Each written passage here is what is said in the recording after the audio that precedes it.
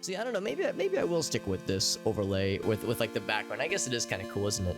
It means the webcam is a little bit smaller, but who cares? Who cares about that? Right? You don't come for the webcam action. You come for the game in action. Let's get into the game in action then, shall we? Chapter 3. There is, I'm assuming, there's 44 notes, by the way. I'm assuming there's no prologue. Show needles for Dinah. Huh. I suppose so. I suppose we'll show needles. I don't really know what that means.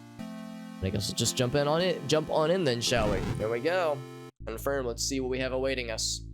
At the end of chapter 2, we were driving away, and there was somebody following us in an SUV, I think.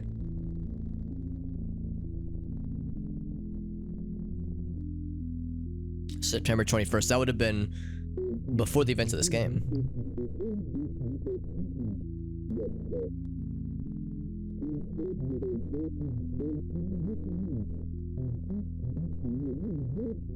I wonder if that's Father Allred.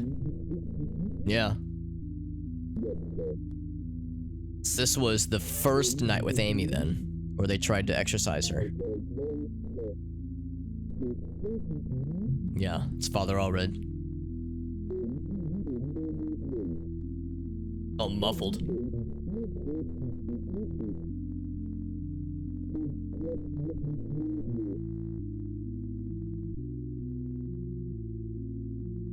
Unless it's Father Garcia.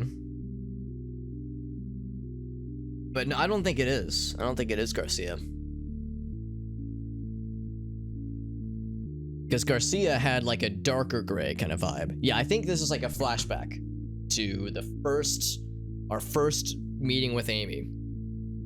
Because in chapter 1, it was the second. That was like when John Ward came back by himself. Oh, there's Gracie. Hi, sweetie. There's my fiance. Gracie, you're joining in on a fairly like weird and spooky game. I as you know, I like weird things and I like spooky things. This one is like it is intentionally looking like a very simple graphics kind of game. It actually reminds me of some really early PC adventure games that I played when I was but a wee lad many moons ago, when I wore a younger man's clothes. What's up, Ogasso? Chapter 3, buddy, we're just beginning. It said September 21st, 1986, and the person, I don't know if you saw the intro, but the person in the car with us was asking us, is this your first exorcism? And we're saying that it is. I think this is like a flashback to the first exorcism attempt when we first met Amy. So this is like a how it all began kind of thing. In fact, maybe the implication when we were seeing the notes in chapter 2 that was saying things like, John Ward was released from the psychiatric ward on like October of 1986, and we were like, well, chapter 1 takes place in 87. I think the events of the first exorcism sent us into the psych ward. I think that's, or John Ward at least. I think that's what happened. Like, it disturbed us so. So we're about to see what was it that was so bad that fucked us up. We'll go for that. That's right. You know there's going to be multiple ending situations, right? So this is probably the the Martins' house. Yeah, we got cutscenes and everything. This must be the Martins.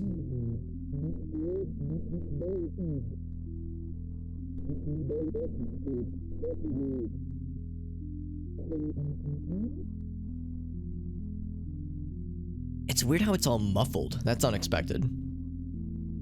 Whoops. Guess I'll kind of wander around myself. Oh, we don't have a crucifix this time. Interesting. So we are unarmed and cannot like interact with things. Can I still look at the painting? Yeah.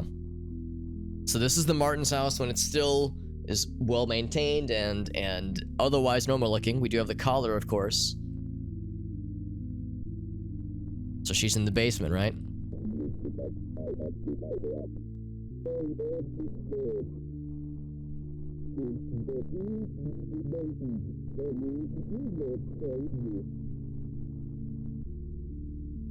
Can I talk to them? Okay, so if you say so. So the father goes down with them, the mother not so much. Can we look at like some stuff up here? So Amy drew this, Amy Martin. So this looks like the statues, or maybe these were like straw effigies we saw, but these look like the figures we saw in the church in chapter 2. Looks like Ogasso, the illegal spaghetti, or the sinful spaghetti is been grayscaled. In fact, hold on, I don't have this set to grayscale, do I? No, I have it set to aberration. There is a grayscale option, but I don't have it activated right now. So yeah, this is, I think, very much intentionally invoking like a dream or a memory. I think that's why the voices are kind of muffled. Is there anything else I can like look at or investigate before we go in the basement? Because the basement is obviously where shit's gonna get real. Although I think in John's diary, he was saying that he didn't go. I think he like went with him into the basement, but then had to turn back to like help out the family with something else. And then when he came back to the basement, okay. Yeah, when he came back to the basement, it all like things had gone poorly. So I don't know if we'll get to see firsthand things go poorly. Also, yeah, we saw the note saying I should get to Father Allred. Yeah, I should join Father Allred. I want to explore though, but of course that does confirm. Yeah, we are absolutely assisting. This is like a flashback then. That's not Father Garcia. And there's the doll. Because this is Amy's room, I think. I don't remember. Oh, yeah, so it's a memory. Interesting that we can't get into the twins' room. Isn't that fascinating? I wonder if that's, you know, intentional. I can't remember anything further. So, yes, this is us recalling that night. Can I go from this way? No. Interesting how we cannot remember the twins' room in this particular visit. We saw it plenty in the main flat, in chapter 1, that is. Right, enough lollygagging. Down we go. I remember aimlessly wandering. That's right, going into their bathroom, their bedrooms, you know. As one does. So I guess, I was gonna say, is he following me? I guess he's following me then, alright. He said she's in the back. There she is, with the cloth draped over her head, much like how she looked when we first saw her in the attic. Now, look who decided not to join us, by the way. Oh. Still no crucifix, by the way, so I am defenseless right now. Right, so she's not back here specifically. Here's what looks to be a crib and I guess a bedsheet or something.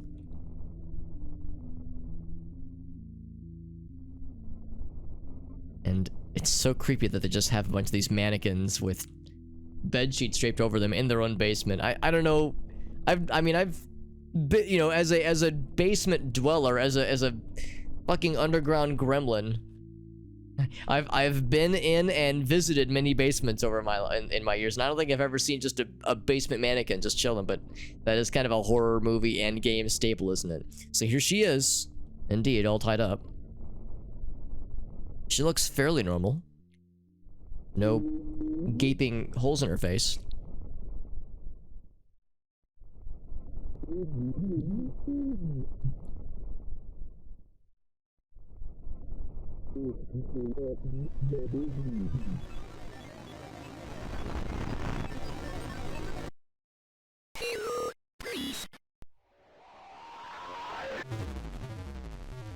So it wasn't a dream after all, yep.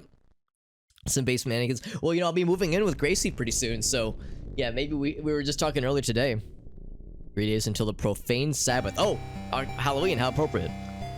So yeah, maybe we were talking just earlier about looking at some point this weekend, looking for additional decor for the basement. Maybe that's one of the things we should get. Some nice spooky basement mannequins.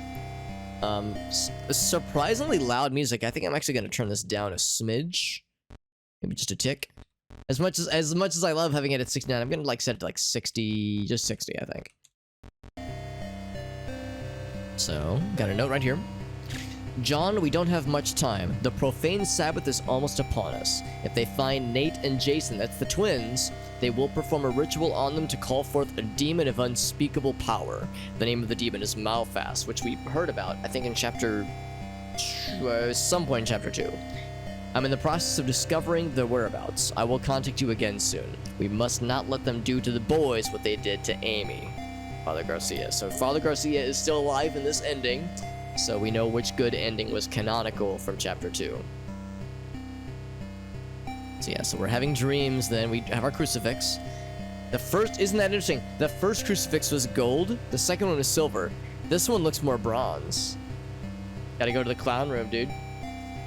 Yeah, there was the room that was warded off, if you will. That one right there. I don't know, and we don't know why.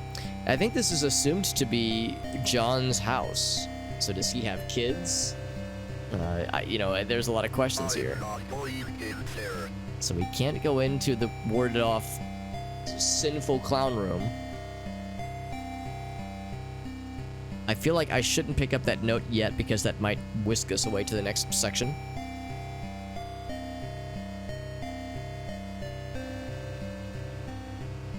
Okay, we got another note here. Have you forgotten already? Things are never quite as they seem. If you can't discern the truth from lies, you could try remembering what you know to be true. Press escape to review your notes. Okay, so same as usual, notes to read previous things we know. And we know that Karen... Oh wait, no, I'm sorry, Karen. I thought her name was Molly. Now, isn't that kind of interesting right there? I will always love you back, Karen. I could have sworn it was Molly, so maybe this is the game kind of fucking with us a little bit. Things are never quite as they seem. If you can't discern truth from lies, you could try remembering what you know to be true. Maybe this then... I guess that's the question. What do we trust? Do we trust the things that we remember from chapter 2? Or do we trust what the notes have? Maybe the notes are like the absolute truth. Regardless, it's a relatively small detail, but I wonder if that's like a little snippet or a sneak peek of what's to come. We go to the basement. We can. Last time we couldn't.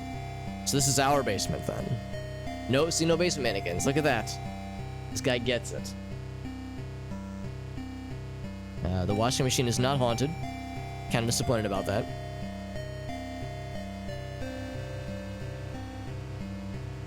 And is the puddle haunted? Nope. Yeah, just some basement water damage. It's pretty standard stuff. Go back up then.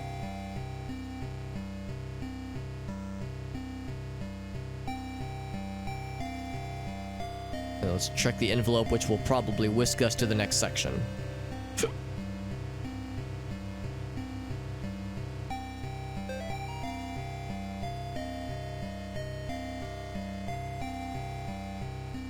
Alright, so I can't find Nate or Jason Martin in the state foster care system. It's possible that after what happened last year, they went to live with relatives. I'll try to find out what I can. Meanwhile, go investigate the clinic where Amy worked. We must find the place where they intend to summon Malphas and disrupt their plans. Because that's where she met Gary. And Gary is like the nexus of all this. He's probably, if not the leader, he's a main figurehead for it, for sure. So yeah, that's our house. And, no, not yet. Can I, like, explore around? Can I get hit by a truck? Where's the Erdorf truck? No faith, unholy Trinity experience is complete without getting obliterated by an Erdorf truck. Now, can I just go into a house that I don't own? Surely not, right? Well, can I go into the alley in the back, out back? No, you cannot actually. Okay. Go back to our car then. I was wondering, like, how expansive is this? Like, how much will I be allowed to just walk around? Can I go into our backyard? Not. And there's probably nothing on the bottom, is there? Nothing at all. Alright, away we go.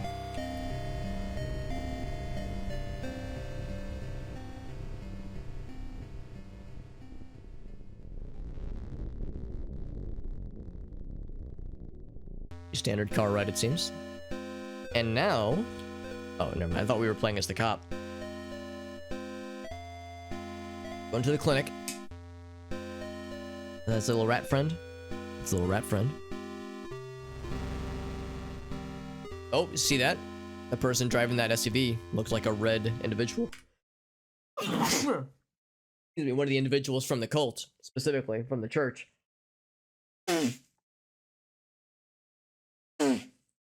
Sorry, I get so excited sometimes. I get so excited I have to sneeze loudly. So that's what I did. There's the Erdorf truck. Fuck, I was supposed to get hit by that. So I get the achievement. Maybe he'll come back. But we'll have more opportunities. Can't quite tell what that says. Alright, Erdorf truck, where are you? Get me. I'm right here. Oh, okay, well that's not an Erdorf truck, but I'll still get got by it, I guess. Mortis. So it's not on a set pattern.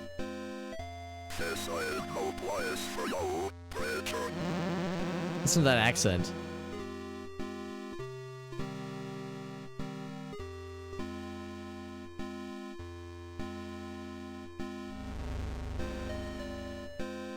I wonder if it's like the same guy just going laps. Going laps around the place. It's the same car, and it's very much a red dude. Oh no, I want the truck. I want to see if we can get the achievement right here. Kind of surprised it happened so early. You'd think it'd be a little bit later on. Now they're teasing us.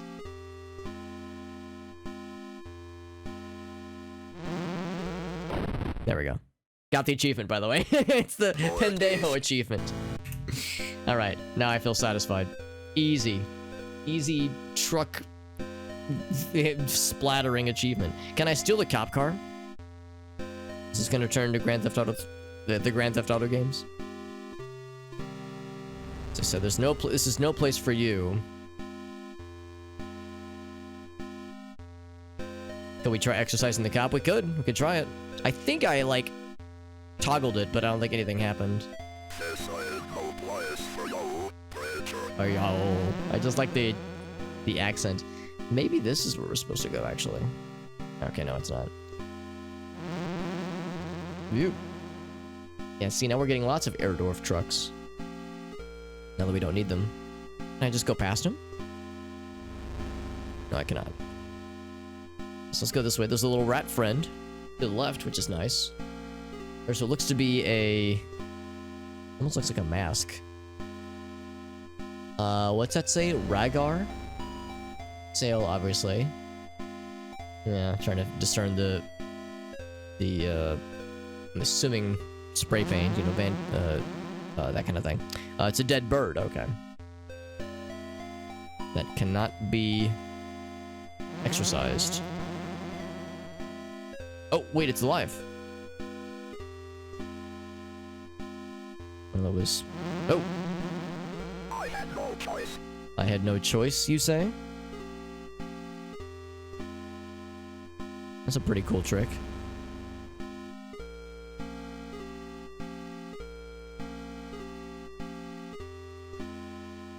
So you cannot exercise the graffiti. Actually, can I go in here?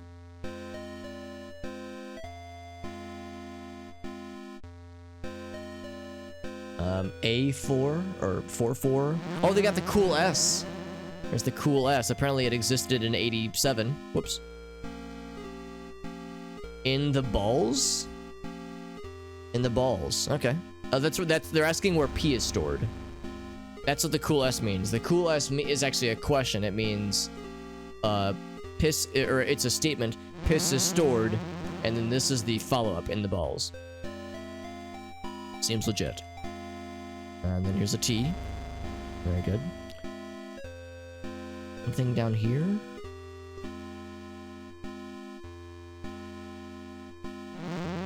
Let's keep looking. The fact, oh, okay, this is the end then. It's gonna just keep looping. So let's go back this way. The fact that we saw a red dude who then scampered off. He went to the right, but it makes me wonder then if the red dude, like, scared the cop off or something. No, the cop's still there. Do I get the weird accent again? Yes, I do. I get the accent again. Like the mushroom. What's up here? Mushroom with like a little eye on it, in it. Oh no, this looks encouraging. What's that say? Cowabana? I thought it was Cowabunga. T9. I wonder if I should be noting some of these things. Also, Praise Helix, I think. Is that what that is? From Twitch Plays Pokemon? I think it's kind of reminiscent of Praise Helix. Blessed be his name. Beetlefist? Beetlefest. Or wait, no, Beazelfest, I think. I think it's like a, yeah. From 10 p.m. to 3 a.m. Hell yeah. 1987, yeah, that's when this takes place. Yeah, it's a metal festival. Beazelfest. So we're in Hartford then. Rocks the hell out of Hartford. Friday night, 10 to 2. So... when all is said and done, trust no corpse, the horror is dead. Basement 2? Return to bondage among the bloodied, lying still in silence, Mother of Shadow, and the door to afterbirth. These fucking names, dude. The band list smells like... I think you're right, Ogaso. I think this is not a small detail.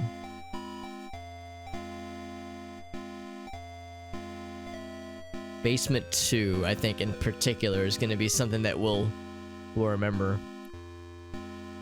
Mother of Shadow also. Not sure about the door to afterbirth. Not sure what that could be getting at, but we'll see. $3 advance sale or $5 at the door. So we can probably go this way. That'll lead us back to the area with the rat that we saw. So that's probably the correct path to go. Let's go the wrong way a little bit further just to see if there's anything else this way. Oh, we're back in the balls. Okay, we're back where we belong.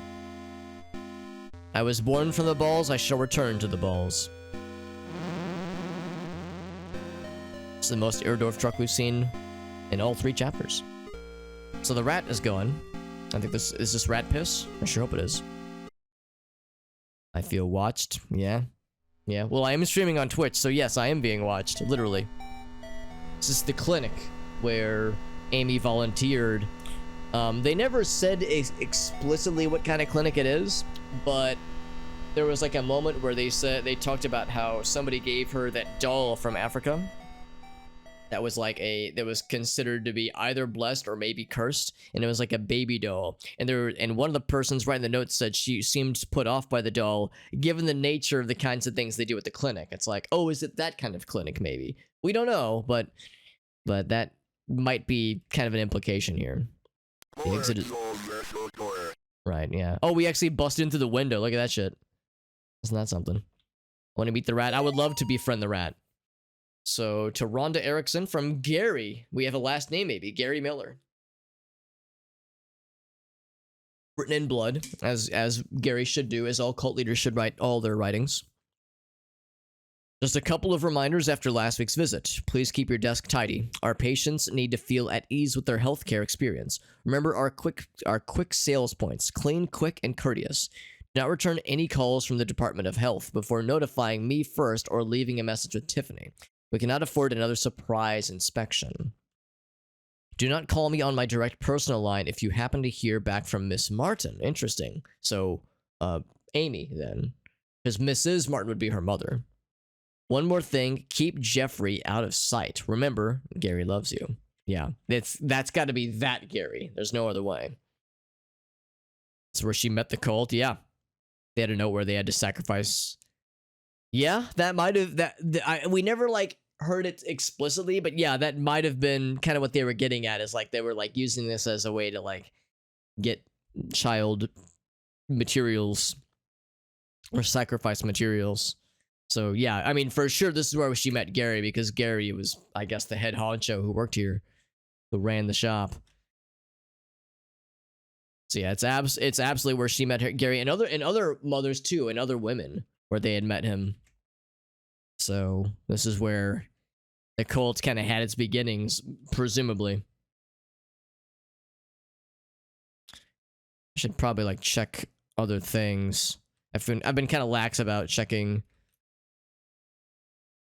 objects with the crucifix, just because it's been pretty minuscule so far, but I should probably try to stay on top of it if I can help it.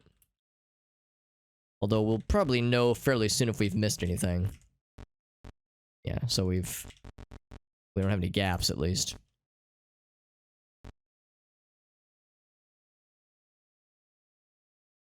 Like the lighting effects. Now, granted, a game like this having lighting effects is nothing crazy, obviously, because it's pretty minuscule graphically speaking, but it's a nice touch. You don't exactly get a lot of times with games like this. So we got our first exorcism effect, I guess. So pills do not dissolve in IV drip well. Too weak. Patients waking up before process is complete.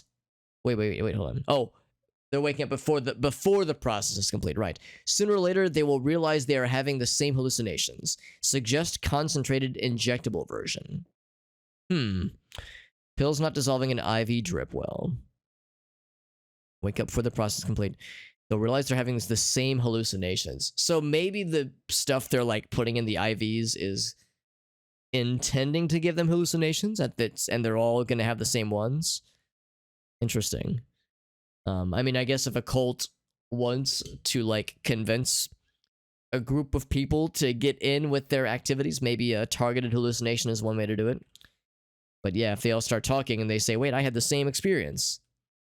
So yes, yeah, this pretty much confirms what we were thinking, okay? So yeah, that is very much what's going on here. Now, all right, so this one, I think looks normal. It's kind of hard to tell. This one, I mean, I'm not exactly a baby expert or a ultrasound expert, but that one looks a little bit scuffed, maybe a little bit different. Oh yeah, okay, that doesn't look normal. So it's actually possible that it's not even that they were like, you know, taking the fetuses. I think they were like affecting the fetuses somehow while they were still in utero. Because there was that one note where like, yeah, the woman said she was pregnant, she went to this clinic, then she sadly lost the baby, presumed miscarriage, but then like the woman who was stalking her, suddenly she had a noticeable baby bump, and that she led her to the clinic. So yeah, if they are affecting, people that come through here somehow. Boards over the door.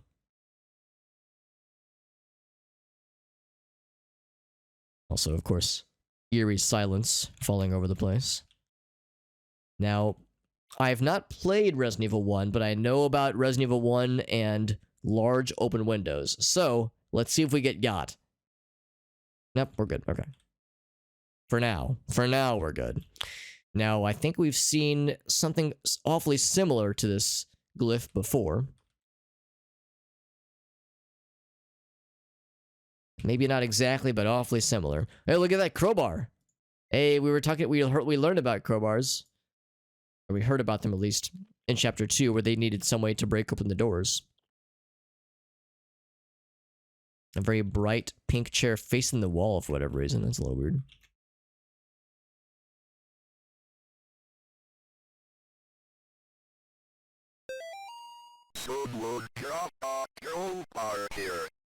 They dropped it. Well, it's ours now, motherfucker.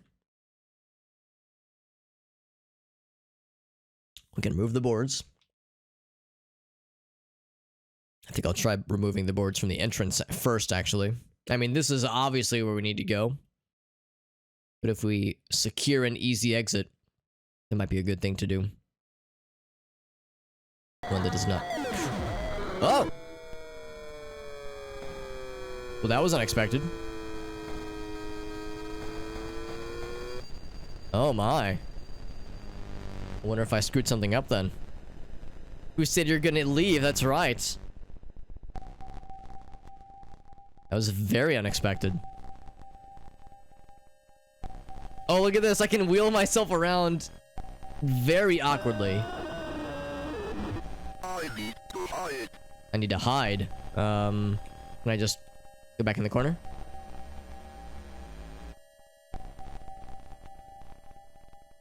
Go behind here. This is the return to bondage. You're probably right, Ogaso, yeah. We've never seen this thing before.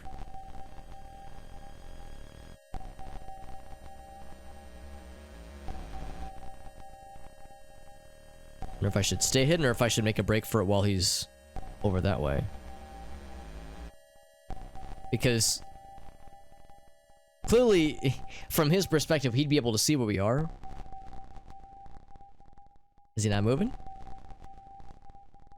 Okay, now might be my chance. I'm moving. I'm schmoving. Slowly wheeling myself out of here.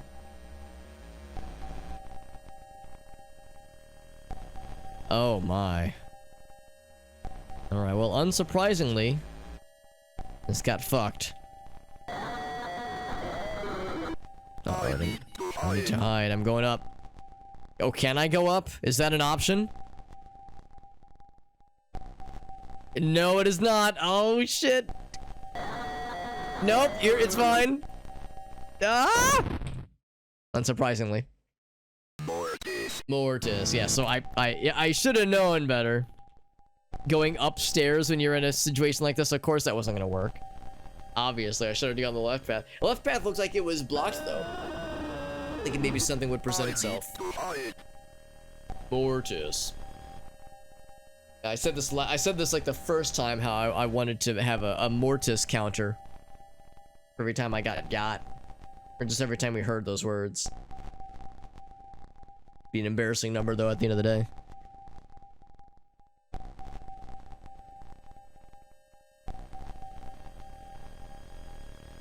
Mortis. He's gonna move on over there. Alright, now's my chance.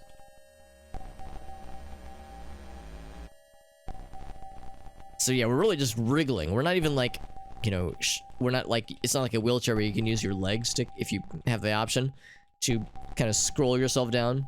We're just wriggling. I need to hide.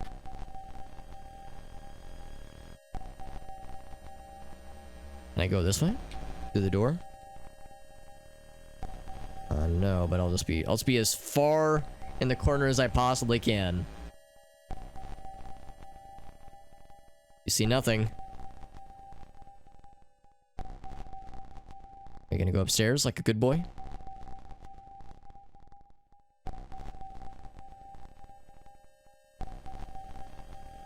Now this monster abducted us and strapped us to this gurney and then left, and now he's looking to hunt us down. It's like they could have gotten us from the get-go. Whatever reason, they determined that bondage was the more desirable choice. So I do still have these things, crucifix and crowbar. I need to break free somehow, though. I can't seem to go through the door. I'm gonna see if the stairs are still an option. Oh! Oh my gosh, what a welcome sight. Good question. His fucking accent. And by that, you're gonna follow me instead. So going up is probably like the right thing to do. Now, dare I lead this dude to the monster? Fight the monster with him? You're coming with me, preacher, he says. Yeah, what if we could show him it, like, hey man, use your gun to fucking murder this thing, please. Okay, try it. We have our crucifix out. Oh, it's gone. How convenient.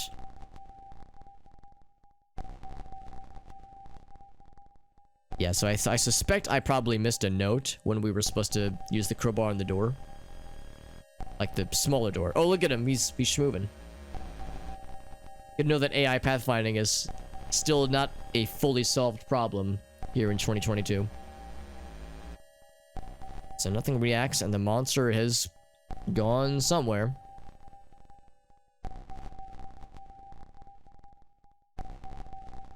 Yeah, nothing reacts.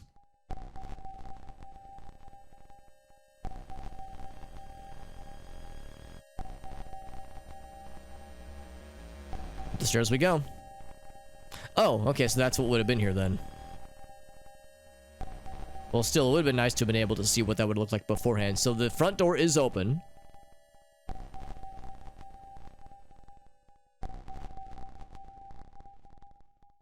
There's the strangely bright pink chair. Unless the monster's gonna jump out of the vent. No, yeah, it does not look like so. Alright, well, let's go outside then. I suppose we're in the clear.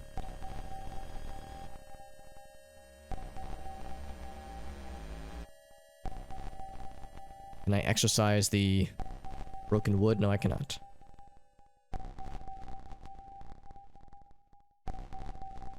Oh, never mind. That wasn't the front entrance. Up here is the front entrance. Yeah, which is still boarded up.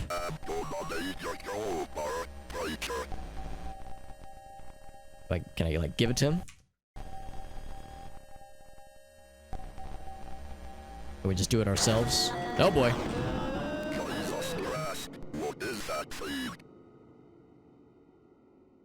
He shot at them. Fucked him up.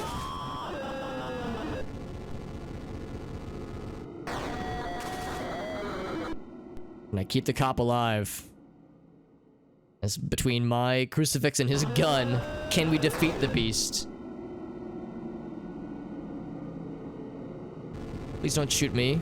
Also, don't run into this thing. Shoot it! Knock! That's why it gave us a save point right here. Right, you Joe.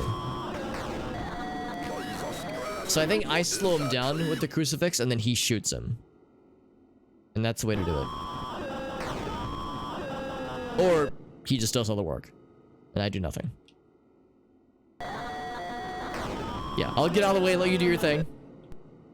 I think if I get shot by his gun, I will auto-die.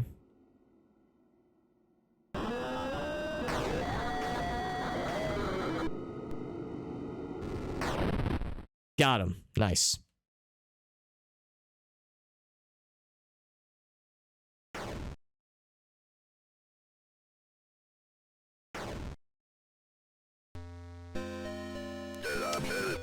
Oh my god. So a bunch of cultists lit this cop cars on lit the cop car on fire. Hey, what's up, Congaline? Congaline, I saw you in Alias's chat earlier today. Saw you that you were the one that made that really cool Noita mod. I was like, oh man, I gotta check out this guy's stuff. That seems really cool. Yeah, you're the one that made the new mod that just came out like relatively recently. The name escapes me, you have to forgive me, but it looks really awesome. I went ahead and downloaded it. I'm thinking I might stream it sometime either maybe this weekend or maybe on Monday night, like on Halloween. Because yeah, I saw that, I was like, this looks incredible. Oh no, it's no problem, Congaline. Yeah, because it was like I saw on the Steam page, Alias himself like endorsed it. I was like, this has gotta be good. Like anything Alias does is good, or anything he recommends, I know I can trust. The rat, you're right, we have the rat friend. Thank goodness, thank freaking goodness. But yeah, this game is pretty cool. It's a pretty cool game. It just came out, well, this version of it just came out a few days ago. Well, I guess about a week ago. Chapters 1 and 2 have been out for a couple years, but this is chapter 3, and it just released. Also, El Gaso, are you thinking what I'm thinking? Let's see if we can find a scarecrow and light them up real quick. Ah, I can't light myself on fire. What a disappointment. Chapter 2 is way better than Chapter 3. It had much more realistic self-immolation features.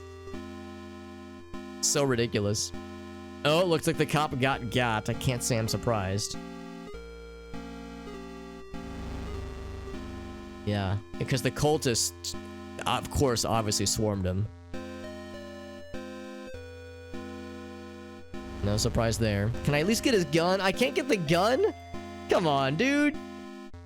Come on, John. I know you're a holy man, but dude, these are demons and cultists we're dealing with, man. I know, a freak. That's what I'm saying. No gun. Maybe it's out of ammo, or maybe it's broken. I mean, maybe there's an explanation, but it's like, dang, dude. I got all excited. But yeah, Kongal, I know it's cool that I know that you make mods now. That's great, because I have not played Noita in probably a few months. I haven't streamed it in a few months, for that matter. I'm not particularly good at the game, but I do enjoy it, so it's a fun thing to bust out from time to time. That is a dead end, obviously, or just loops. Because yeah, playing vanilla is fun, and playing with mods is cool. And yeah, Conga Line's mod looks really, really excellent. Conga, if you have the link, you can post in the chat, by the way, if you want, because the name escapes me. It was like Creeps and Freaks or something. And the fact that there's like a Halloween event for it is like, oh, I gotta strike while the iron is hot, man. That sounds great. Let's go to the left and see if there's anything else. I guess I could drive away.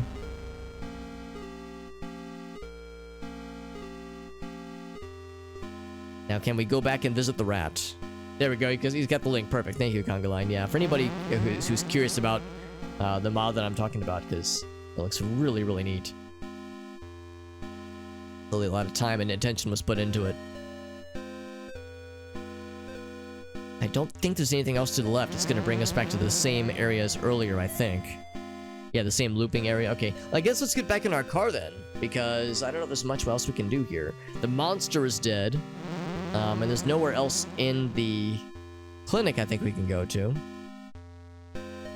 Hey, Johnson, what's up, bud? Makes my brain confused. There's a lot to it. There's a lot of story and a lot of things happening. I think I've got a fairly good idea of like the overall events and narrative, but there's still a lot to keep track of.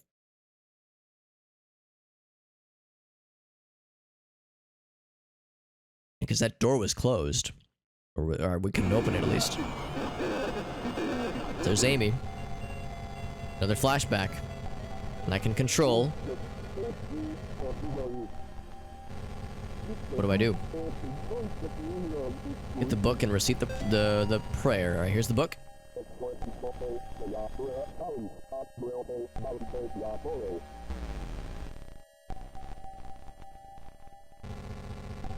And then we go and get this book.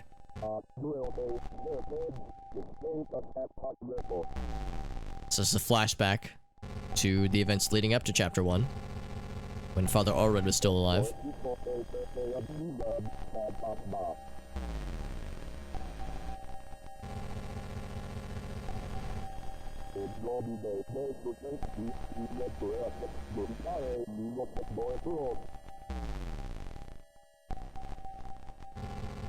And here come the parents, right, yeah, which causes a bit of a distraction. So we gotta escort them. Follow me. Yeah, let's go back upstairs. So yeah, this is what happens. Like, we lead them upstairs, and then when we get back, something had happened while Father Allred was by himself. We'll lead them back upstairs. As the events of the exorcism, or the process, they say, is like rather barbaric to the lay person.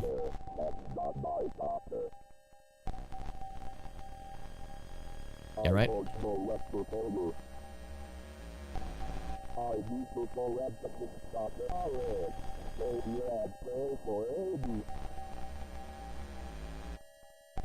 You good, fam? Alright, let's go back down. Hopefully nothing horrible has happened in the 2 minutes we were away. No guarantees. Still no crucifix, by the way. We are still unarmed. Yep. Unprotected. Looks pretty cool. It's really fascinating, Conga. Yeah, there it is. Take it and save her. Yeah, so we know this is when he gets got. Interesting that he is lying down on the ground, but like in a position that kind of resembles an upside down cross, an upside down crucifix. I wasn't expecting a Castlevania jingle.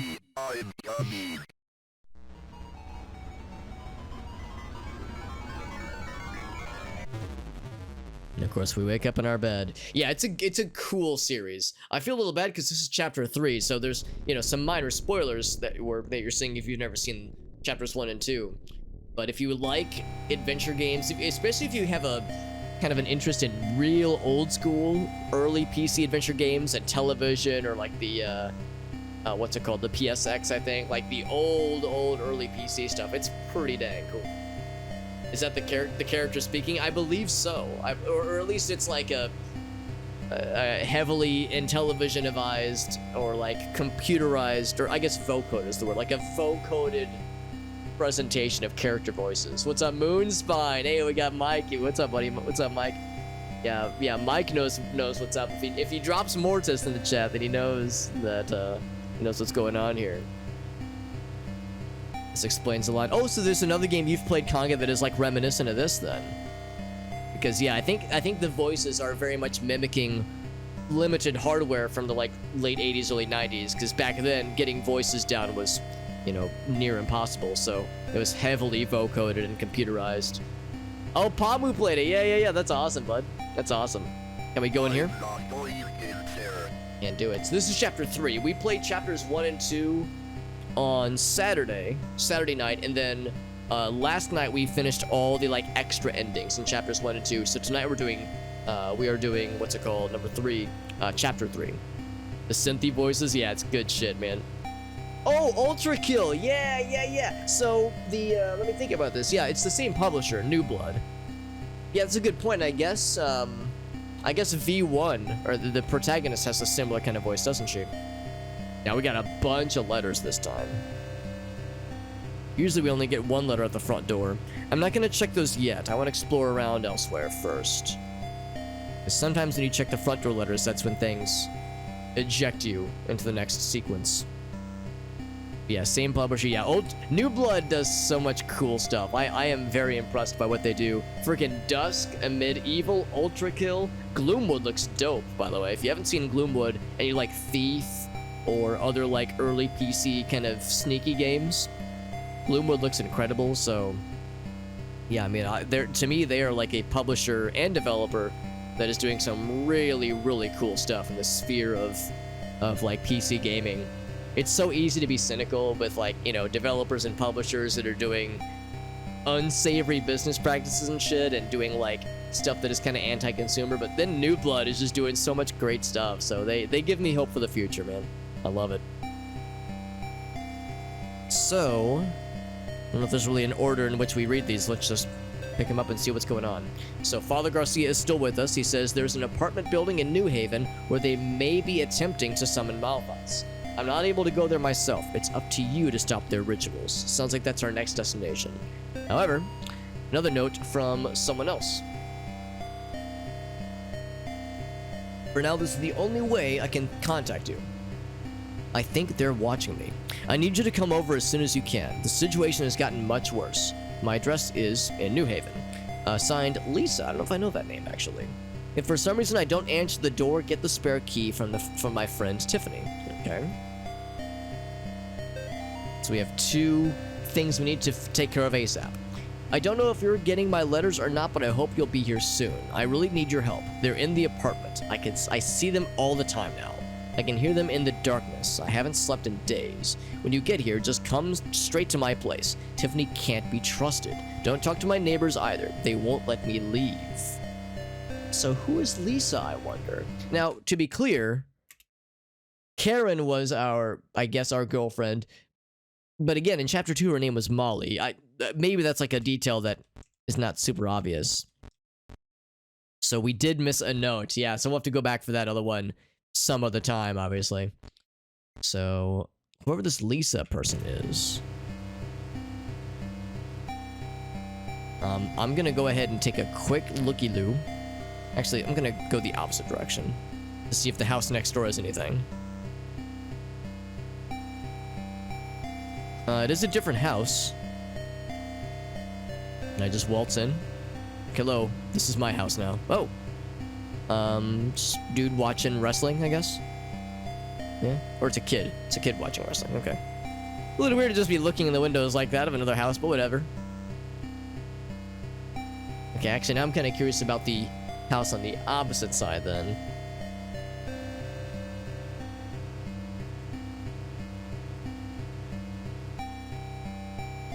So I wonder if it'll present us a choice.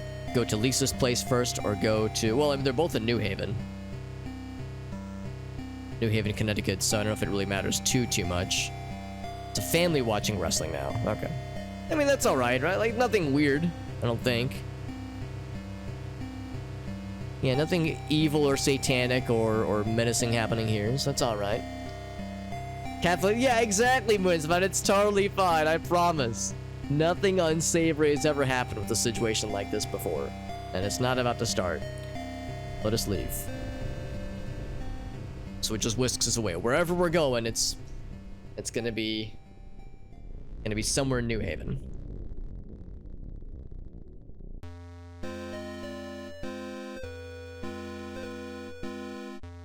And this is the music we heard in Chapter 2, during like the main areas, I'm pretty sure. Now, I'm not sure about like either of these 100%, but I would be willing to bet that one of these vehicles were the ones that we saw from the cultists, the red painted cultists. Like awfully similar, right? Can we exercise them? Nothing jumps out as being obvious. Bunch of cigarette butts over here.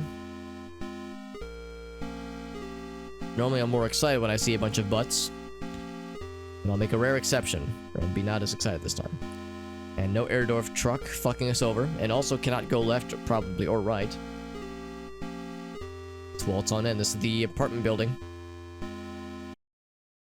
Among the Damned. I don't think that was the name of one of the bands. It sounds awfully evil. Got an elevator.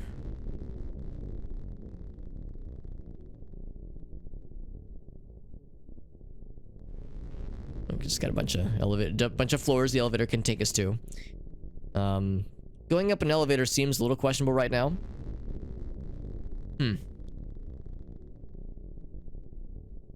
Each clock outgoing. So her name was Lisa. We don't know her last name, I don't think. It could be this one, L Mitchell, maybe. So 8B, perhaps. Eyes emoji right here, by the way. That was the one that ran you over. It probably is. It probably is, Augusto. I think you're right. Mr. Ward, that's us. Somehow she knew we'd be here. I'm sorry to have worried you. I am perfectly fine. I have not been feeling like myself lately. However, I am much better now. Please do not trouble yourself with coming to visit. I have decided to take an extended vacation in the country, so you will not find me at home. How convenient, right? So we have a last name, though. Pearson. Okay, I will do exactly that. I wonder if the notes can change. Yes, I think they're contacting me. Need you to come over as soon as you can. Oh, apartment 5A. Okay, well that's good. Yeah, not sus. Exactly. I don't answer the door. Initially, they say you can get the spare key from Tiffany. So apartment 5A. We could double check that as well with the last name Pearson. Need your help. Hope you'll be here soon. They're still coming. I have been 7 days, so this is still the same. Tiffany can't be trusted. They won't let me leave. Yeah, Lisa Pearson. Okay.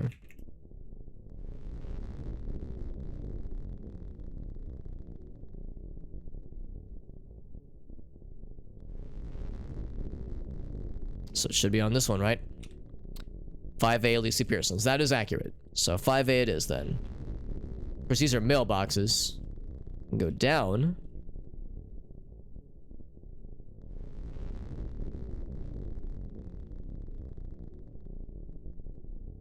Still check our mailbox. Yeah, it's like, I wonder if there's a way to see if there's any mail. Like, can I click it, maybe? No, I guess not.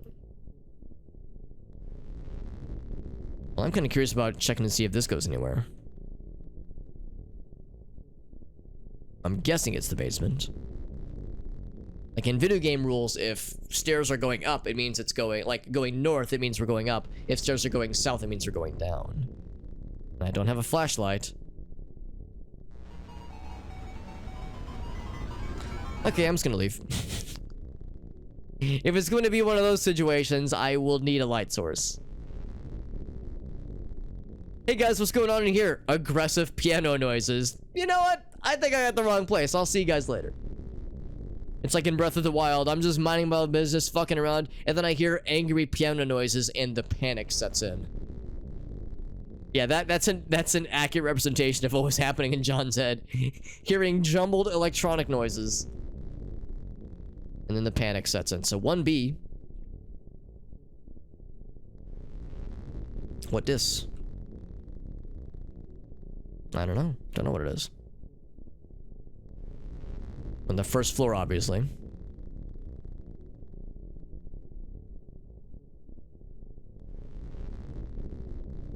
Oh, so I guess we don't need to take the elevator. I think I probably should though, shouldn't I? Yeah. I mean, I guess I'll see if there's anything else over here. It would be pretty arduous to check every single floor leading up to the 5th floor. Can I waltz in? Is the door open? Oh. Okay, I think I'm wrong. I think it's worth looking around then. A bit of blood, a little bit of checker tables. You know how it is. It's already pretty creepy to begin with. You're not wrong. You are not wrong. Every initiated follower knows that in order to bring about the second death, one must sacrifice 7 redacted by passing them through the blank carved out of the impure vessel's face. Then shall the unspeakable reward of the blank with the second death. Such was the fate of that. Oh, okay. My beloved Gary has set his sights far too low. I will surpass her.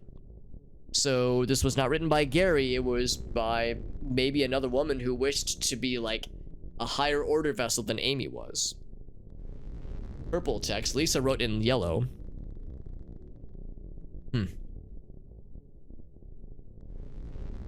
Carved out of the impure vessel's face. Yep, we remember that little detail.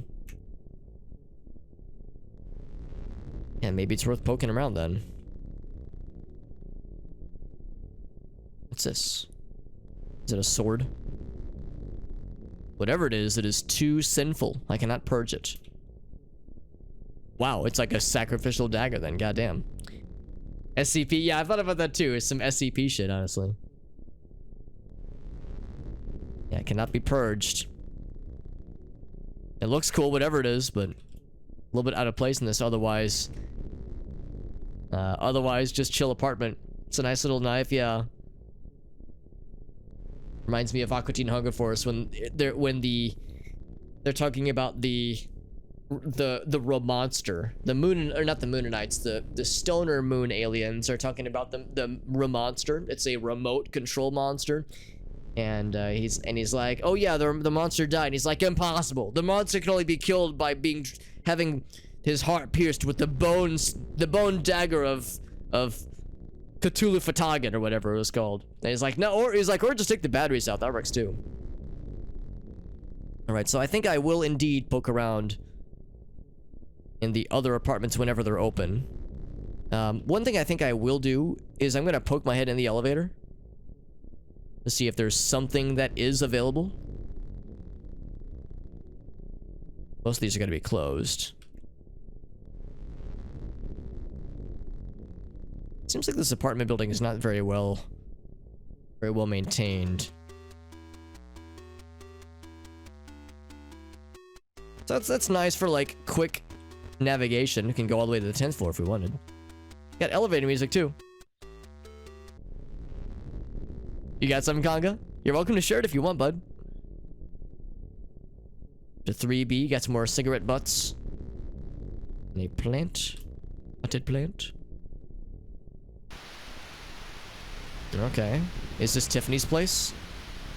I mean, they were saying the whole apartment building is full of evil fuckery. I cannot exercise this evil TV, much as I wish that I could. This is much more expansive than chapters 1 and 2, so there's fewer things to crucifixify. Evil fuckery trademark, accurate. So I guess this must be Tiffany's place. Awfully convenient of her to leave the spare key for another unit just, you know, out. just out in the, I guess this is the kitchen floor, middle of the kitchen floor. So I cannot go that way. I do have a key, but it's not this one. An immortal beast which can be killed with no weapons known to man. Okay, that sounds pretty menacing, pretty compelling argument to not get close. Oh, Amy. I see you there, Amy. So she's still alive, maybe. And shot the creature with a gun, killed instantly. The tablet was written, well, yeah. Well. They probably didn't have very good firearms back then.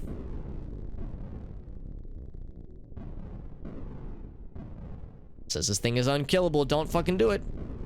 He's like, yeah, but a gun. It's like Indiana Jones. The guy jumps out, he's got the sword, and he's all excited. He's doing some cool flippy moves. Then Indiana just kind of like shrugs and just fucking shoots him.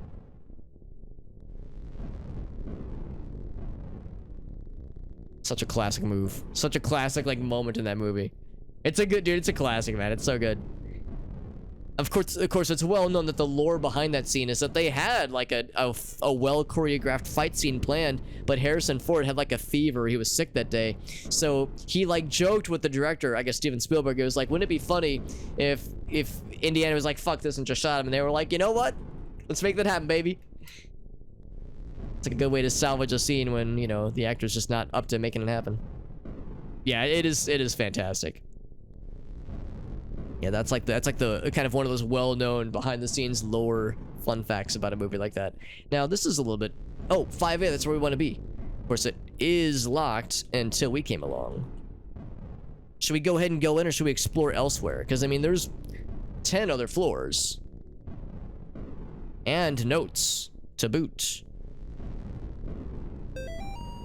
If you like playing games, the first floor is a great place to start over. However, to play the game, you must know the rules. Beware, if you have a susceptible soul, you might get pulled in. If you like playing games... Okay, I'll bite. I like games. I'm playing one right now. I wonder if that's like the room with like the checkers. Like the checkerboard that we saw that had a blood trail on it. Accurate to the... Exactly, like it's funny and also memorable and appropriate. Given Indiana Jones's kind of no-nonsense approach to these kinds of things.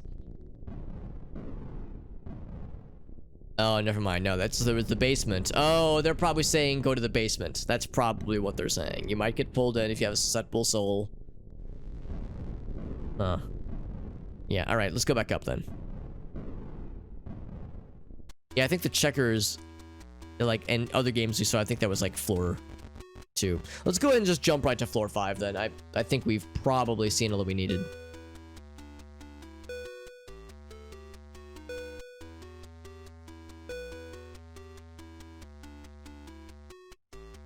So I think we've only missed one definite note so far. I'm gonna see if there's anything else on this floor. This one is closed and locked. Another broken, I guess, mirror or something? This will lead up to the 6th floor. Yep. Okay. I have stalled long enough. Let us proceed. I wonder if the noise means it's storming or if it's just general evil noises. General, like, evil things we're hearing. The noises of demons stomping around the top floors. Oh, well, that's... something. All right. I don't think Lisa's here anymore. You're tearing me apart, Lisa.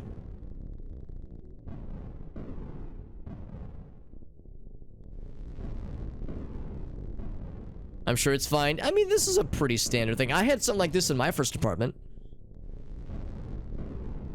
You know, Mike, I've been to your first apartment. You guys had one of these in one of your bedrooms, I think. So...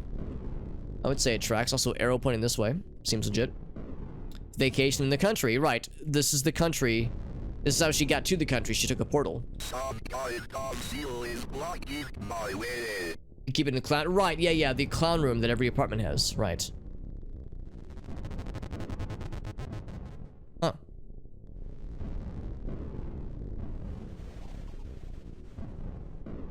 What do you think, Elgaso? Is this Pugbert the sequel?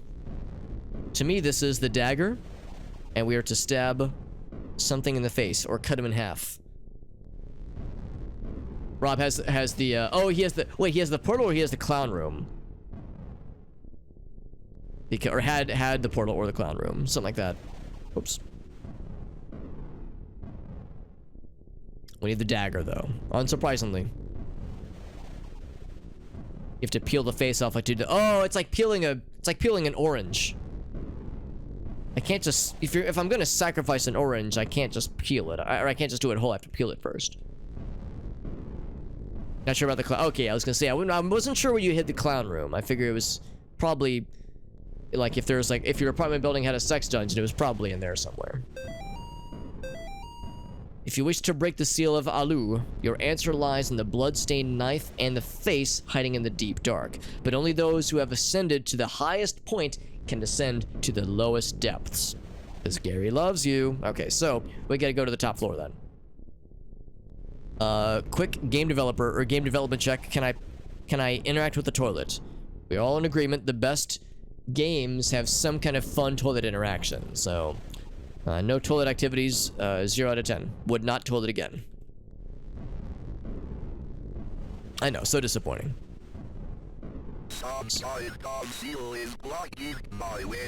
So, to proceed through here, we will need to resolve the situation with the basement. With the demon. The demon and the dagger that was on, I think it was either the first floor or the second floor. So let's go ahead and proceed to the top floor, but I guess we'll take the long way. So we get our steps in, you know, for cardiovascular health, but also to see if there's any other extra secrets along the... Oh, okay. Now, floor candles in an apartment hallway are a little bit weird. Secret toilet boss? Oh my god. There was the mirror boss in chapter 1, but yeah, no toilet bosses yet. The stream is young, though, my friends. Is it just me or the walls getting, like, fuckier? The way they're kind of like... I don't know if these are, like, cracks in the walls or what, but... a little sus. I'm guessing the key we got... Yeah, key M. I'm guessing that's to access the container that held that dagger. Elevator friend. Aww. Timmy. We love elevator friend. Golgothan shit demon. Want to hear the voice? Yeah, we can absolutely do that. Here, we can actually just go back down real quick. Let's see if we can find an elevator friend along the way, maybe. Maybe the only way to get to the top floor is through the elevator. And maybe that's where the elevator friend will happen. Yeah, so let's go back into the room real quick. I think it was 5A on the left.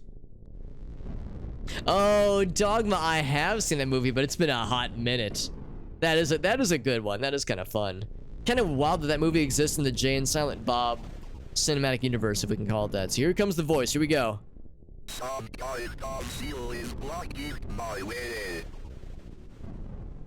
My wee. I love how it's obviously vocoded, but they've added some modulations in there to make it sound like, to make certain words sound kind of funny. Like the cop had like a really weird accent. Maybe, I guess I've never been to Hartford, Connecticut, but maybe it was like mimicking what a Hartford, Connecticut accent is supposed to sound like.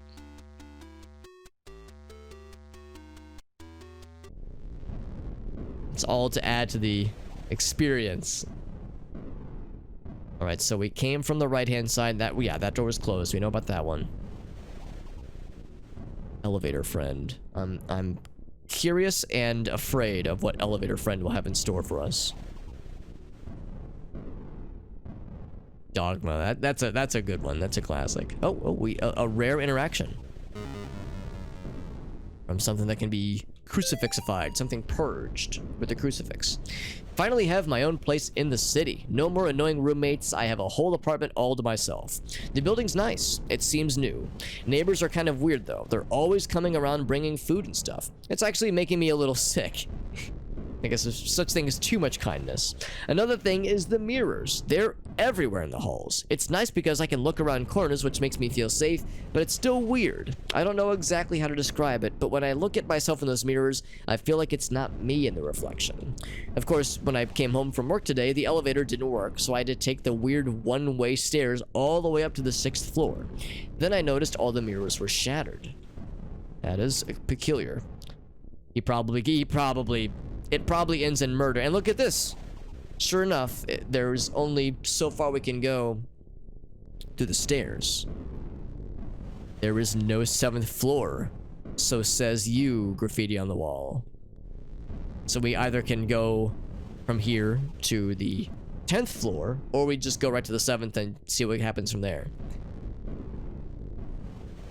I'm gonna say let's try the 7th. Let's see the monster friend.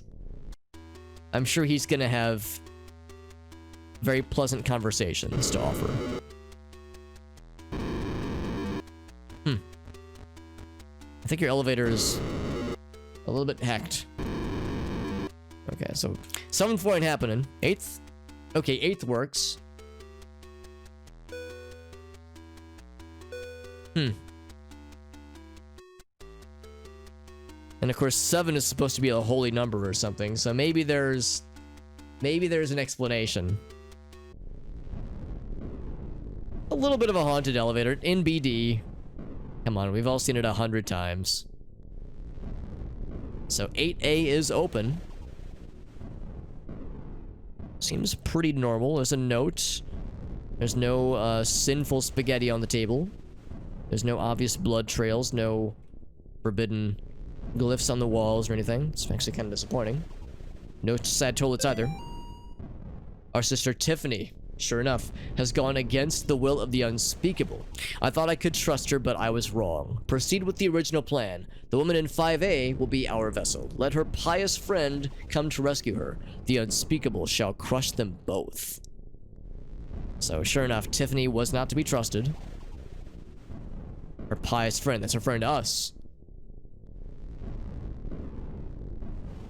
Now, even though the stairs were hacked that led to the 7th floor, oh, we can go up. Okay, actually, I'm gonna check 8B real quick. It's gonna be a bit of a walk, obviously. If only I could temporarily activate turbo mode so I could just, you know, swoosh on over that way.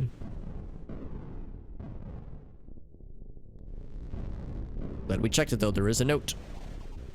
Because, yeah, turbo mode. There is a turbo mode mod, but you have to beat the chapter to unlock it, and it is very jank because it makes everything go fast. Not just your movements, but boss movements, cutscenes. It's all very silly. Those who keep knocking on forbidden doors will be visited by the one who guards them. Oh, yes. The forbidden doors. So, sure enough, more mirrors have been got. And what's this say? I think I know. There is no there is a 7th floor. So which is it, man? We could try the elevator from up top. Maybe if we approach from above, it'll work. I don't know. Maybe we need to go to the tippy top first. I'm gonna give it one quick college try. Schrodinger's 7th floor. Accurate, yes. Same reaction. Yeah, same result.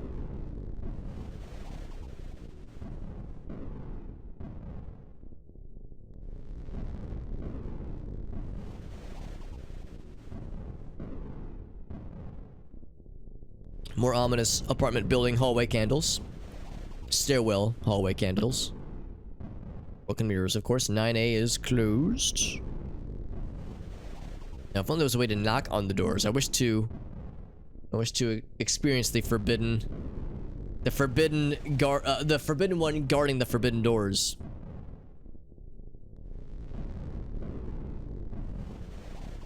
Pumpkin. Aw, that's adorable. Happy Halloween. The pumpkin says, Williams family.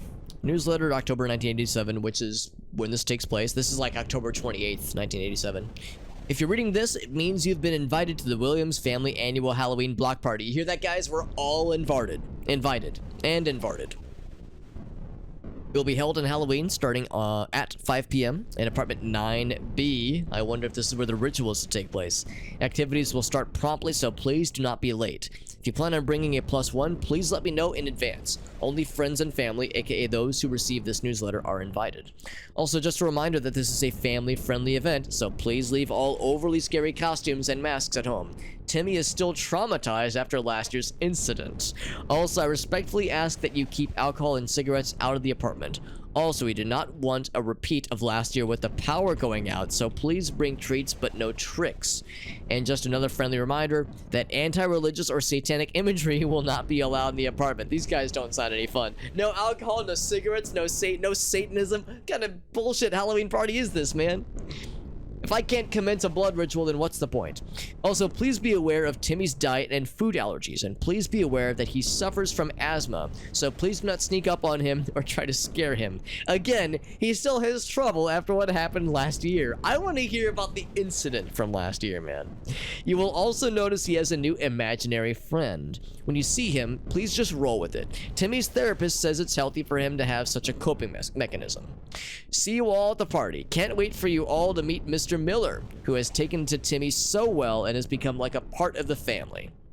Says, so saith Debbie. Alright, so I think the Williams family is like an upstanding, wholesome Christian family that is not related to the cult. I think they're fine. But Mr. Miller, I think that's Gary. I think Gary Miller's the full name, right? Gary loves Timmy, and Timmy loves Gary. That's right. Yeah, cope and seethe, says Kaka. Interesting. Yeah, I just want to hear about the incident that traumatized Timmy. Poor Timmy. Lame Halloween party. I know, dude. That's so not cool, man. Timmy got to meet the elevator. Oh, maybe that's what it was. That's the incident from last year. Elevator friends were met and trauma was induced. All right, 10th floor, baby. This one is not labeled. Interesting. Here we are on the elevator. Let's see if there's anything over here then. Once we're gonna see something up here. I'm guessing we're gonna find a flashlight maybe. M. That's what this one, I can't get the cursor down here, but yes, clavis. Clavis is Latin for M. Or I'm sorry, clavis is Latin for key, so this is the M key. A lot of walking. It is a lot of walking. Sacrifice what you cling to. So we have a few options. Do we go back down and try to acquire the dagger that I think was on the second floor? Do we just jump on in here and let come what may?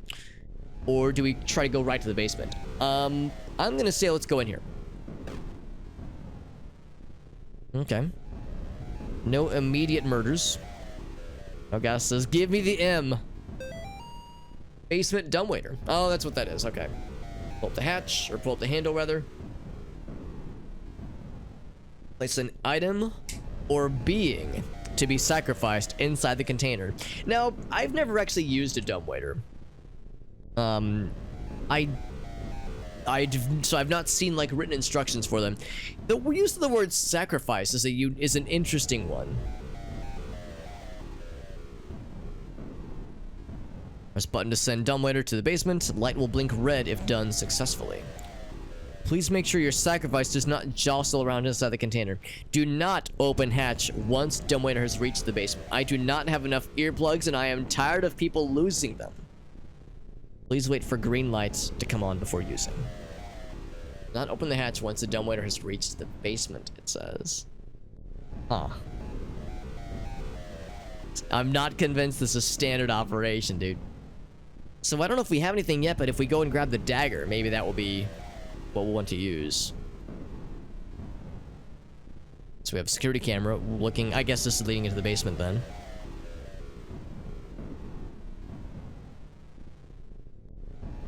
Give up the cross. Ooh. Alright, how's about this? I think if I give up the cross, I mean, it is what I hold most dear, because that's the thing that protects us, man. I'm gonna see if we can go get the dagger. I think it was 2F. Second floor.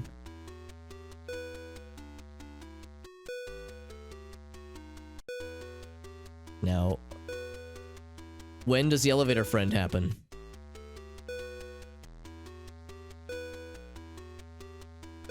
Because that elevator sequence takes a minute, doesn't it? Just enough time for something to... Oh. This was not your last time. Yes. A little ominous, but yes. Oh, it's been stained red now.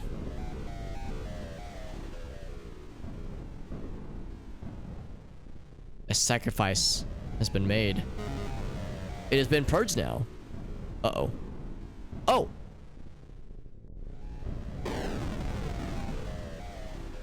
So that was either part of the glyph or all of the glyph. Now I can't take it with me though. Oh man, I thought for sure I'd freaking thought I had big brained it. Well, that's good. We did something. We did something good.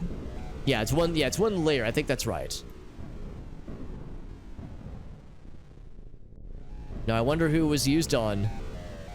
This dagger, I wonder if it was used on Tiffany or Lisa. Maybe they found Lisa. I don't know. Let's go back to the elevator then. There's only one thing to give up, and it's gonna be the crucifix. Anything back this way? No, okay.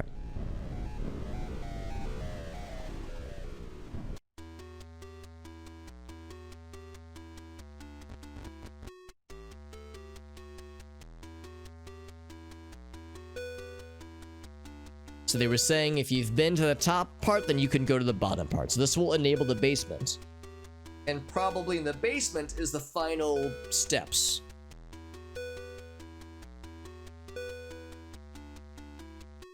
The final steps for that barrier, that is.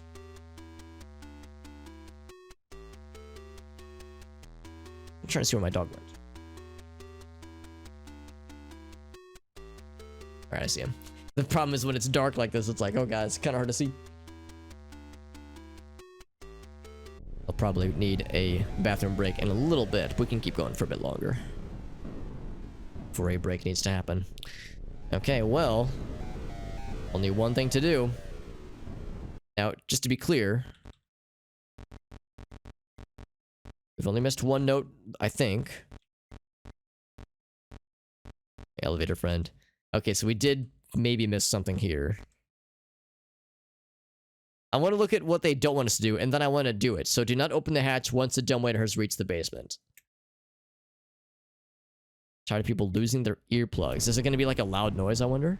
Yep, the cross. Here we go. Down it goes.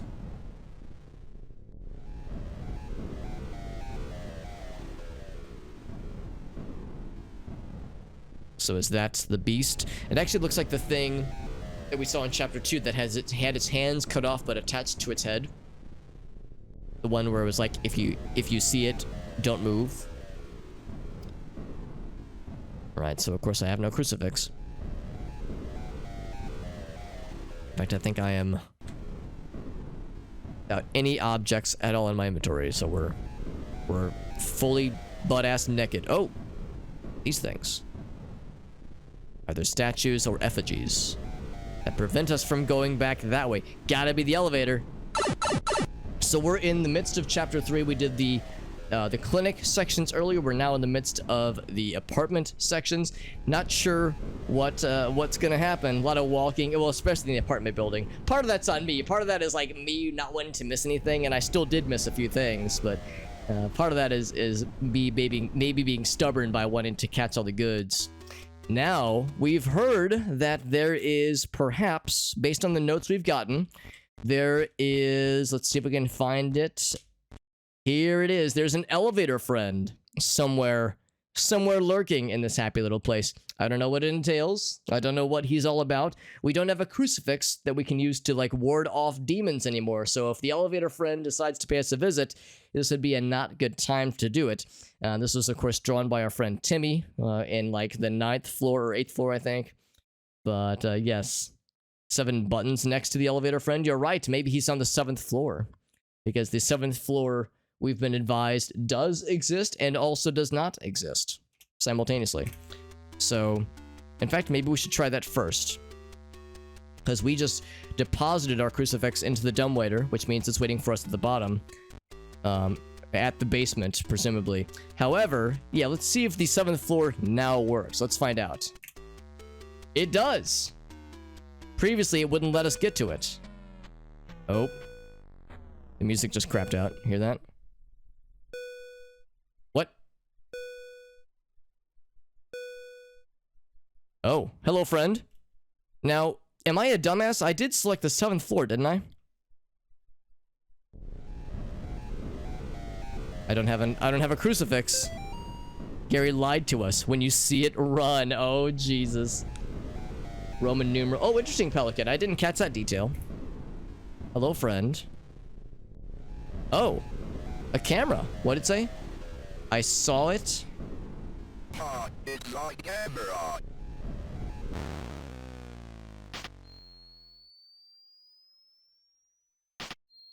Interesting. All the candles are out. I'm actually gonna go the other way. There is a cooldown. Was there anything on the other direction? Probably not. It's a camera. Isn't that... Yeah, I love the vocoded voices. So is this open? It's not. And of course there are these statues or these effigies blocking our way. Let's go the other way then. John Madden. Mamma Mia, Papa Pia, baby's got the diarrhea. Yeah, I mean, I like the voices, but yes, the Moonbase Alpha memes are also coming to mind sometimes.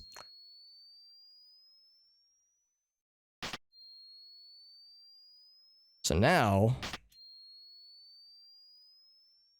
waiting for the cooldown is a little bit rough. And this is open. Oh, okay. Oh boy. Just come right for us. So this one's open up here. I think this is Tiffany's place, isn't it? Am I supposed to have breakfast here? Oh, more effigies or more glyphs. But they went away as soon as we took the second photo. What's it say? Some kind of poster. Priest cop? What? Priest cop. All right. Like, now I'm like trying to accost the red man. Yeah, I know you're in here. The cultist is in here with me.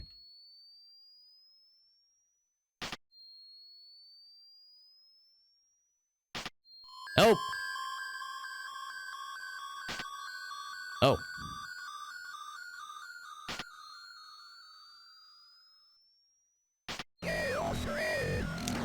I can't say I'm surprised. We probably weren't supposed to, like, you know, take more photos. We were probably supposed to just, like, squeak by them. I think that was Elevator Friend. It might have been.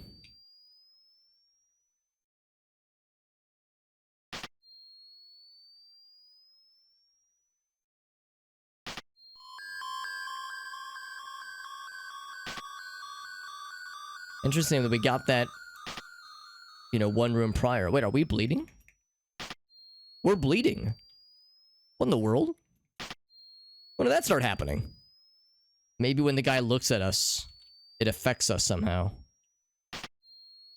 Is there anything that we needed to use our blood for? Like the stones in chapter 2. Can I just swoosh by in the dark?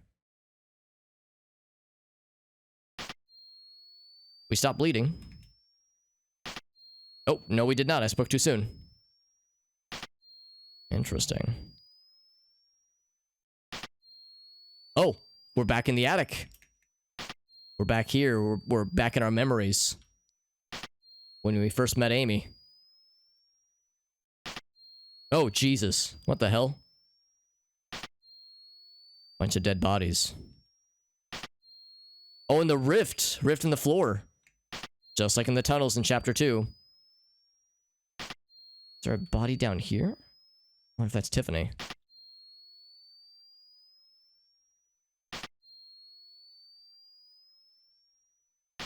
Yeah, I can't seem to get to there. So there's a lot I wish I could investigate more. Can I leap into the chasm? Looks like I cannot. Much as I wish that I could. To descend into madness. Okay, well, let's just go through the door in the south then.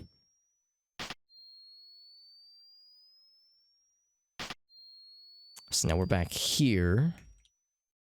The effigies block our path. Wait, 3A, this is how we got here, isn't it?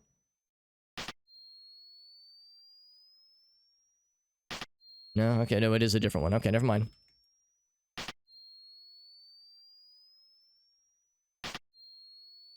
Yeah, once again, the glyphs that surround us when we first take the photo. Now the bleeding is gone.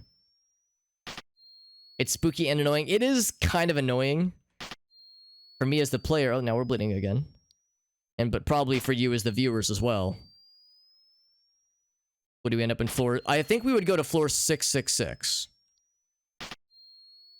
When the glyphs happen, it temporarily stops our bleeding. So now we're not bleeding anymore.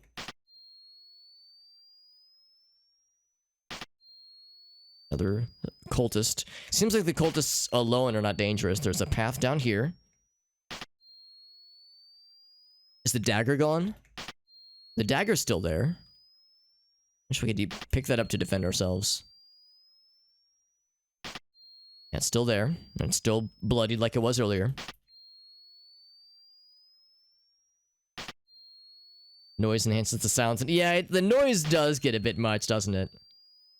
I would like turn the noise, that one noise off if I could. Oh. Oh.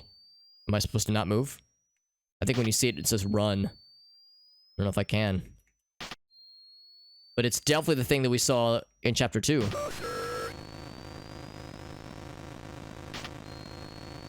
That is very much... If it's not the same monster, it's awfully similar. It said the same thing too. It called out for Mother when we first saw him.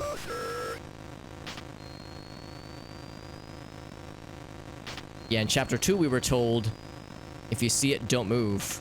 And then in this chapter they said, fuck that, get the hell out of there. Mother. I think we're fairly far enough away now, but the bleeding has resumed. He's a kind lad. Yeah, the same dude with no arms, and his hand, presumably his hands, have been like attached to his face and barely covering his eyes. So now we can go to the basement, though. This proves the basement was off limits, which is just as well, because we can't go out the main entrance anyway, blocked off by those effigies.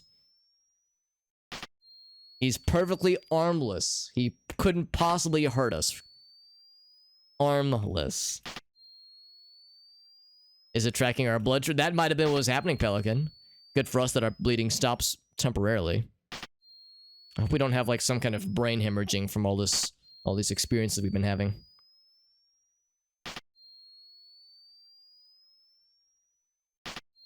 Oh boy. The basement alright, and it's blood alright. And cultists, of course. Seems like whenever the glyphs surround us, that's when the bleeding resumes. Because sometimes when we snap a photo, there's like a glyph that surrounds us, like right now. There's our crucifix. Bunch of blood on this particular part of the wall. Get our crucifix first. Oh, and just like that, the lights are back on. So the camera is no longer on our person. Or I'm sorry, the camera is no longer on our person, but we got the crucifix, so now we can use that to ward off demons. Which is good, because we're probably going to need it. There's the mask. We need that with the sword, don't we? So let's poke around a little bit first while we're down here. But curious that this just ends abruptly on this wall. But that mask is going to be very important to me, thanks. Yeah, blood trails and everything. Our own blood trail has ceased. Yeah, here's the dumbwaiter. And we saw from the camera that was pointing at the stairs that we knew there was something that was going to go down.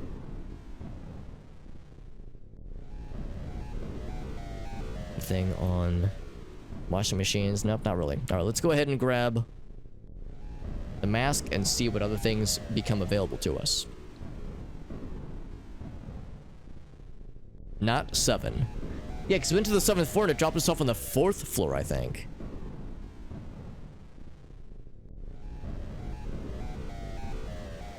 So that's the mask of the betrayer. There's a... Oh, you're right, there is a note. Let's get the note. Isn't this like a standard thing you see in old school, like ASCII-based games? That particular face emoticon? My beloved Gary, alas, the mask is already stained with blood. My blood. The ritual is complete. You will not find me on this mortal plane, for I am beyond. Look for me in the unseen world if you dare, so saith Tiffany. So Tiffany was the one that wrote the purple text. She was the one that wanted to outperform Amy. And she says, alas, the mask is already stained. It's almost like she tried to usurp Gary. Like she tried to one-up him in some way.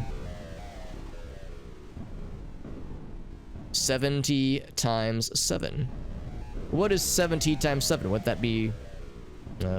let's see. Well, 7 times 7 is 49, so wouldn't that be 490? Yeah, it'd be 490, right? 70 times 7. I wonder if we'll have to, you know, remember that for whatever reason. Also, yes, lots of blood. And a nice, happy, upside-down crucifix pattern.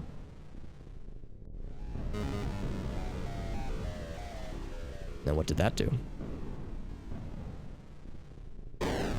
7 times 6? 70 times 6? Is that because 70 times 6 is 69? Absolutely. It's definitely not 420. Did we miss any death? Actually, there has been no death. Shockingly. We did outmaneuver a demon thing. A friend. An elevator friend. Although we might see him again. But yeah, shockingly, no death. It's unlike me. Mother, that's you, right? Approach. You know your secret. He's fast. Something your eyes? You can't hide if you belong to her.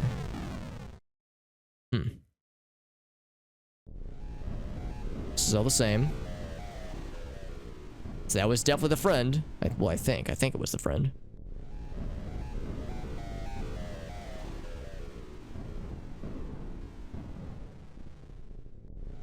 They were saying... There was this one note I was really curious about with the dumbwaiter. Where they said, don't open the hatch once the dumbwaiter has reached the basement because there's not enough earplugs and I'm tired of people losing them. I think he means like it was supposed to make like a horrible noise.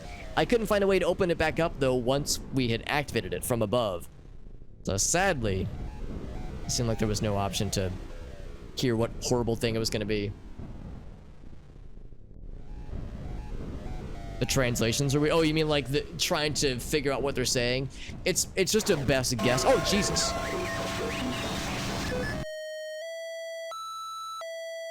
That was unexpected.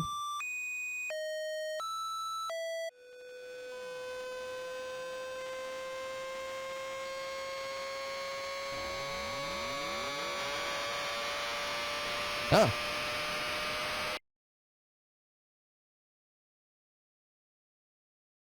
So I think we got. Nope, we're fine.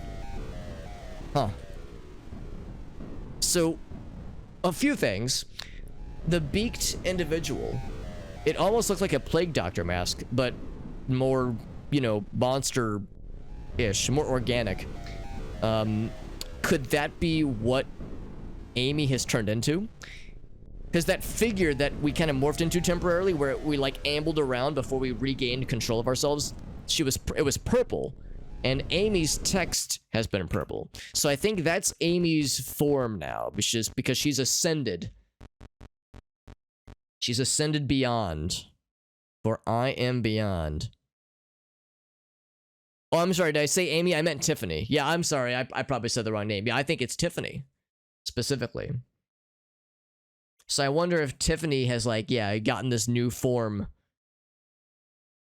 Now, part of it is that I could have sworn I hit the space button to try to use the crucifix on the thing before it reached us. Maybe I just wasn't fast enough. Maybe I wasn't paying attention. Or maybe you're, like, expected to get God. Maybe that's, like, what's supposed to happen. Regardless, that was pretty fucked up and pretty cool. We just gotta save. So... what's Tiffany's last name? Robinson, maybe? I think she was on a lower floor. Oh, I think it was it Tillman? No, it wasn't. Oh, no, that's a different one. Yeah, I think it was Robinson on the 3rd floor. Voltus red, the priest is blue. Sacrifice, there's different shades of purple. Yeah, Amy was a deeper purple. Tiffany is like a lighter purple. Gary is like, I think, a deep purple. Because, yeah, you're right. There's all these other colors. I mean, Lisa was yellow. Was yellow. We saw it might have been her body earlier. We do 7 again, by the way, now that we have means to defend ourselves. No, we cannot. I know it's kind of slow. I do want to look around. I think first floor has nothing. I'm gonna go to the second floor. There's a few points of interest. They are purple. In fact, I think they're the same shade as purple as Amy, I think. Like the same fairly deep purple. So 2A is still open.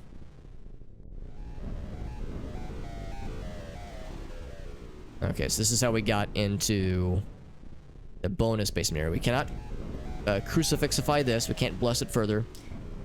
And this just leads back to where we came from earlier. Yeah. Yeah, this is where we were trying to outmaneuver. Actually, was there anything that we missed? We were trying to outmaneuver the demon, who was calling for mother. Calling for its... either its mother or calling for... maybe it was Mother Mildred. Mildred Bell from chapter 2, who I think we vanquished. Brothers and sisters, this month we will be hosts to a very special visitor.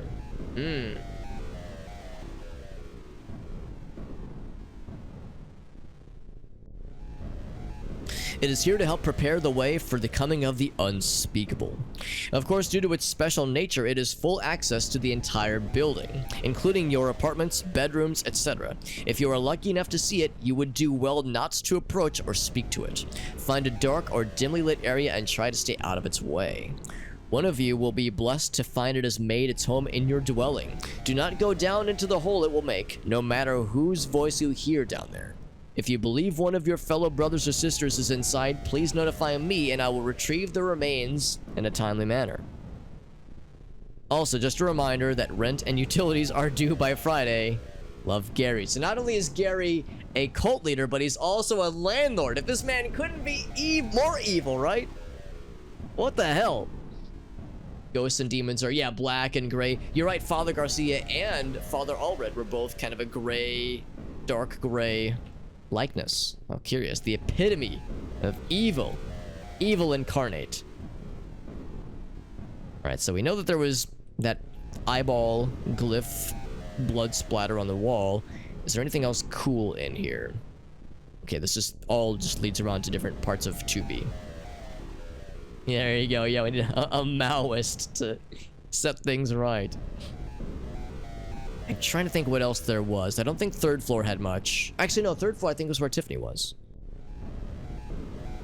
I want to see the fucking morbid scene where there was all the blood. I wish to see the blood. I want to see where like all the dead bodies were. And I want to see if we can investigate that further.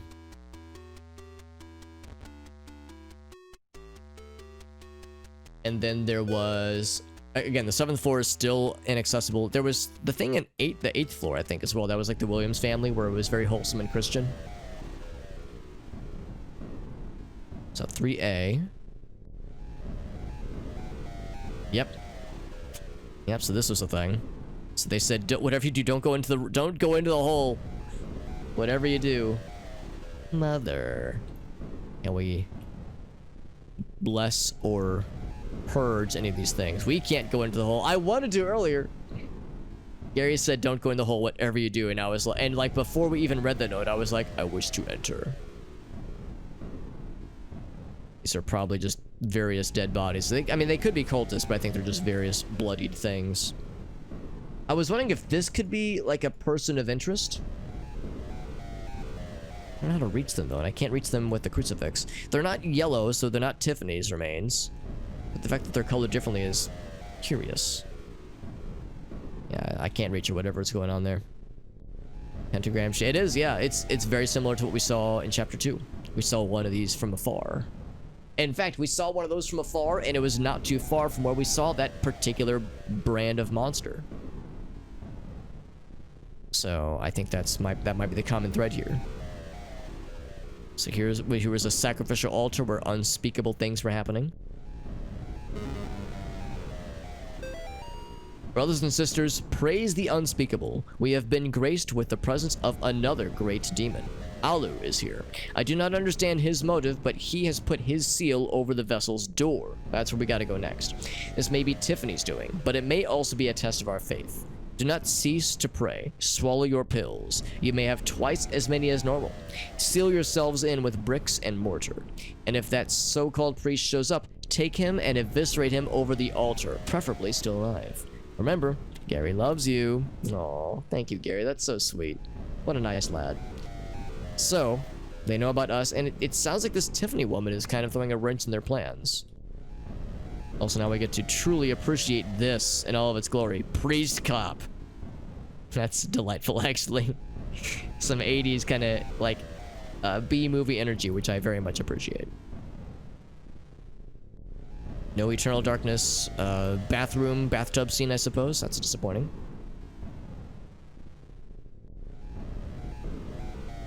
I would watch Priest Cop. It has, like, just the name of them, or the energy that poster evokes is similar to Axe Cop. Like, that's kind of what comes to mind when I see it. It occurs to me that the child that drew the pictures and, like, wrote the stories that inspired the Axe Cop comic by now is probably, like, in high school, which is pretty wild, actually. As Mike, I remember we learned about Axe Cop when we were in college. That was well over 10 years ago, so god dang, dude. Pretty wild to imagine how these things change. So 3B, I don't think there's much else on third floor. So I think that, okay, maybe I was wrong. Maybe fourth floor was Tiffany's room, though.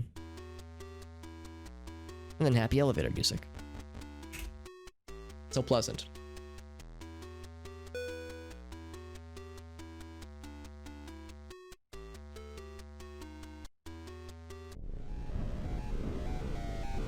Forgot Axe Cop was the thing. Yeah, I haven't really followed up on it in a long time, but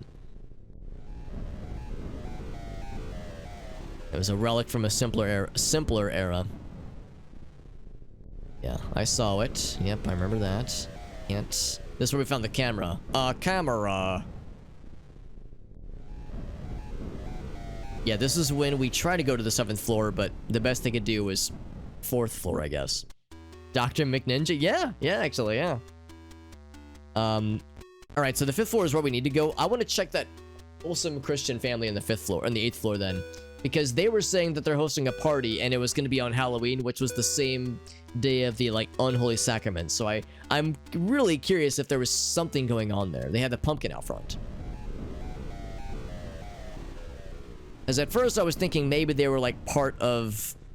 actually, here, I think we could check our notes. I was wondering if they were, like, if it was a front and it was not something wholesome at all.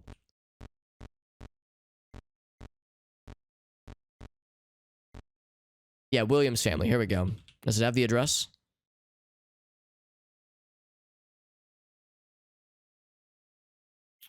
Might not have the unit number. Yeah. I should have looked at the mailboxes when I was looking down previously. Because I think it was to the right. Maybe it was 9th floor then. In my mind, it was 8th floor. Now this is open. What was it? What was in the 8th floor? Was this the dumbwaiter? No, it's pretty simple rather. I think there was a note in here, so it's just open. Also, I like how that one note was advising the tenants, like, don't worry, there's a demon here, and he has access to the whole building and your bedrooms and your bathrooms, and if he chooses your room, your residence, then accept his demonic likeness, or else be purged forever. And if you follow him into the pits of hell, then that's your fault. Area. Here we go. So it is still closed. Okay, well dang. I was hoping that we could get in there. I was hoping there'd be like something really weird going on there, but sadly no such luck. And yeah, 10th floor was the dumbwaiter. And I don't think there was anything else. So let's go back down to the 5th floor then, because I think the portal is now open. So we can follow, I guess, Tiffany Although it was Lisa's apartment, so I guess we're also trying to find Lisa.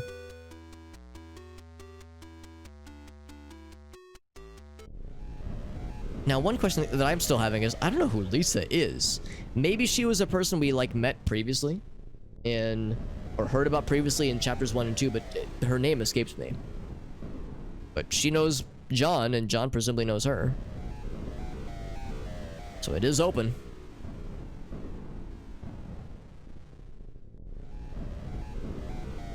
And that's still a thing. Yeah, the dagger and the mask. We blessed them both. This is still the same. All right, so let's see what awaits.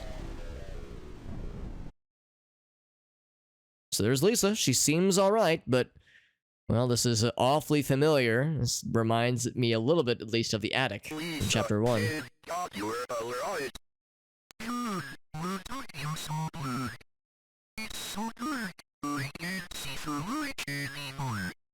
I got here as fast as I could. Let's go, Lisa. I'm not Lisa. Oh boy.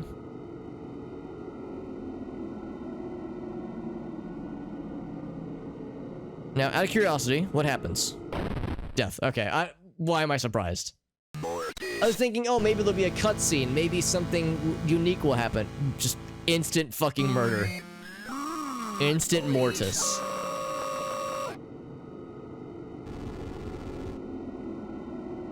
We'll deal with her the only way we know how.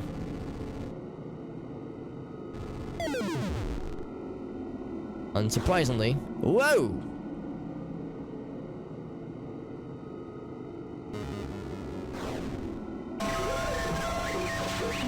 This again. Fight it, John. I can kind of control it. Oh, fuck. That's tricky then. So if you get got by this thing, then you're not dead, but you have to be tricky about it. I had to look in my neighbor's window to watch pro wrestling. I had to watch the small boy who was watching pro wrestling. That being said, I do like the idea of the entire family watching pro wrestling. When I think of pro wrestling, I don't exactly think of, like, family viewing activities. Like, in the entire family, at least. Ow! Fight it, John. No, no, no, this way. No! Oh, I killed her! Oh no, Lisa, I'm so sorry. I bet that's one of the bad endings. It really did. It really did make us do it, yeah. Because the first time we were able to outlast it. I bet this is gonna be that we're seeded into a bad ending. The devil made me do it. Now, that text was light purple, like Tiffany's, actually. So we could reload the save, or we could see what this doomed world has for us. I elect for the latter, personally. Worked so hard to get here, and then we just instantly murdered her, like she murdered us on a few occasions. We just leave?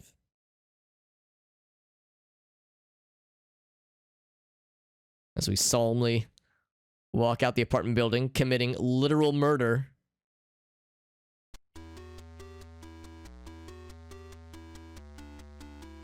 You've seen what happens if you... Oh, okay, yeah. Yeah, we'll commit. We'll commit to this and see what happens. Yeah, I guess we just leave, right? Is there anything else we needed to take care of from within the apartment building? I don't think that there is. Actually, hold on. One thing. Damn it. Yeah, so still no 7th floor. That was a one-time offer. My work here is done. Yeah, it's the meme where what is it? Tuxedo Mask from Sailor Moon. My work here is done. But you didn't do anything. Swoosh, and he runs away. Do we murder someone? Well, literally the devil made us do it. Literally.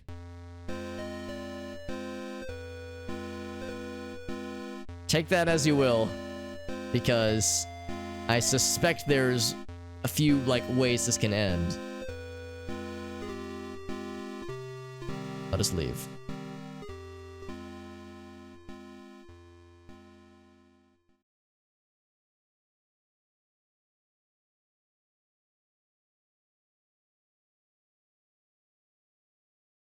Now what's this?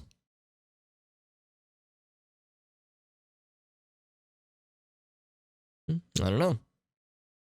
Something about the elevator. Take it and save her. And I still have the... Now the crucifix is gold. I guess this was... Yeah, this was Father Allred's crucifix. This was from chapter 1, and we had the gold one. Yes, yeah, we murdered Lisa. It wasn't intentional. The devil made us do it. We did do it. Can't go out that way. There was clearly a way to resolve that fight without her dying, though. And we failed at it, but we're going to commit to it. Now, hello? Whomst is this? Every time you get in your car to go somewhere, you just get... Oh, really? So, oh, isn't that interesting? So there's an ending where Gary just says, you know what? Fuck this. I'm out of here. Later, nerds. Hello? Nothing here? No? Okay.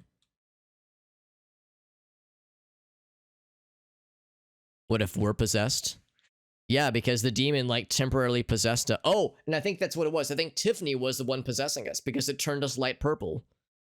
And then, yeah, the text that said, the devil made me do it, was light purple. So, yeah, Tiffany might still be influencing us. We're having a flashback back to chapter 1. If you've never seen or played chapter 1, this might not really have much significance.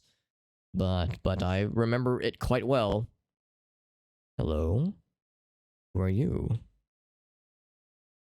Can't get close enough to find out. Let's go upstairs. Is the family still here? This is a flashback, but they could still be there. No one's here. Mr. and Mrs. Martin? We're calling out for them. The note's still there. Or the drawing, rather. Are they in the main room? The foyer? It's storming outside. Oh. Well, that's a little bit different than I remember it being. Everyone had faces last I saw that particular picture. Hello? I actually almost missed her. Who do you think that is? Do you think that's Tiffany? Peekaboo. No? Okay. If it is Tiffany, then she is just not have her yellow color. Or could that be Amy after she'd escaped? Because the story goes that her parents are dead. And there's indication that she might have killed them. Oh. Oh. Something indeed is coming over us. Whoa, Alex, TMI. Yeah, something is influencing us, perhaps. Is it us, the player? Is it Tiffany? Now, granted, this flashback would have been well before the events of chapter 3. Maybe it just means means Amy is just, you know, following us. Toying with us, perhaps. Well, let's go upstairs. Can we go outside? Not this way. Let's go upstairs. The demons were the friends we made along the way. Five Finger. That's how it always goes. It seems like it might be a girl. Little pigtails, maybe. Although Amy's hair was like long and straight, so I don't know. It's hard to say.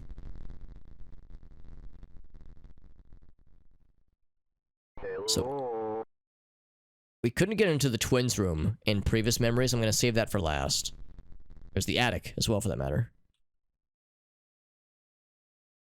Now in chapter 1 we could do this, but this one no such luck. Toilet, maybe? Kind of interesting how, and I guess I never really appreciated this, but this is like one big bathroom, I guess, but you have like a little mini bathroom for just the toilet. You have a toilet room amongst a large bathroom, like home base, like a bathroom HQ with 3 sink. Well, I guess that makes sense because the 2 twins over here, and then Tiffany or Amy's stuff over here.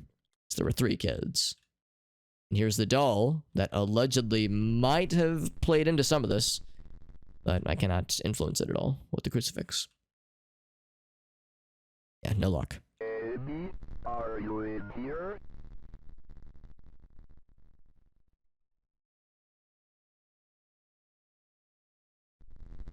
Well, twin room, anything?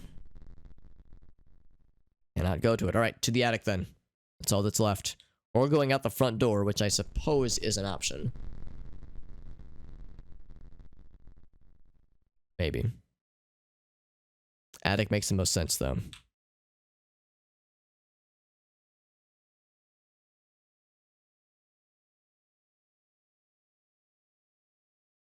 There she is.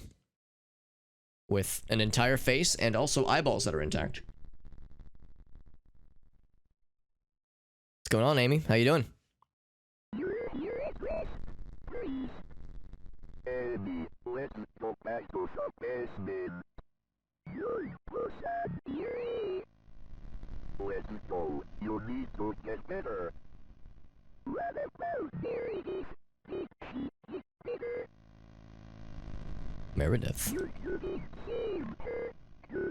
That's enough. She's here with me. You know. We are going this here and now. Maybe that's who that was. All by yourself. Go ahead. Please, your little stick at me.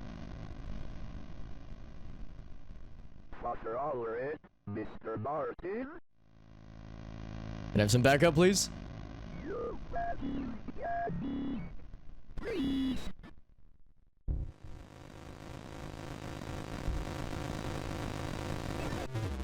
Whoa. He's fast. Back at home. One day until the profane Sabbath. Alright. Was it just a dream that we were having, or were we... Well, yeah. He was saying, like, I can't remember anything further. So yes, that was a dream, literally. That particular sequence. So, Meredith. I'm not going in there. I want to learn more about Meredith, because that sounds like that's got some juicy deeds as well. Is that John's kid, maybe? Is that why this room is warded off? We couldn't save her, apparently. The propane Sabbath and propane Sabbath accessories, of course. I'll tell you what. Nothing else in the backyard area. Basement, maybe? Anything in the basement? No, pretty chill. Back up we go. Propane Sabbath, goddammit. It's too good.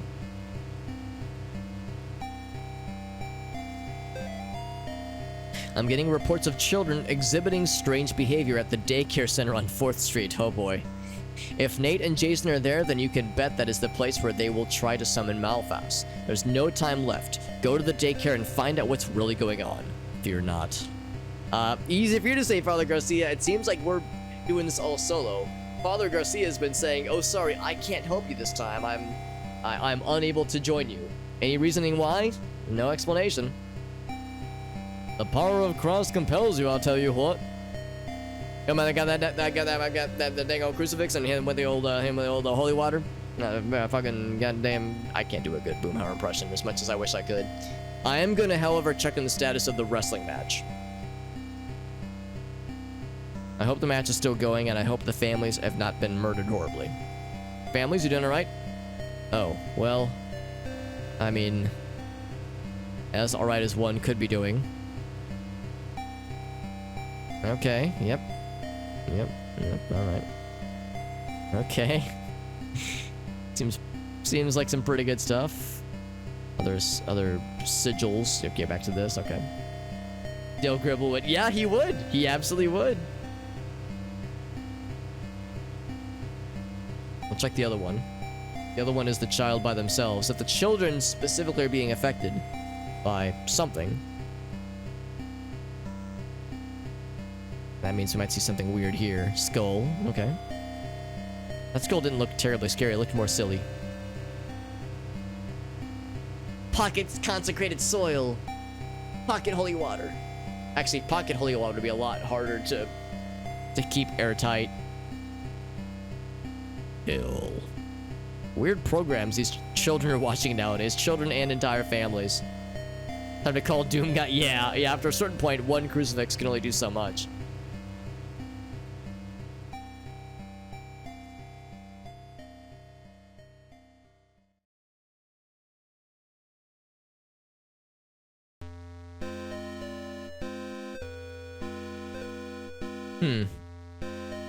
Pop car was a little bit curious. I wonder...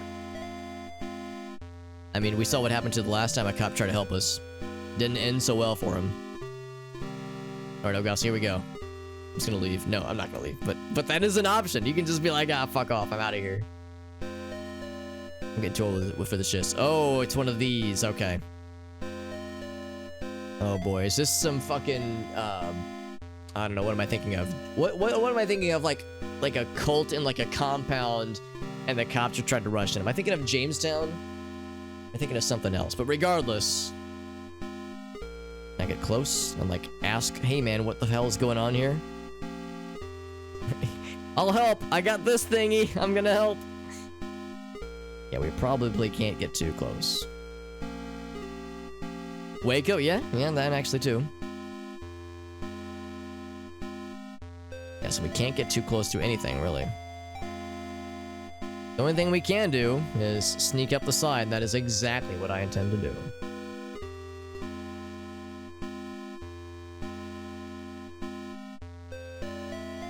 It's kind of hoping we could, like, hear just what they would have to say. It's good thing. Hopefully they don't mind that I'm just going up this way. Also, like Elgaso pointed out, everybody is the same general shade of purple.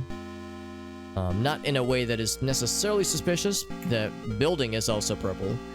Seems like it's not a coincidence, though. Move I'm not as familiar with. Cops drop dynamite in the... Oh, wow. Ooh, I have never heard of that one. That sounds rough. Two sticks crossed together. Exactly, yeah. Clearly, I am the real threat. Asked him to leave notes for us, though. Maybe Gary really does love us. Maybe this is all just one big misunderstanding.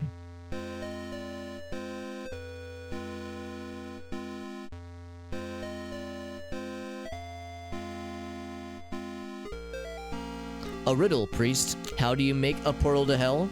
Come see me and I'll show you. I think the implication is that this was written by Gary. The tunnels await. Well, I mean, normally an alphabet at the top is normal, but when it's in red, I'm a little bit suspicious.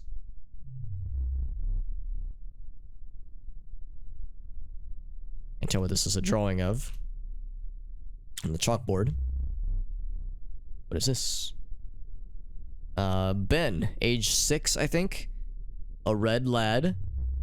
Seeing a shooting star above, and everybody is happy, and also flying. Not particularly a riddle. Yeah, it's more of a... It's more of a threat. Or a taunt. A is for... Yeah. A is for Antichrist. Who dooms all the humans. B is for Beelzebub. What could C stand for? Yeah, I'm trying to think of something evil and satanic for the entire alphabet. Oh my fucking god. Okay, well, I think I might know what happened to the kiddos. Now, to be clear, the cops like surrounded the front door and they were like just frozen there, and then we just snuck in around back and we found stuff. I mean, there's a lot that could be said here, but cops, did you guys just try going around the back? I let myself right in. It could not have been easier. Interesting. And you know, these two symbols were shown in that sequence on the TVs. C is for crucifix. That can't stop the great evil down here in the deep red hell. Mother Moon watched her little ones behind a door of sleep. Oh, it's gonna be one of these kinds of things. We get the notes from, or the intel from this note. Daughter Chalice is filled, an offering to the master in the unseen world. Spirit bird arriveth from afar and cometh back to roost. These vessels are the unholy Trinity. Hey, name drop.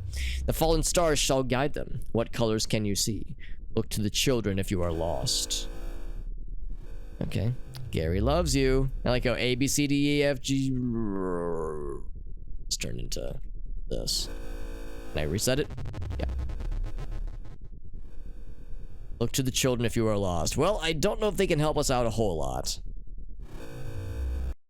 So, check the notes again. Let's see how many notes we're missing. So we missed one. I think that was near the beginning in the clinic. I think I know what we probably needed to do for that one. This one we missed just as we were exploring around the apartment building. Maybe there was just one room we didn't check or something.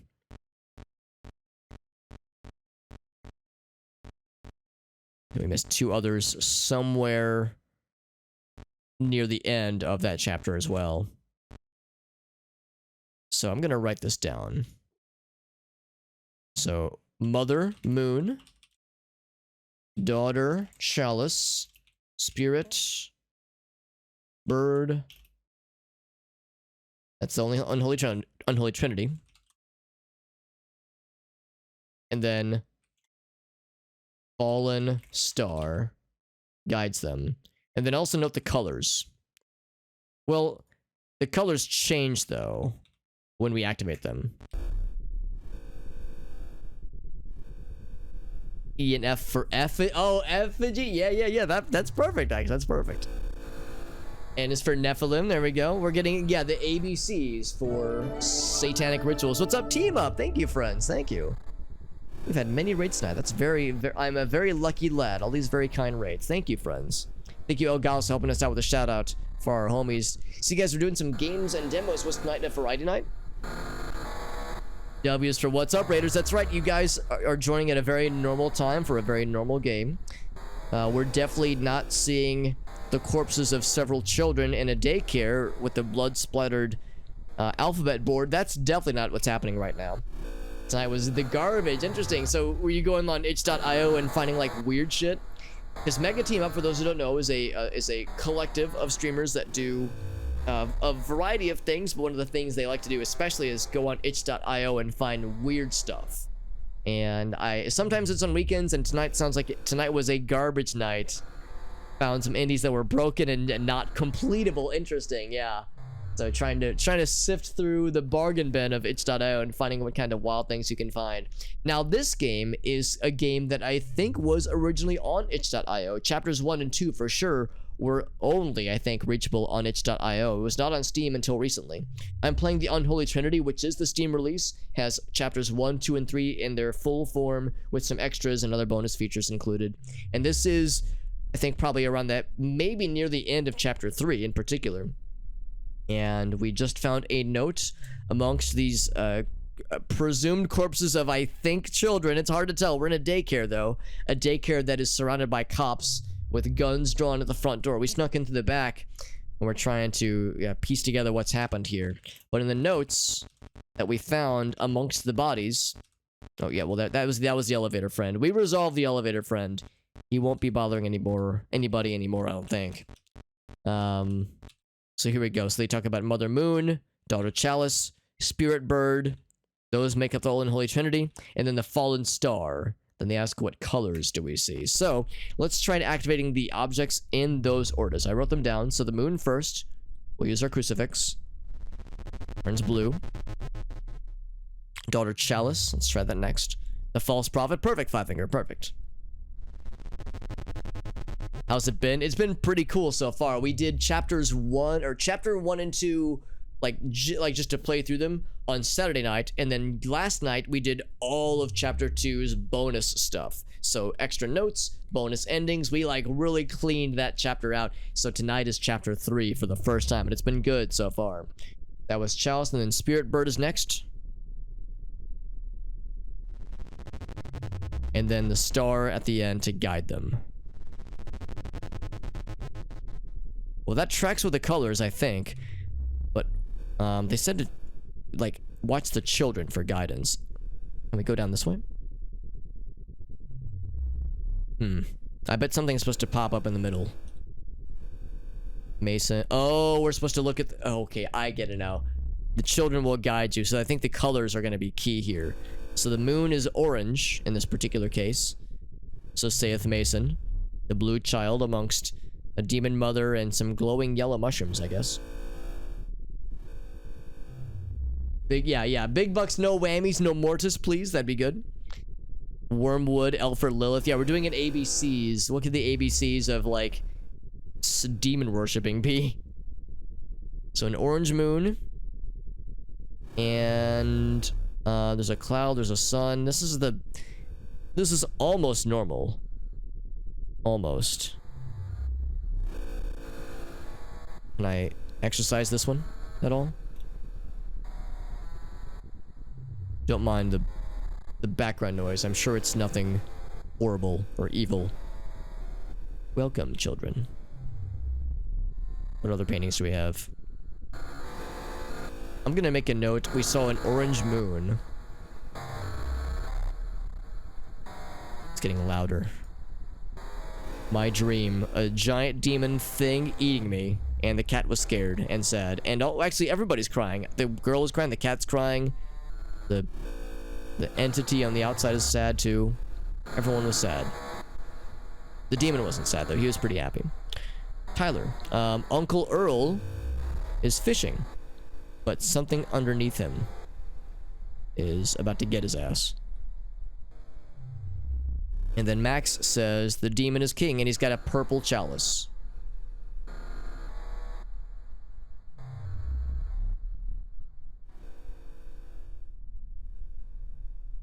Oops. Trying to see if there's any interactions we can initiate. So to be clear, we know about the orange moon. I think that's definitely a hint. Yeah, I'm thinking the same thing, Augusto. I think the star was red too. The colors have reset, so I think we need to like cycle through the colors to get them to match. Yeah, red star. So we need to find a bird. A Tweety bird, a Twitter bird. Be awfully convenient if it was blue. If like the target color was blue, that is. And this one's like almost normal. The sun's eye is kind of fucked up, and we remember the scarecrow from chapter 2 and the prologue where the eyes became more and more fucked up. Not sure what the giant ants are, but that's like maybe the most normal. It can be a pretty evil place, honestly. I've also noticed we've seen a few mushrooms. I'm wondering if they were green, I would say it's a Vine Sauce reference. He was one of the first people that like really discovered this game and streamed it. That was how I first heard about it. If they're yellow, it's just a recurring thing we've seen. No birdies that I can see. Let's keep looking this way. T is for Twitter. That explains it. Our family. Oh, we got mommy and daddy and me and my kitty cat and my evil Satan demon. Upside down and in the attic with claws that can rip your entire head off. Omar says, oh boy, the blackened sky. I can't wait for it to envelop us all. Seems legit. Agreed. And maybe this is the painted cultists that we've seen. The red lads that have been throughout chapters 2 and 3. Oh, there's V1. Nice little Ultra Kill reference. I know that's what Congo was pointing out earlier, that this game's publisher is also the same publisher for Ultra Kill. Different developers. Sarah says, yay! Praise probably Malphas. In fact, that's probably what we saw in that one evil ending in chapter 2. That was probably Malphas. With the eye and everything, and the children are so happy, and the blue sacrifice victim is also happy. Meet our shining stars, it says. Oh my. Thanks, Satan. Oh my god. Look at this. I love the implications. So I can't really make this out. Something's I can't quite tell what that says.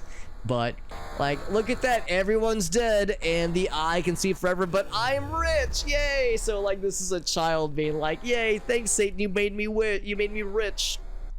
Is Ultra Kill similar? Not at all. Ultra Kill is a very fast-paced action first-person shooter that is apparently extremely good. I do have it, but I've yet to play it. But apparently it's amazing. It's like one of the highest rated games on Steam, and apparently it's like really something special. So New Blood made or published Dusk, A Medieval, Ultra Kill, and Gloomwood, and then also this game. And those other games I mentioned are all first-person shooters. Dusk is more Quake-like, and Medieval is more, well, I guess, yeah, Dusk is kind of a Quake-like game, and Medieval is also sort of Quake-like, also Hexen and Heretic-like. Ultra Kill, man, Ultra Kill is kind of its own thing, honestly, with like super fast gameplay, like super intense kind of gameplay. Oh, look at that. It keeps switching over. Interesting. And Gloomwood is like Thief. Gloomwood is like Thief or like other sneaky games. There we go. It is a blue bird. Hey, how appropriate. By Ellie with blood dripping from its beak. Yeah, Ultra Kill is really good. I mean, I've yet to play. In fact, this is the only New Blood game I've streamed or I've played myself. But yeah, apparently Dusk and Ultra Kill are amazing. Gloomwood is also apparently quite good, but it is in early access. So it's got a ways to go before it's like done. But it is playable, and I've heard only good things about it. In fact, they just added a pretty big update to it over the weekend, I think, that added like some new difficulty settings and some other cool stuff. Out of curiosity, if I try to leave, He's got a gun, open fire. I can't say I'm surprised. Oh my god. That's about what I expected. What I didn't expect is for them to just keep shooting and the bullets to go everywhere. That was delightful. Now, the downside is that, yeah, okay, we probably did lose some progress there. Oh, whoops. Actually, hold on. Yeah, was there anything down this way?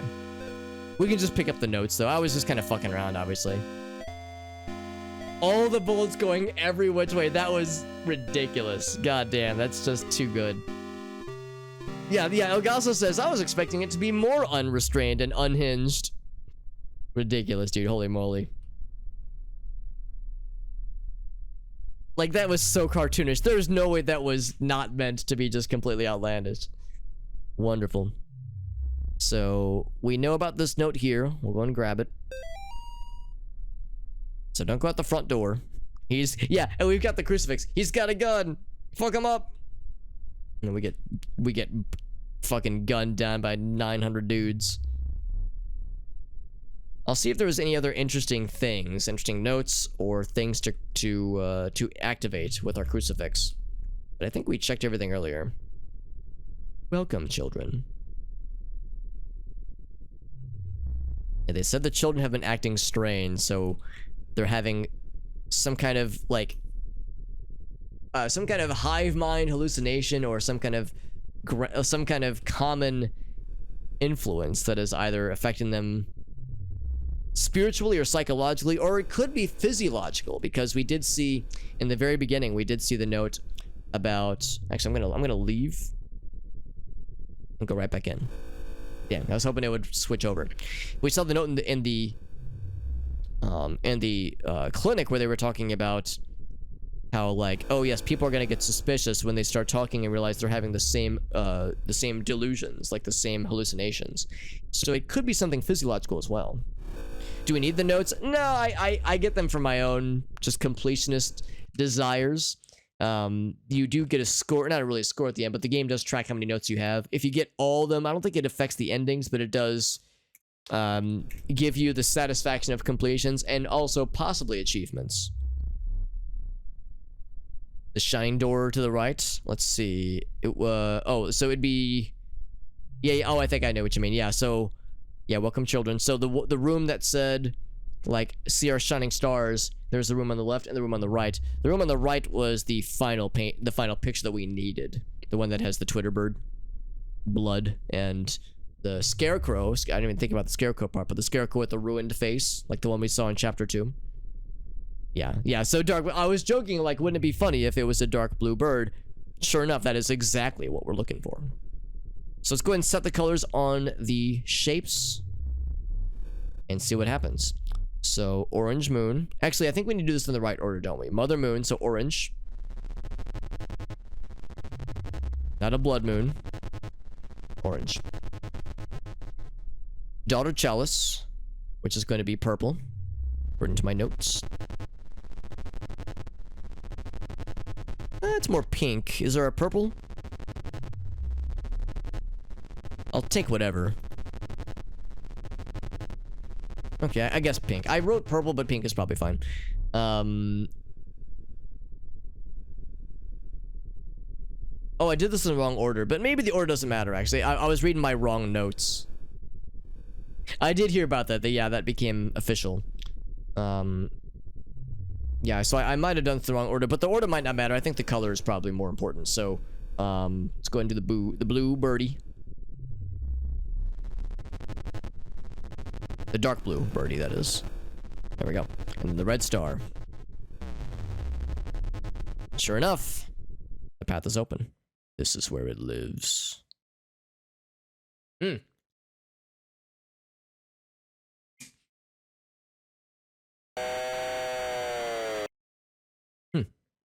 Wasn't expecting that, but cool. Did it lock behind us? It did lock behind us. It's like in the 3D Zelda games, you go through a dungeon door, the door shuts behind you and the bars go down, and Link always like looks behind him, he's like, oh fuck, same energy.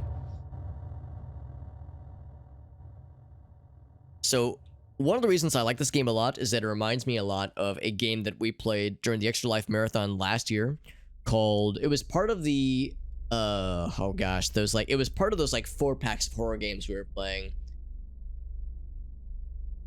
Oh man, I actually can't remember the name of the horror packs, but the game that I liked so much was called Monastery, and it had no combat. It was all just exploring this monastery where there was some kind of cultic activities. No combat at all, no monsters, no dying. It was just like walking around and like trying to understand what was happening in this monastery, and like the signs that like the world was coming to an end around you, and you were trying to learn more and more about what was happening. This in particular reminds me of that sequence, and it was really fucking cool. I want to say the games were called like Hidden Cities Volumes 1, 2, 3, and 4. I think the one that I liked so much was in Volume 2. It was something cities. I want to say Hidden Cities. But the game that I loved was Monastery. That one was like such a trip. I just love just sinister evil shit like this, man. It's so fucking cool. I mean, I like games with combat, I like survival mechanics, I like all that, but something to be said about something that really is just focused on atmosphere and storytelling and creeping the shit out of you. If you're reading this, then congratulations, you are on your way to experiencing the wonders of our unspeakable future under the guidance of Gary. Gary, our brother. Gary, our friend. Gary, a normal human being just like you and me. Now, this was not written by him because it's not red, nor is it purple. As a tier 1 acolyte, maybe I should be saying this like a peppy, I don't know, like a peppy business, not initiation, like the kind of person that would be introducing a bunch of interns day 1 to like what kinds of things they're gonna be doing over the summer. Or really what you would need is you would need the TikTok narration voice. As a tier 1 acolyte, you are just beginning your unspeakable journey. I'm not gonna read the whole thing like that. Anyway, to eventually see what Gary sees and prove yourself worthy to be a vessel fit to experience the second death, reserved for only the most worthy. To find out if you were a vessel, remember to attend meetings of the Eternal Order of the Second Death twice a week. Yeah, it's strangely like corporate feeling, honestly. Follow Gary's instructions exactly. Be honest with him in all that you do. Do not ever ask what is behind the door in the basement of the clinic. In fact, we couldn't go into that door, could we? Well, unless it was the room we were in. There was another door that was locked, though. Payne's Creek Killings, really? Ooh, I gotta look that up. Payne's Creek Killings. I'm gonna make a note for that, Moonspine. Thank you for the recommendation. Mr. JD, what's up, buddy? We're definitely in normal things. We're definitely not getting into the bowels of a cult or anything. Everything is totally fine. Have a good night, Fiverr. Thanks for hanging out, buddy. Appreciate you, bud. Yeah, a good detective-y game. Sounds like my kind of shit, Moonspine. I'm excited for that. Oh, you did some Sonic Adventure 2. Did you finish the Dark Story? I think I saw your tweet about it. She consumed 6 little twigs. Only 2 were left to walk as husks. Go ahead, priest. Stare into the eyes of my mother. So, could this be referring to the 6 children from chapter 2? Only 2 were left to walk as husks, they say. I wonder, like, if that means, like, vessels, specifically? Finished it all? Hell yeah, buddy. That's great.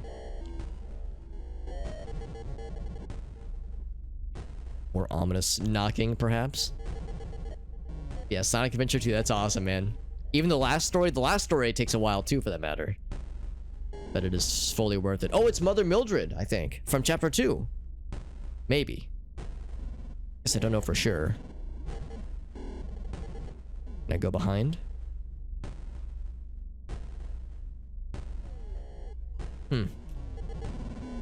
Strangely, no interactions.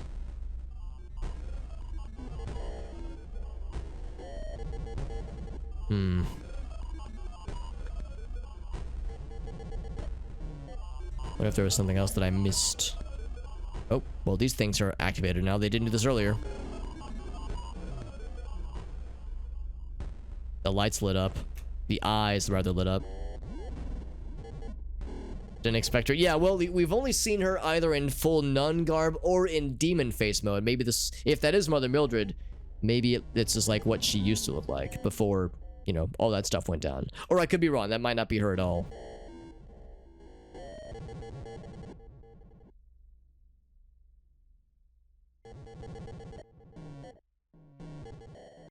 I only have the crucifix.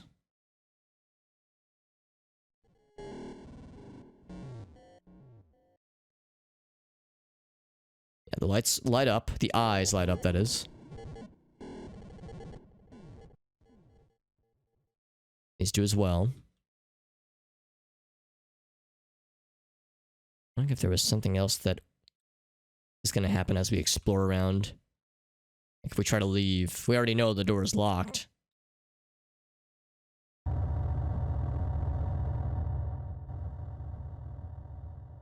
General weird noises.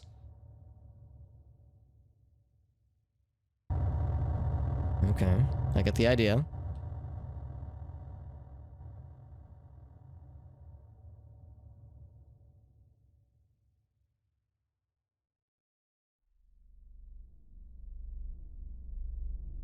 Might to stand in this formation amongst the remains of what might be a sacrificed child. I really don't know. I wonder if I am to go in here without activating the eyes of these statues, maybe? I'm also trying to see if that's like getting more little pinky spots. The painting seems like it's not changing.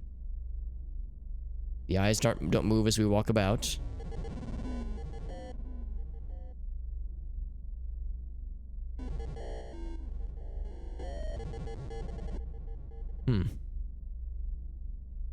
I'll admit, I'm not quite sure. What we could do is see if we need to activate the eyes in a certain order.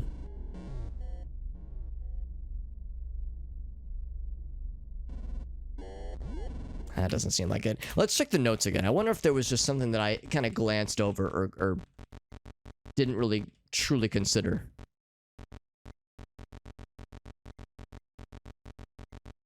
So the last one was this one. 6 little twigs, 2 left to walk as husks. Stare into the eyes of my mother. Maybe we are to linger when we gaze upon her likeness.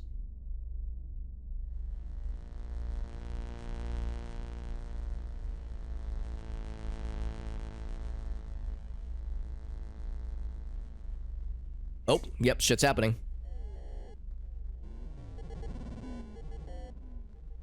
Now, it's impolite to stare, but I don't really have a choice.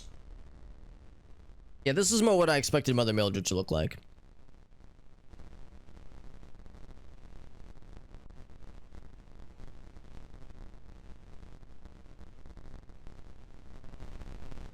I wonder when it's safe to move.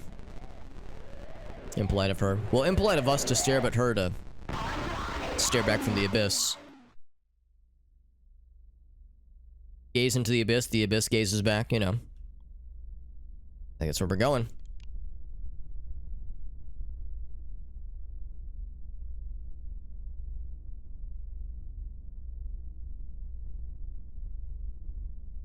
Oh my. Gaze upon the magnificence of La Pieta Carota. This beautiful statue depicts a faithful member of the order receiving the second death in the loving embrace of et mater. I think that means mother. Maybe in Latin. The mother, maybe. 2 such statues were commissioned thanks to the generous patronage of the Save family, which we saw in Chapter 2. We invite everyone to reverently approach the statue whenever they are in need of rest. So it did save. How appropriate, right? If you're reading this, congratulations, you have officially been granted Tier 2 status in the Eternal Order of the Second Death. Upon crossing the threshold from Tier 1 to Tier 2, your life as an acolyte will change dramatically. You may start noticing shadowy figures in the corners of rooms, or experience feelings of lost time when holding sharp objects.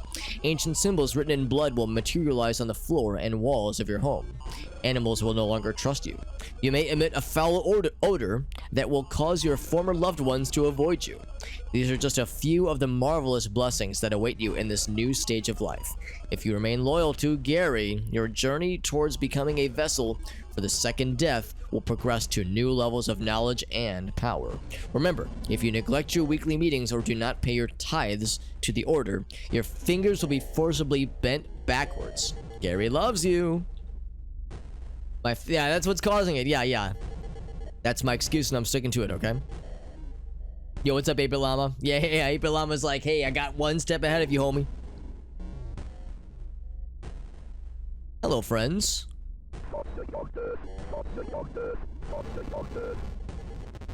He melted. Now, I think I know the answer to this question.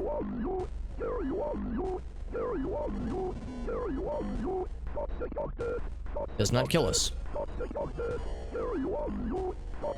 He's saying Gary loves you.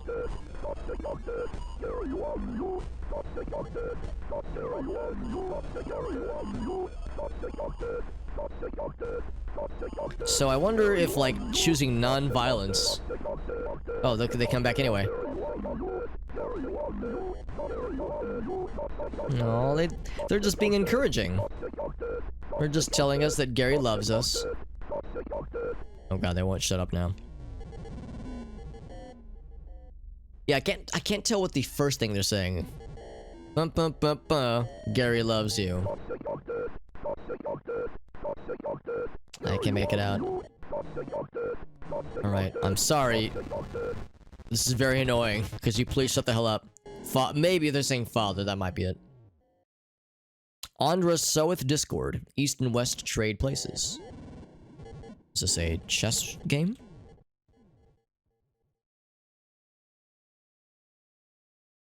Ordog stirreth his pot full of sinners. The seats resolve.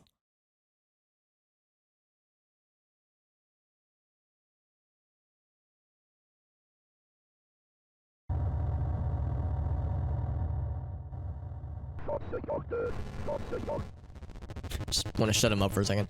5 seats in the north facing west. 5 south facing east. In the south facing east. Baal gives favor. The low seats are made high. I need to figure out who is who. We need to learn about Updog. Pelican's got us covered. Thank you, Pelican.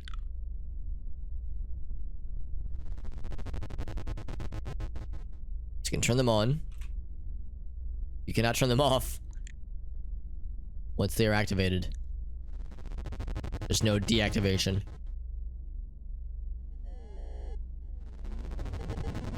Moon Spy says, hey, I got you. Not much, how about you?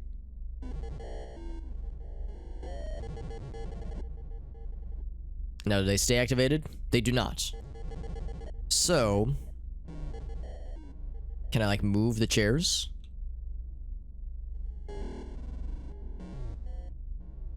Because it sounds like we need to arrange the chairs in a particular order. Can you move the chairs?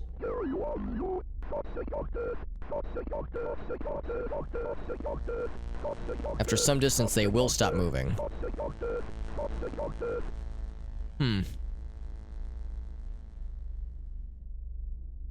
Seats resolve. Stir at the spot full of sinners, the seats resolve. Now there's 4 names, aren't there? Ordog, Andras, East and West trade places. Oh, so activating the statues up north, up above, changes how the seats, where the seats are. Oh, okay, so there's only 3. Okay. So this is, I think, the goal. 5 seats in the north facing west, 5 in the south facing east. I'm gonna write that down. So we're gonna need this. This might take a bit. 5 seats in the north, facing west. 5 in the south, facing east. So I'm making... I'm not writing it down. I'm just making, like, notes. Oops. What I'm a little bit unsure about is which faces which. Bale gives favor. The low seats are made high. So it, like, flips north and south. Guys are just annoying. It would be nice if they were labeled in some way. Does anybody know they're, like... I guess when I hear the name, like, Bale, that sounds like something very evil, just because, you know, Diablo 2. I wonder which one is... I guess the one way to find out is like, use them and see what happens. Let's just... Yeah, let's do exactly... Let's just see what happens. I'm gonna take a screenshot. The current board. I have that off to the side.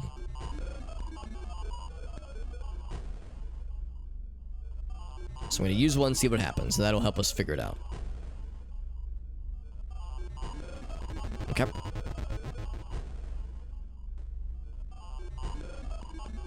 So...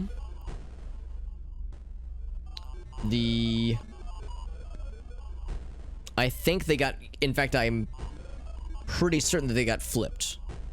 That the stuff up north is south and the stuff down south is up north. Yeah. Yeah, that is exactly what happened. Yeah, okay. So...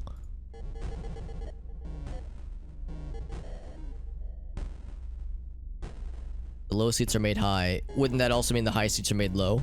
I think that means the top left is Bale. Make a note for that as well. Or the left is Bale.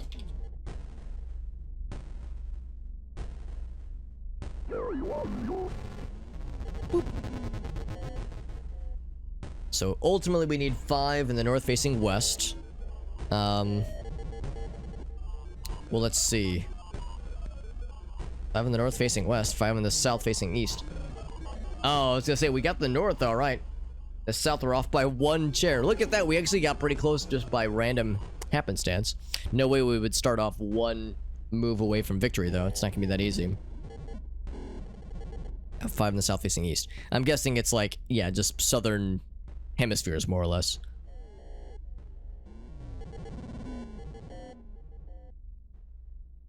East and west trade places. Yeah, that definitely didn't happen. Seats resolve. So I guess it resets the seats. Or dog. I'm gonna guess or dog is the middle guy. So, if we use the right one... Oh, revolve, not resolve. You're right! Seats revolve. Thank you, August. Thanks for catching that. The seats revolve. Like, rotate... Like, maybe everything just, like, rotates by a bit? Well, let's find out. I'm gonna grab a fresh screenshot. Actually, I need to move down so I can see. Oops. There we go. See the full board. Big brain puzzle. I hope it won't take too long, but it seems like it could get a bit involved. I'll try the middle one, see what happens. They'll either flip things or they'll revolve, not resolve.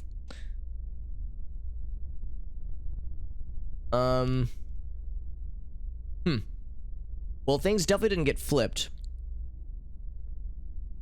The north seems... Oh, never mind. The north parts did get affected. But not uniformly. That's kind of weird. I'm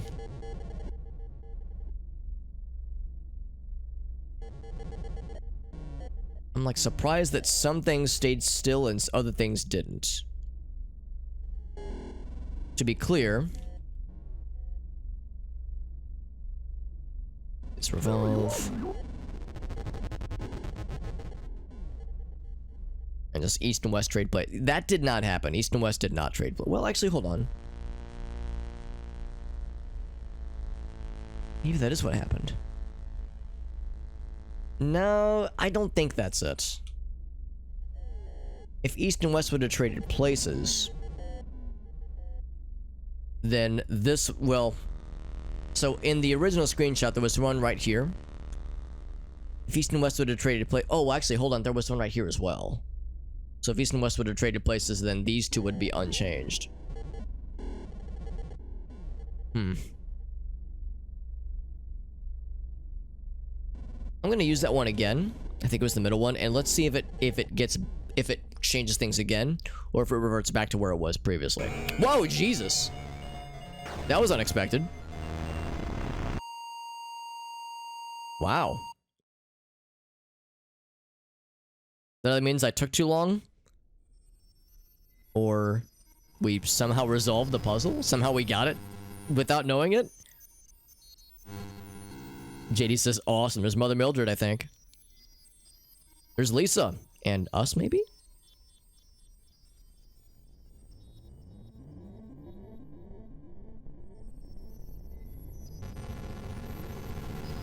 Flashback to chapter 1.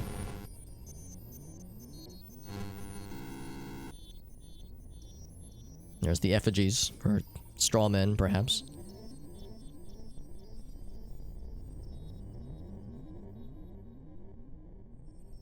I think that's Lisa, and that must be us. There's no one else that has that blue. Oh gosh.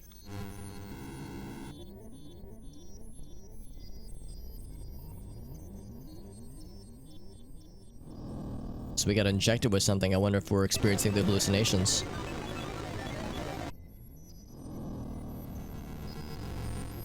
Is that you, Amy? Maybe. That's Malphas. Oh gosh. Demon dogs. As hunters watch by. We saw the dead bird at the beginning. Now you are ready. Yeah. Yeah, mysterious phone call because you made the foolish choice of watching a forbidden VHS tape. Can't go back in there. JD says, yeah, this is how this is typically the things I experience on a Thursday night. It's known that a dude snuck up on us and injected us with something, and then we experienced this fucked up sequence. Also, one thing I think that was kind of interesting in the options.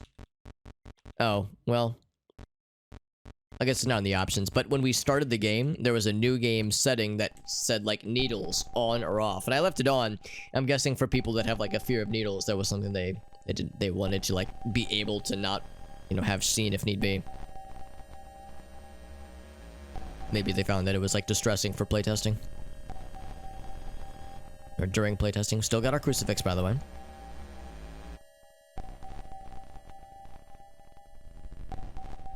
And I would read it out loud, you're right, I would. And then I'd be like, whoops. Is this the mother? Well, whoever it is I guess that's their entrails. And actually, hold on, what was it? Oh, don't remember anything further. This actually looks more like what other character we were seeing that was hiding amongst the house. Like in an earlier sequence. I think the mother had like... Well, maybe she did, I don't know, but... Yeah, hard to say. Shouldn't make you feel uncomfortable. Yeah, I'm guessing like there must have been a reason for it. Maybe during playtesting they found that like that particular scene was so distressing for people who have like a legit phobia of needles. Like there are those of us that are like, you know, uncomfortable about having blood drawn or like, you know, getting a shot. But there is also like an actual clinical fear, like a psychological fear, some kind of phobia. So maybe they thought like, maybe during playtesting they found that scene was like, you know, affecting those aversely. Yeah, can't go anything with the twins' room. Yeah, some kind of trauma. Yeah. Yeah. It would beg the question of like, well, what about other phobias? Because like, I would assume there's probably a fear of blood. You know, fear of other horrible things. Fear of satanic imagery. Although maybe that was like, we can't remove those things, so we'll remove things that, we'll give the option to remove things Yeah, you know, without sacrificing too much. But yeah, maybe some things are too inherently inextricably linked to do without. Let's see if we can find. I think we found him, the father.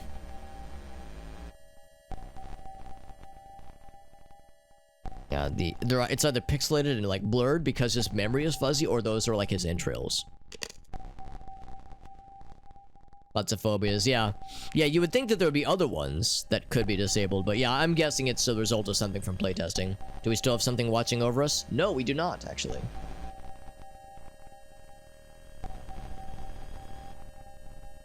I think did we try to bless him? Or purge him, maybe? Yeah, nothing happens, okay.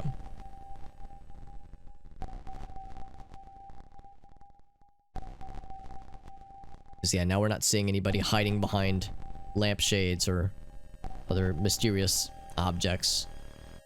Basement is probably the next stopping point. Oh boy, there's no way we're going out the front door. Yeah, basement. Alright, basement, you're up. Oops.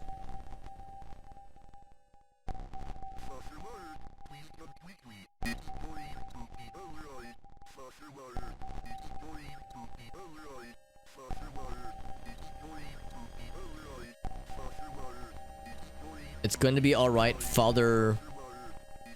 it's going to be alright. I can't quite hear it. Father Ward. They're calling for us. Because our last name is Ward. Wasn't that the person...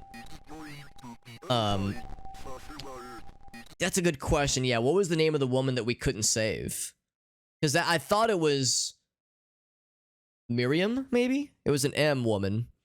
M name. It wasn't Mildred, because Mildred was the chapter 2 lady. Yeah.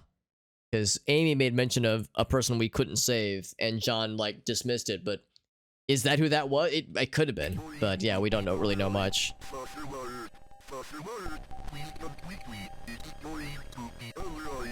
It's going to be alright, he says.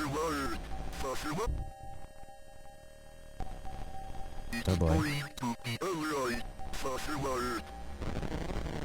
Yep.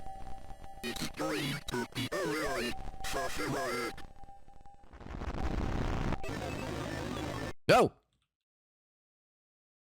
Well, we're alive. We're back here. Can we leave? Of course not. It's not gonna be that easy. Still got the crucifix. We are alive. Maybe that whole sequence was the game saying... Oh. I was gonna say, the game saying we took too long with the puzzle. Maybe you only have like a few attempts.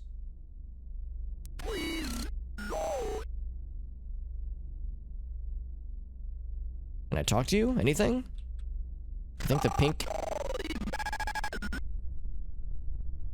Pink, I'm guessing, is their entrails. Couldn't quite make out what he said. No going back, maybe? And nothing can be purged or blessed. Oh, repent. Help, maybe? Or something. LP, can't quite tell.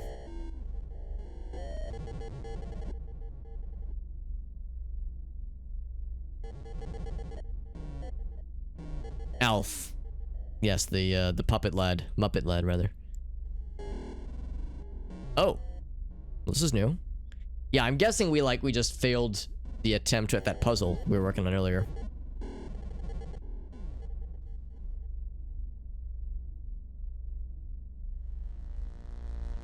Deliver into Moloch's hands before opening his navel. What does the hands desire? Well, let's explore around and see what we can find. Any orbs that I can ponder, perhaps? It's a save point. Filthy acolyte. The substance of Gary's influence flows through your veins. You are corrupted beyond repair. Your family and friends have forsaken you. There is no returning from the path you have chosen. Only Gary can save you now. Give up and fully let him into your heart and mind. If you do so, he will make you into a vessel worthy of the unspeakable. Resist and your soul will be lost forever. Welcome to Tier 3. Gary loves you. Oh, I did hear about that, yeah. Spiders are... Oh, that's adorable, actually. Holy shit. That's adorable and slightly terrifying, probably, but mostly adorable, hopefully. So this looks like what we saw in Chapter 2. The hooded figure being presumably Mildred. It sounds adorable, but also kind of cursed. Yeah.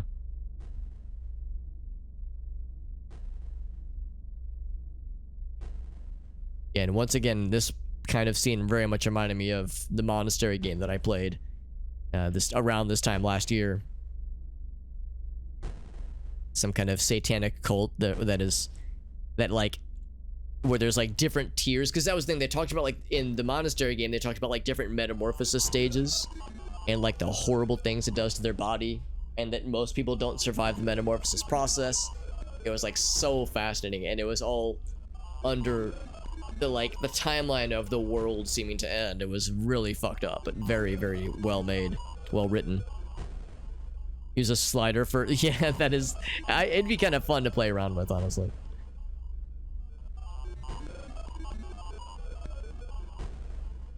Oh.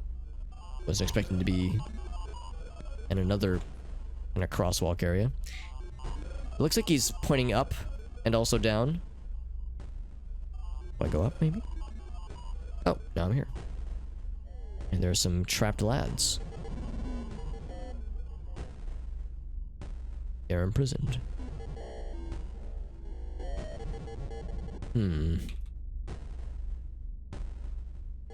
So that's a Baphomet pose? Okay. So maybe that's what that statue is.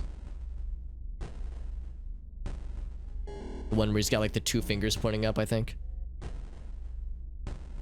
Gloomy wooden table. I mean, the table seems like the least imposing thing about what's going on in this room, but sure. Everything here seems gloomy and awful. Is this one of the objects? Oh, it's a mirror.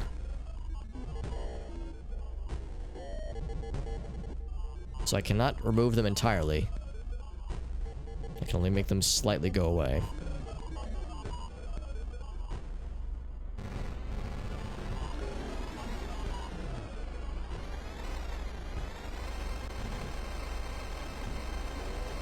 Make it away. It gets faster as these things grow. No, he's going faster on his own.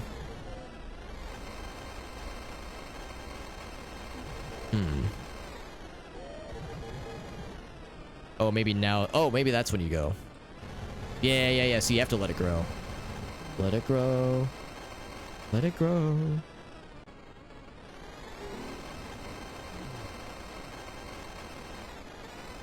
Gonna get down so I can... Oh god, but if you get too close... Oh, okay. So you have to, it's like a... You have to balance a number of things then. So you have to wait for his head to appear, but the only way you can see the head is when this stuff is not overgrown. So no head.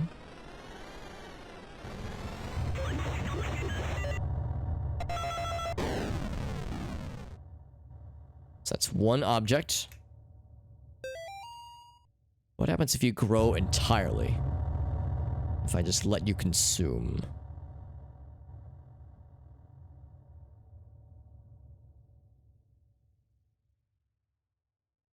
I wonder what this is specifically. Kind of purple vines, pinky purple vines. Would be like afraid of holy things and react to a crucifix.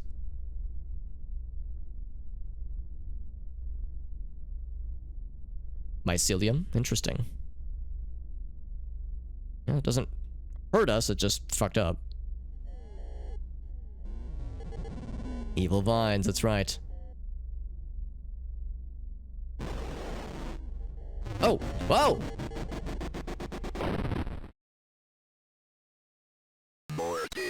That was unexpected, yeah. I looked at the table and then I got. He wasn't wrong. The table fucks you up. Oh, we have to do the boss battle, or it wasn't really a boss battle, but the mini boss battle again. Well, damn. You're never safe, huh? Maybe I should have saved sooner then. I can't just pick this thing up. That's okay. This is actually not too hard of a fight.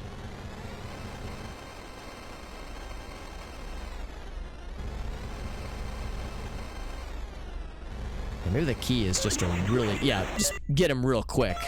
Blim, blim, blim, blim, blim.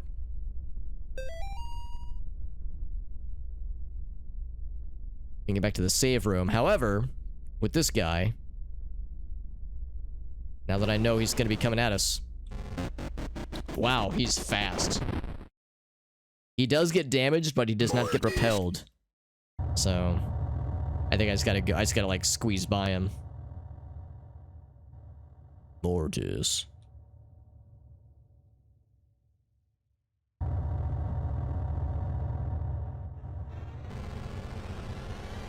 Thankfully, this boss fight really isn't too bad, though. Now that we kind of know the quick way to resolve it.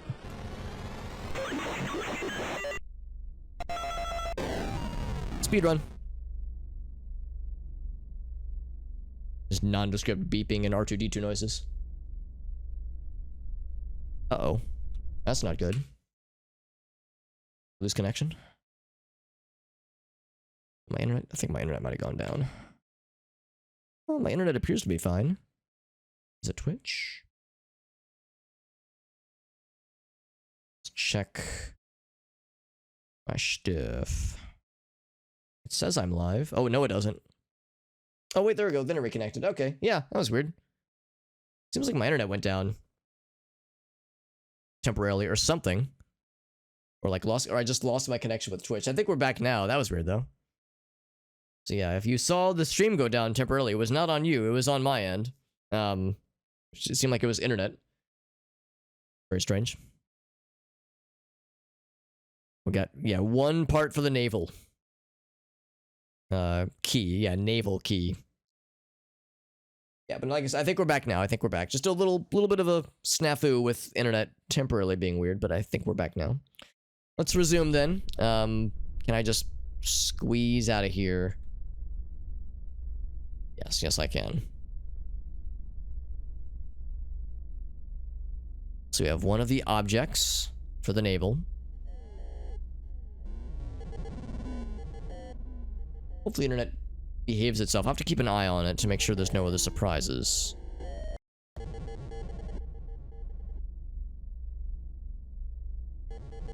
This is a new one. I think it's a new one. Can't interact with it at all. Oh, well, that's awfully easy. It's, in fact, too easy.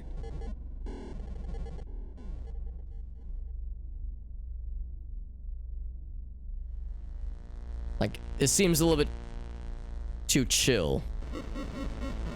Oh, boy. Was it laughing at me? This one's, like, pointing to the right, kind of?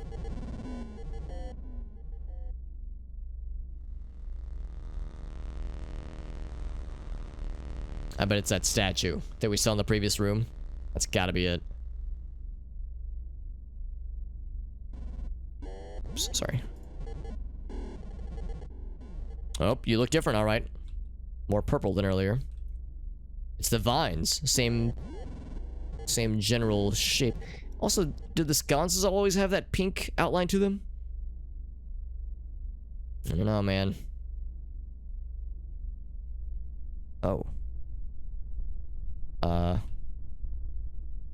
Wasn't expecting that to happen. So are the vines, like, replicating things? Is that what's happening here? Like, the vines are, like, seeping into things and cause them to double up? This is still the same. I get to see it happen again. Like, separates, yeah. I don't know Latin, so I don't know what that means, but... Oh!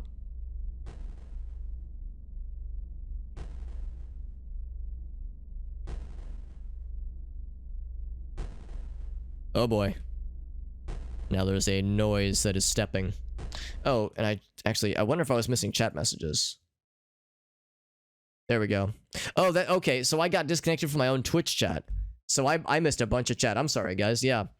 I was running, I was like, wow, chat's being kind of quiet despite the internet going down, or my stream going down. Yeah, so my own chat connection got dropped for a minute. Yeah. Yeah, the Twitch Mortis, yeah, exactly. The dude come out of the cage? Yeah. Little blurbs of him eating you. Oh, interesting. So you got like little snippets of that death happening, yeah. Yeah, I don't know what happened there. I didn't see a sign of my internet going down. It actually might have been, it could have been on Twitch's end. But they always had the kind of pinkiness. Okay, thank you. Oh, I wish I wish they were scones, then they'd be delicious. Could they have been vines? That's a good point, actually. Yeah, what we thought were entrails could have been vines that were like ripping things asunder from the inside or something. Yeah, so you got some little snippets of things happening. Yeah, I think by the time I noticed it, it had probably been down for a minute, because usually when OBS drops, I get a little like boom boom boom. I get like a Windows notification.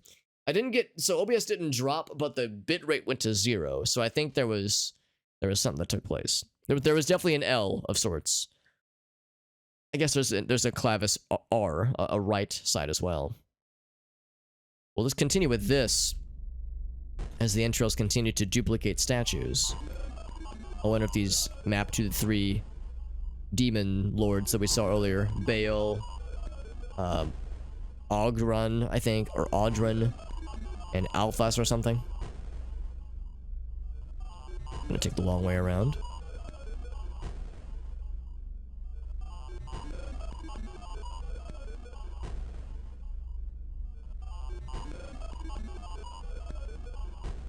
It seems so weird that I can't interact with them.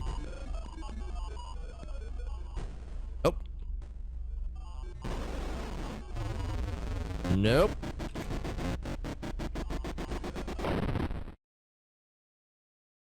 So yeah, they're morbing. It's like in Resident Evil 4, the ascended cultists. They like their heads sprout into demon winged critters.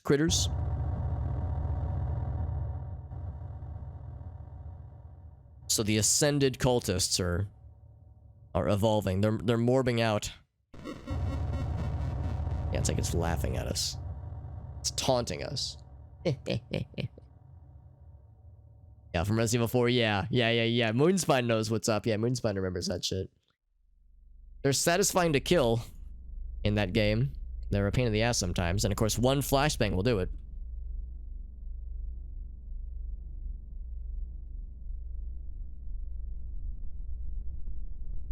And then we are Estoy Lupin for a few screens.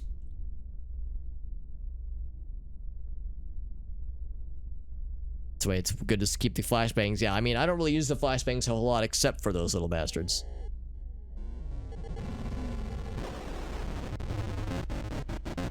Man. I'm grateful that it did autosave here and not put us back from the beginning of the sequence and have us fight the vines the first time. I think the strat might be to stay diagonal to him, so he can't reach us as well. He's got those grabby hands. And they are, unfortunately, quite effective.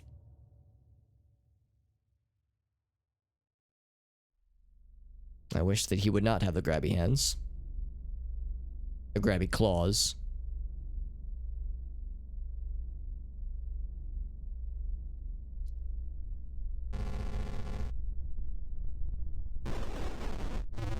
Diagonal. Yeah, fuck you.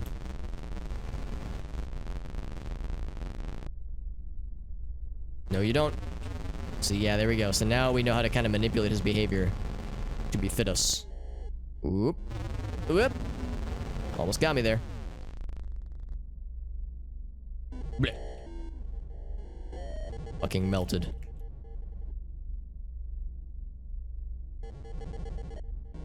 They were saying that as you transform, your body will change.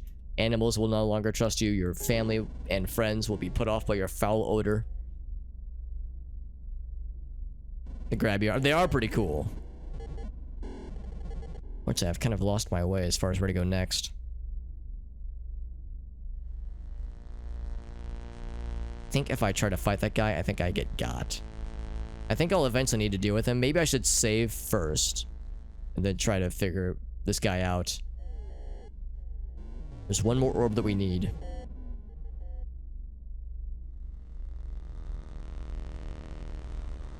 Oh.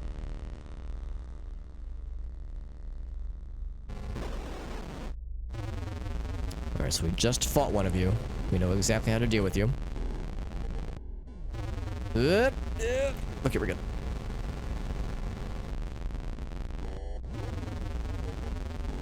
I think we're safe. Just splorts out.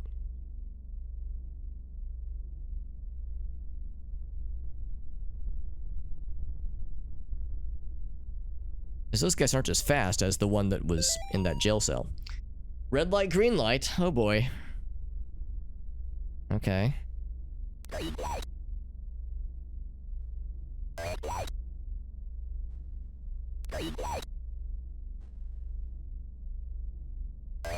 Oh. How much do I want to push it to the limit?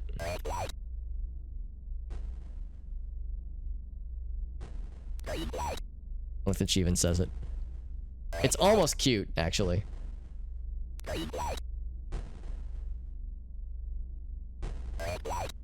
I played too safe, man. Oh! Hey, Wirewolf, what's up, bud? Uh-oh. Hold on, hold on. Oh, crap. I pressed the wrong... Fuck, I pressed the wrong window. Oh, God. Gotta add the points from to the counter. Thank you, Wirewolf, for playing some of a very cool game that came out this past Friday. This is, I think, near the end of the final chapter of this game. And we're doing a little game of red light, green light to acquire this last object, this last key for this like central puzzle in the main area. Yeah, it's strangely adorable. Strangely adorable. Oh, I think my bot died, didn't it? Yeah, when the I'm just gonna reset it. Because when the connection went down, when the stream went down temporarily, I think it killed the bot. But thank you, Wildwolf. What were you up to tonight, bud? Thanks for joining in. We got Snap as well. We got Wired Wolf. What's up, bud? Yeah, we're trying the shoutouts. Yeah, it's being a little bit persnickety. I'm hoping that restarting the bot will fix it. Because yeah, when the stream went down earlier, I don't know if it was my internet or if it was something on Twitch's end, but for whatever reason, we lost connection for a bit there. Oh, Manhunt, that's cool. Yeah, like the original, right? So now, shout out to Wired Wolf 287. Bam. Still, really, you would think that resetting the bot would do it. One more time. Oh, there it is. Okay, it just took a second. There we go. So the bot is alive again, and that means we can do very important things like this. Okay, maybe not. Maybe alerts are dead, but otherwise, or not alerts, but the sound effects are dead. But otherwise we got that working. But yeah, Manhunt, yeah, the classic PS2 era game. That's awesome, man. Or actually, was it PlayStation 1? Regardless, yeah, I remember that game was controversial back in the day. Do you have any like favorite moments or like chapters from that game? Speaking of which, oh shit. Yeah. Now that we're getting pursued, we have to like be snappy. I can't just play it extra safe. Then we get to fight this guy. So we're dealing with some ascended cultists, some people that wish to summon Mega Satan into this realm to cast forth a new era of darkness. Pretty happy things. So we're dealing with a lot of things in this horrible place. PC version. Oh, really? But there is a fix. That's good. That's good. Yeah, so somebody made a fix, like a DLL or something that addresses some of the problems. I think of some other games that have had things like that where like somebody from the community made something that cleans up a port or added a patch or something. Yeah, it's green light, red light. But of course, there is now an entity. Ooh, playing a little bit not safe. Are we safe? Green light, red light. Cool, we're good. Now we have 2 of these motherfuckers to deal with. These guys seem to have survived the process. Just an executable. Oh, awesome. Yeah, nice and easy then. Very good. We have 2 balls, balance restored. Now we're even keeled. That's correct. Now we have the proper counterweights. Let's see if we can fight just one at a time. Nope, no grabby hands for me. Thank you very much. Fuck you, fuck you, fuck you. Damn it, he still got me. These guys don't have a ton of health. So I was thinking I could still get them on the way out. It's like when you're getting sucked up by a barnacle in Half-Life. You're lucky you can still free yourself. Now we got the green light, red light again. Yeah, staying north and south of them is the gamer strat with these lads. Whoop, nope, nope, nope, nope, nope, nope, nope. Hey, there we go. We have both of Malek's testicles. Maybe then he'll let us play. Oh, fuck! So after a certain distance, you are in the safety zone. Wired Wolf, what are some other things you have planned for future streams? Oh, what? Come on, lady! I'm getting too impatient, man. This is what happens. Can I just leave without dealing with this guy? That's probably the gamer strat. Just no, don't even engage with this dude. A little head jiggle as she's sliding back.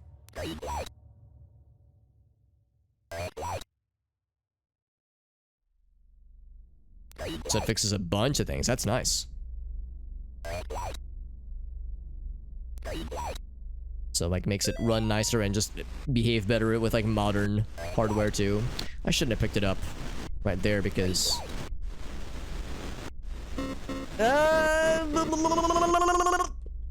barely. Still got to deal with these fuckers though. And I don't know if you could really squeeze by. Maybe you could squeeze by one of them. Whoa! He like instantly morbed out that time. Cool. Blech. You know what? I'll bite. What happens if I get you as well?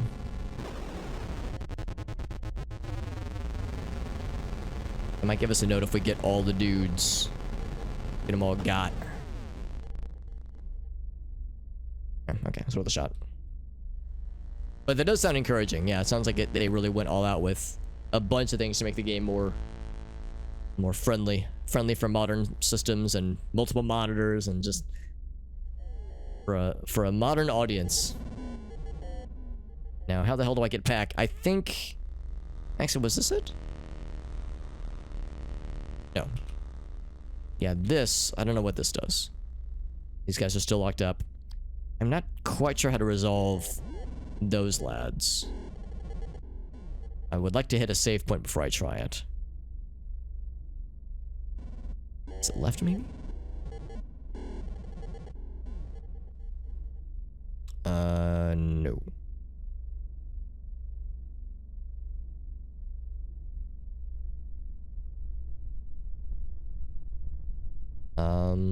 Have I seen this before? I don't think I have. Looks like Mildred. Mother Mildred. Oh, here we go. I need to save. Bing. So we have, I think, all the main objects. But I'm... Okay, yeah. It's just the other hallway. Oh, I think this has evolved, though. I don't think this face was quite as... You know, I don't think we couldn't see the eyes. I don't think we could see the blood stain on the mouth. So I think the face has kind of evolved for this painting.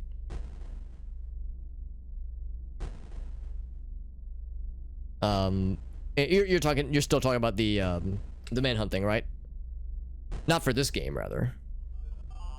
Because it makes sense. Yeah, there might still need to be some manual tweaking. Because I can think of some other older games where, yeah, you have to like grab a DLL that somebody made, or sometimes an executable. But yeah, sometimes you have to like get your hands dirty with swapping out DLLs and modifying INI files, just all that stuff. I know it can be a pain, but if it's done, you know, well, if it's done right, then it's set and you don't have to worry about it anymore. But that initial setup can take some Googling and some... Okay, so it is the same kind of stuff then. It can take some Googling, or it can take some, you know, some trial and error. I was worried that these guys were special because we never saw them do the grabby hand strat. They would just do the jump right up to you and kill you move. So I was worried that their fastness was what made them scary. So this guy is actually quite easy to deal with now that we know the proper means.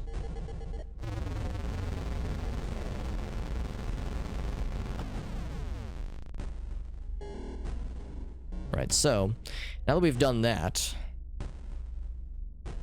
direct X8, that would have been gloomy wooden table. Would that have been like 2000, like 7? Trying to think like what would have been like the hotness back then. Maybe that's even too late. Steam release is busted. Oh, that's a shame. Yeah, I'm not terribly surprised. I mean, I wouldn't expect the game to really have been maintained over the years. So something about the table. Something about the table, and that's it for this room. Let's go place the things in the main room if we can find it. I think it must have been attached to, or maybe just before the save room. Early 2000s. Ooh, boy. Oh, you know what? You're right, Moonspine. That does sound familiar. So yeah, it would have been probably early 2000s, like Wired Wolf said. Nope, not here. Not you.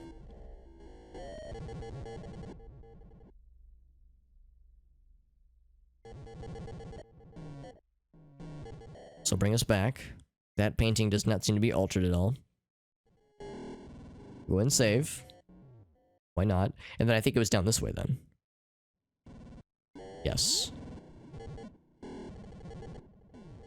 So, left is set. Right. Set. And they're on fire.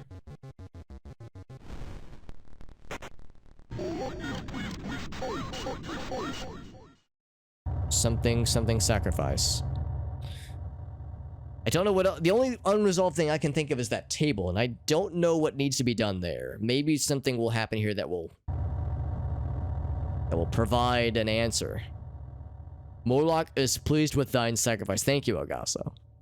I'm glad that he is satisfied that we gave him his balls and we entered inside of his tummy. We went inside of him. We got sad and happy. Actually, maybe they're both happy. You are now a tier 4 acolyte. You have descended beyond everything that could possibly save you. Your words are not your own. Your actions are not your own. You belong you belong body and spirit to Gary. Your face itches for the warm embrace of the ritual mask. You long for the blinding pain of the knife. You truly are Gary's chosen vessel. Fear not, only a little longer and you will experience the second death. Adios, alma perdita, and of course, Gary loves you. Now, I wonder if we are, like, inadvertently turning ourselves into a vessel. Like, if we're finding these notes that are instructing a would-be vessel, maybe we are kind of accidentally providing ourselves as this supposed vessel. Only one way to find out, right? Here we go. And we're in dark, spooky times. No cameras to save us. Partake of the dark indeed. We did it at a save point, though, which is good. Red. Everything's red. Oh. Shadows, or the darkness is following us. Does it mean we have to go fast? Or is it just I think it's just a thing that's happening.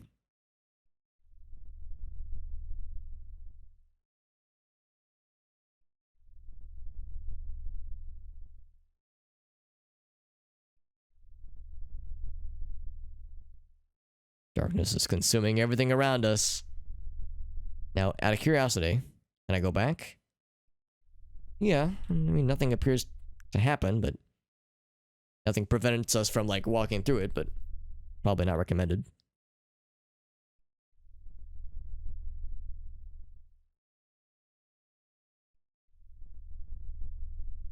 A lantern, you say? Well, this would explain why lantern mode is an achievement in Chapter 1. All that I seek, El Gazo? Absolute horror.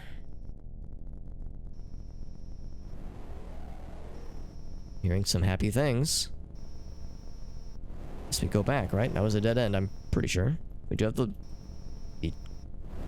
crucifix still. Oh! Well, this wasn't here last time. Is that you, either Amy or Tiffany? Hard to say. Chapter 1. It would just be for an achievement. The thing about Chapter 1 is that if you know what to do, it's really quick. Like, you could probably knock it out in like 10 minutes. Oh my. There's also an achievement for the flashlight mode. It's the same thing. So these are just bodies then. This one stares back at us. This makes me think more about Silent Hill. Silent Hill 1's. Like the fucking meat grinder zones. More specifically like around the school. The ones like earlier in the game.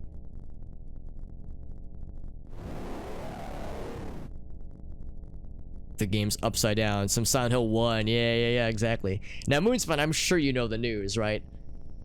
About fucking 900 Silent Hill games getting announced. And none of them were Silent Hill 2 and 3 being, like, you know, ported and re-released. But I know that's just never gonna happen because the code for Silent Hill 2 is famously just not available anymore. It's just not anywhere. So there will probably just never be a re-release ever. The remake is probably the next best thing. So I mean, I'm grateful for that, I guess. But it's like, and I would love to play the original games, like without. I mean, yeah, it's just emulation, but emulation's a pain in the ass sometimes. Sometimes it's all right. Other times it's like a pain in the ass. Or I could, you know, just find a used copy on eBay or something. But that's also an expensive venture sometimes. Silent Hill 2 remake, exactly. Yeah, which is pretty sweet. I mean, I'm grateful that Silent Hill is getting attention by Konami because they've ignored it for how long now? What is the deal with this game? Well, it's pretty cool. I mean, if you enjoy or are interested, if you're like fascinated by early 90s or like late 80s PC adventure games for like, or like in television stuff or like the PC, what is it, the PSX like PC engine, like those kinds of things. If you like those kinds of adventure, early PC adventure style games, then this is pretty sweet. Or if you just enjoy horror that is like low fidelity but does a lot with a little, you know, it's not a technical limitation thing. They intentionally gave this like an 8-bit kind of styling, but with some very I think effective touches to make it a nice dread inducing kind of game, which is my favorite kind of horror. Oh my. Is that a thing walking towards us? It is. Headless husk of a creature. It was like approaching us from here. It like came through the wall. Occult is somebody. Yeah, that appears to be what's happening.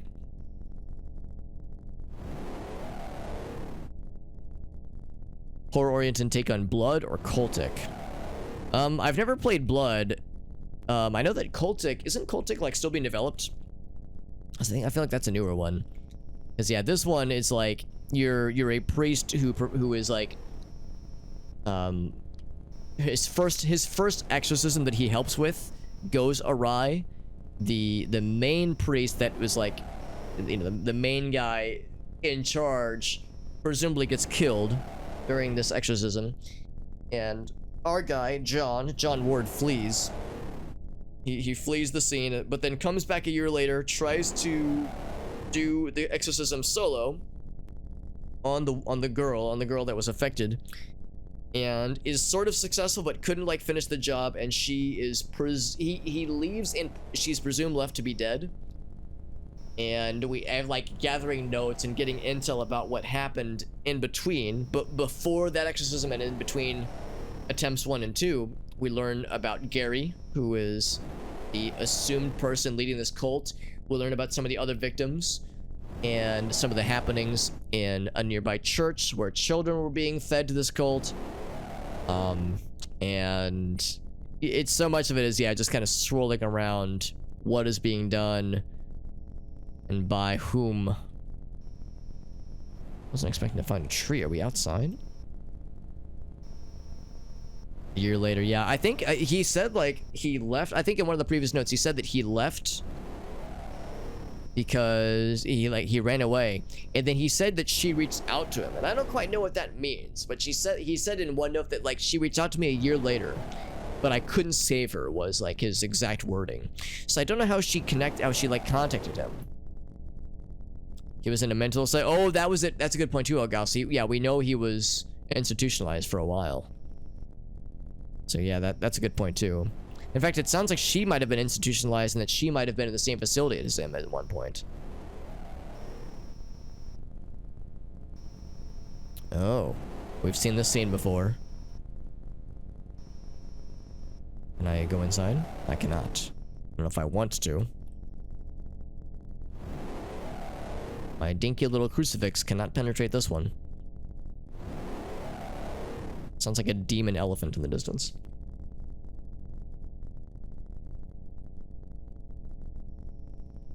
Trying to follow the blood trail or the glyph trail. Oh!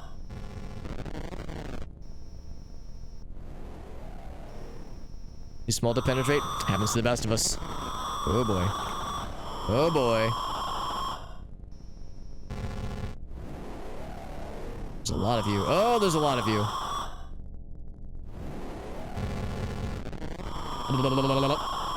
Methinks I should just get the fuck out and not try to combat these headless purple ladies. I'm trying to follow the trail, but I've lost the trail. Some of them are getting got, but they're respawning. The trail seems to have... Oh, no, here, just go south, okay. Yeah, follow the blood trail, the glyph trail. As if you stray... Well, maybe not. Oh, okay, yeah, when you stray, it seems like that's when they get spawning in. Whoa, no thank you. So stick to the path. Stick to the plan. Seems like they spawn in regardless. The quicker you take care of business, the fewer of them there are.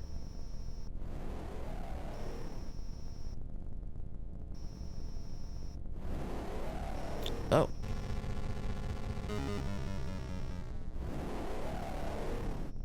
Did we kill them? Well, we disabled part of the barrier. We gotta do that 2 more times then. It kind of looked like Amy, but not quite. And we have more of the effigies behind here. Oh, we have to get back though. I was hoping that maybe they would give us a break since we successfully disabled one of the barriers.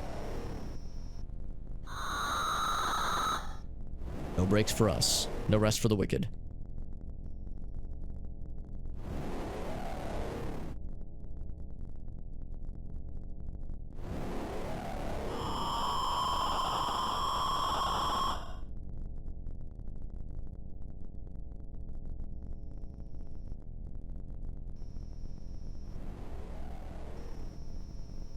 That time we didn't get any to spawn in. Oh, here we go. So that was 1. Let's go in the same order then. Clockwise and such. It's just so natural.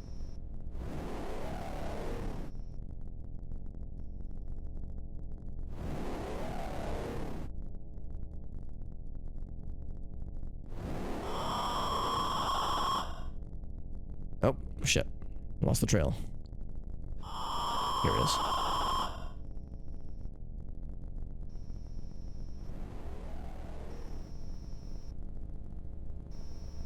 Oh. It's the shed. Yeah, it's the shed from chapter 1. My dearest colleague, Jacob.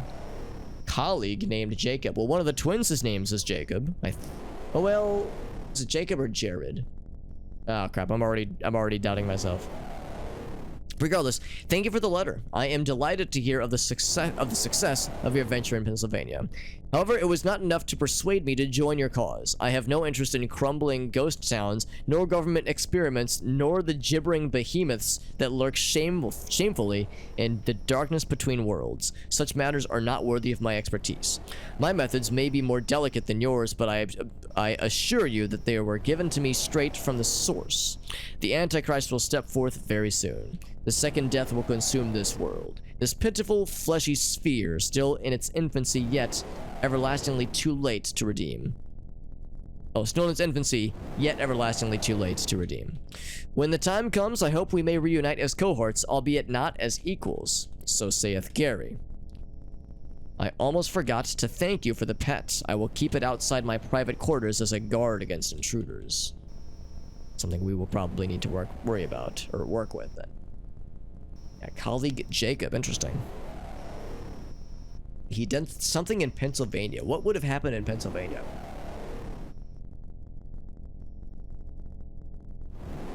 Crumbling ghost towns, gibbering behemoths, government experiments, in the darkness between worlds. I wonder if that's like a reference to something. Some kind of Jacob in Pennsylvania that did some evil shit. That apparently was not as delicate as the things that we're doing here. Straight from the source, he says. Okay.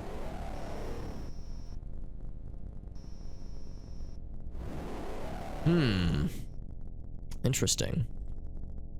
Who are these lads, I wonder?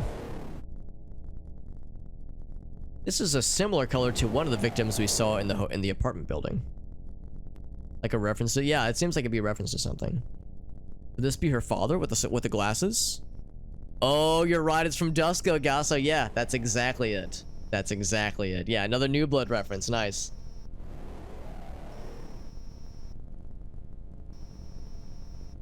I was actually wanting to look at this.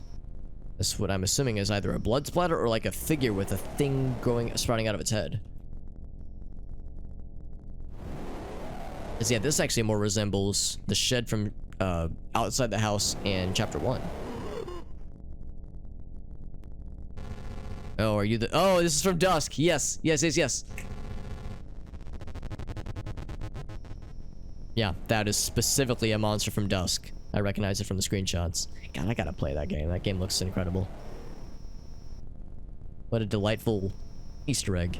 Now, how did I get here? How did I get here? We followed... Well, actually, hold on. Maybe that's the correct way to go. I think we followed the glyph. I think we followed it from the left. Maybe I'm wrong. Did we follow it from the north? I'm trying to get my bearings here. Maybe there's no other way to go, actually. Jacob from Dusk. Oh, so maybe there's like a cinematic universe. Not cinematic, but an overarching universe then. The implication that all New Blood games are within the same universe. So if Jacob from Dusk has somehow written to Gary from Faith, something I wouldn't have expected, but a nice little touch, no doubt. Yeah, I fear then that I might have missed something, because I've been following the signs. Oh, what? Oh, this way. Whoop!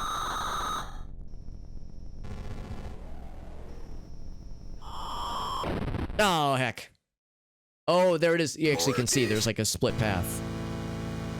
Gary's private study. Yeah, that must be it. Alright, well, I don't know when the last save we got was. Oh, boy. We're gonna be in it for a while, then. If we can't fuck up once in this entire sequence, that's unfortunate. I just gotta get good. So... now we know, though, that there is a split path, so when we get to the Dusk room, and we probably should do it because it's a cool Easter egg and we want to, like, you know, track all the things if possible. Let's see if our progress.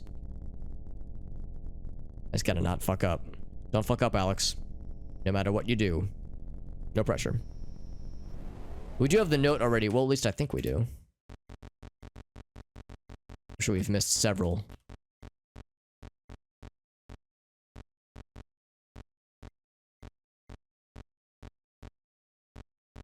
Red light, green light. We are getting near the end. But the last thing we have is the tier 4 thing.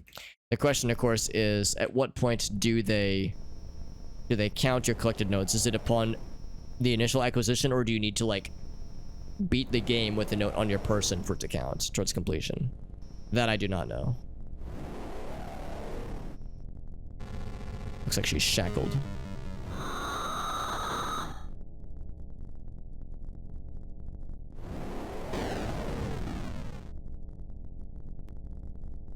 It's a shame there's no, like, quick way to get back. Oh, that's a mean spawn, dude. Just spawn, like, right on the edge. Oh. I hate to say it, but this part is not terribly scary, but it is kind of annoying. More arduous than anything.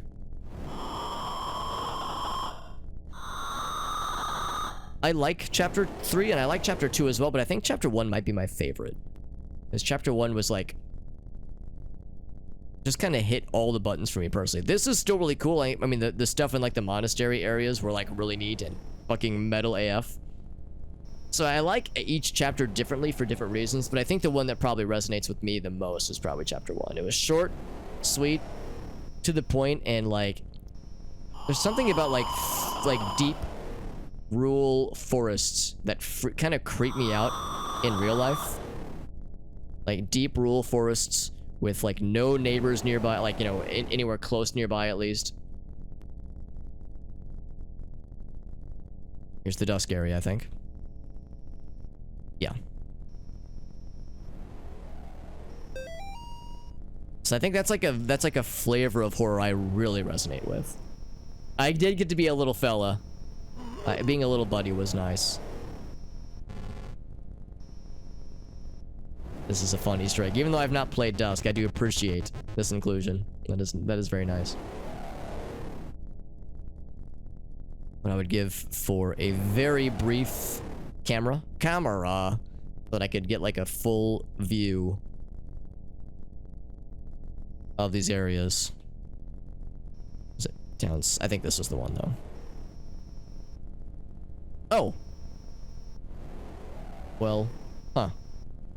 I didn't activate a thing though, did I? Hold on. Yeah, so this splits off right. Yeah, the splitting paths is kind of tricky, actually. Maybe I didn't go this way last time. Kinda hard to keep track.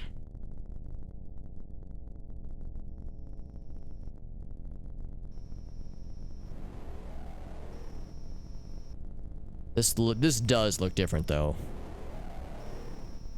I think this will probably list it. It's the salvation. There we are. Numero dos.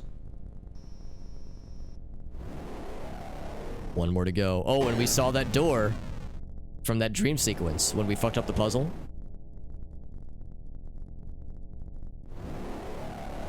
Okay, so I think I know what you're probably thinking right now. You're probably thinking, oh, the ending sequence. Oh, I guess let's go this way. Might be different depending on, like, well, you get the good ending or the bad ending depending on if you've done enough evil things or, like, good things, that kind of thing. So because we let Lisa die, that one combat sequence, if you can call it combat, boss fight sequence, and we fucked up the puzzle, or we didn't complete it in time before the game kicked us out.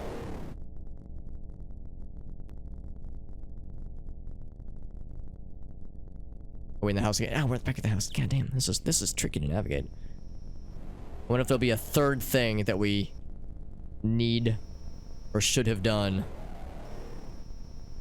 Oh, shit.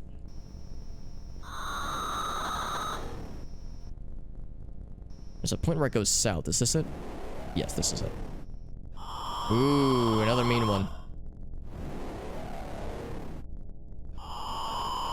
Spawns are getting mean. Oh man, what I would give for a safe one right now, man. The heat is on, man. The pressure's on. Here we go. Don't get fucked, Alex. If you're gonna get fucked, at least enjoy yourself. This is an elaborate path. I'm assuming I really need to follow the glyphs, and if I stray too far, then I'll be punished. Actually, that was a pretty quick one. That middle one was much more involved. The door lies ready. I can make it out of here. And don't get got. Whatever you do, Alex, don't get got. The love of all that is unholy. Here we go. Door time, baby. Can I purge the door? I cannot. All I can do is enter forth. Do you really want to open this door? No. Oh, okay, I was wondering if that would give us a different ending. Alright. Open the door. And I'm amongst red fellas. Am I gonna get turned into a red fella?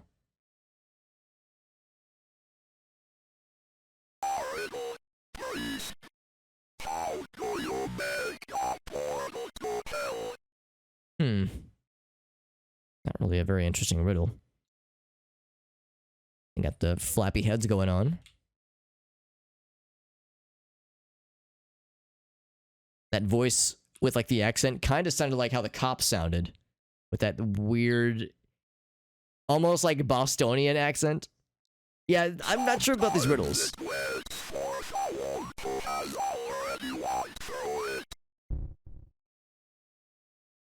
Oh my, they're Morbin. They have definitely ascended. So these are the ascended cultists. With how deformed they are. Look at the background. It's also jitterbugging out, which is pretty cool. Sometimes it opens itself inside the best darkest room where nobody can find it.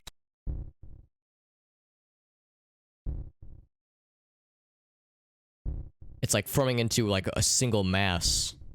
Instead of being individual monsters, it's like all melting together. A blood flesh golem.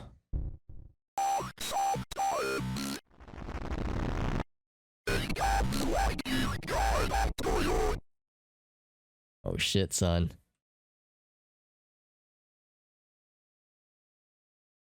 The kids. The twins, rather. Uh-oh.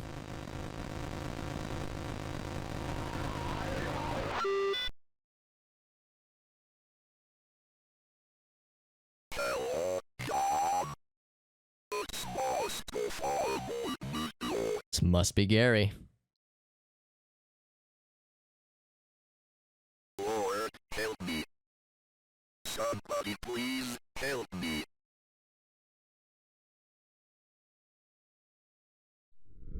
Who is it? What dost thou wish?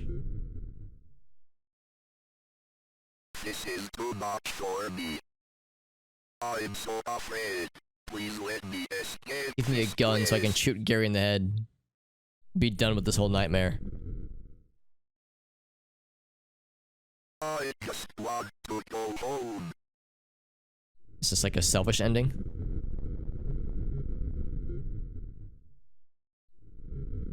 Her fate shall be sealed upon thine head. I'm guessing it's referring to Amy. I'll do whatever you want. Just take me away from here. Be not afraid. Says biblically accurate angel.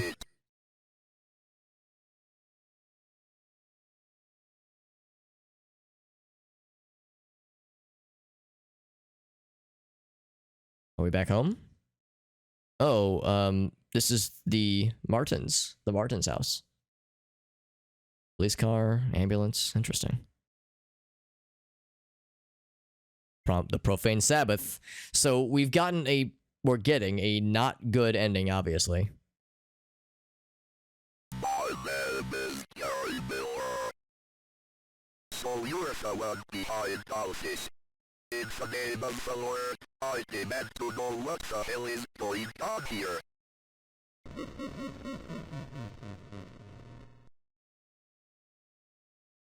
Well, you have come this far. I suppose you deserve some answers. Fine, you get 3 questions, but no more. Questions. What will you ask about? Oh, well, what do you guys think? Ask about the injection or ask about him? I think I'd be curious about him, although the injection thing was pretty fucked. I'm not convinced it did anything to us specifically. So, like, I don't know. I feel like his info that he would give about the injection would be very, very interesting. I think I'd be more interested about, like, hearing more about him.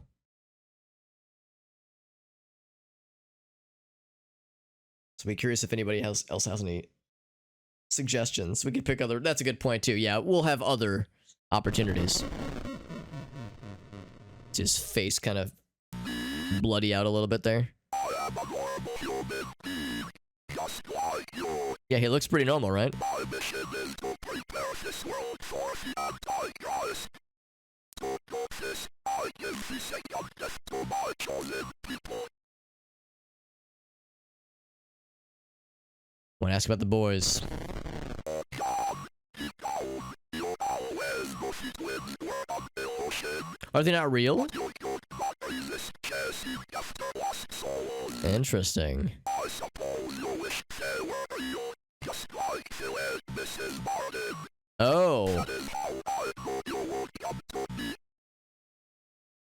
Okay, so maybe then the implication, because the glasses, right? The glasses. The implication then is that, unless I'm just dead wrong here, is that that's Amy's father. Gary was Amy's father all along. So he said the late Mrs. Martin was like an illusion. So her mother never existed. So maybe the creature that we think we saw in the basement sequences that was like hiding behind things that we maybe thought was her mom, maybe, yeah, that was never real. Or grandpa was illusion, maybe. Hey, what's up, Woo? Yeah, the glasses, man. So if her father was Gary all along, yeah, interesting. What we'll ask about, I think I'm curious about Amy. Yeah, it's gotta be his daughter, dude. She was the perfect vessel for the second death. But then you came and screwed it all up. Hell yeah, we did. No matter, once you have completed your journey, she will be mine again. Are we done chatting? Like we I think you have stood in warmed out for a little bit there. enough.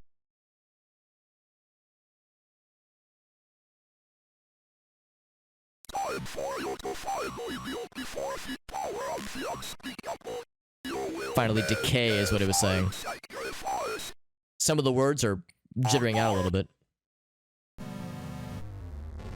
Ooh, he's fast. Oh.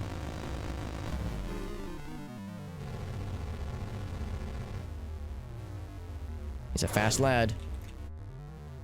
Oh, that's pretty cool. Cool trick.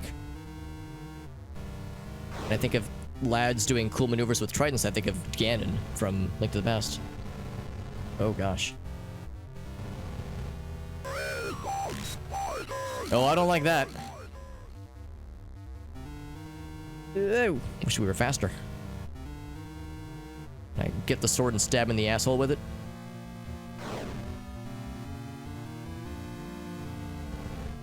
Didn't expect like an action-packed final battle. Like boss battle. Oh, he's reflecting the damage. I think that's what's going on. Oh! Blah, blah, blah, blah, blah.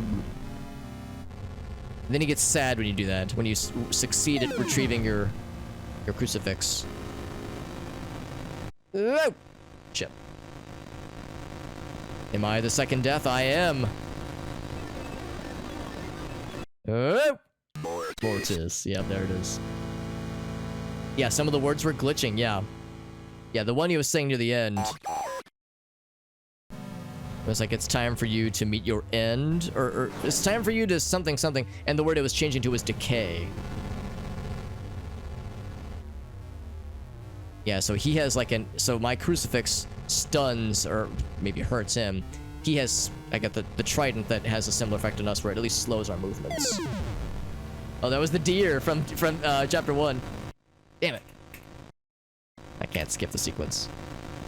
Gorgeous. I do like that noise. That boom, boom, boom, boom, boom. If you're wondering what I'm doing every time I look behind me, I'm checking on Dexter Dog. No! Ooh, barely. Oh, fuck you. And maybe, like, the strat is to intentionally get got by him. So that you can take advantage of the fact that, like, he's vulnerable for, like, a second or two afterwards. Oh, you're right, it does turn gold. So, yeah, maybe the implication is that we've, like, lost some... Like, our crucifix has, like, lost some spice over time, but it becomes gold temporarily, implying that it's, like, back at full power or something.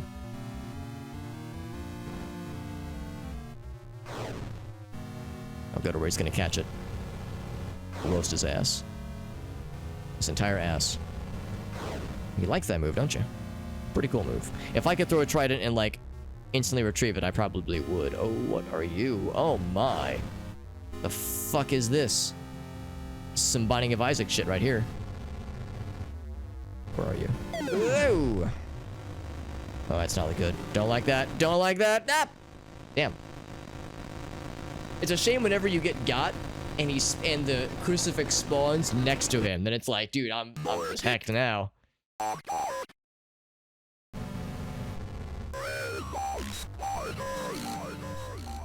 like the echo. Spiders. And in true, like, anime supervillain fashion, he calls out the name of his special moves before he does them.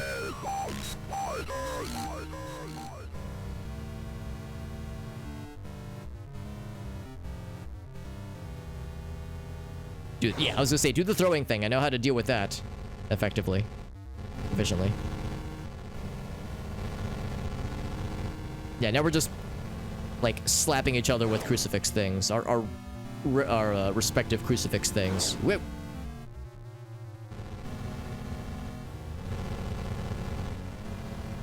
Missed me with that bullshit. Oh, he's got two of them. There's the umbilical cord lad. What the fuck is this nightmare? Oh! So if it reaches you, it just knocks you down. It's not instant death. It almost looks like he's crossing his arms, like he's doing like he's pouting, kinda. It's like, how dare you pick up your crucifix after I knock it down like that?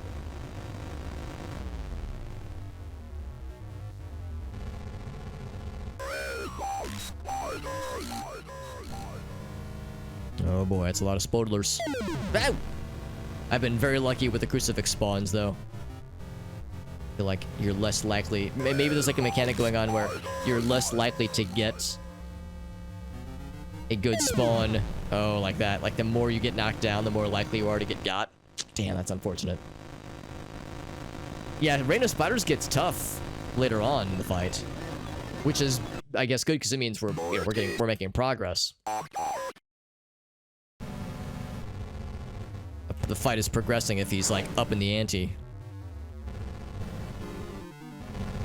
It's really hard dodging those when there's that many.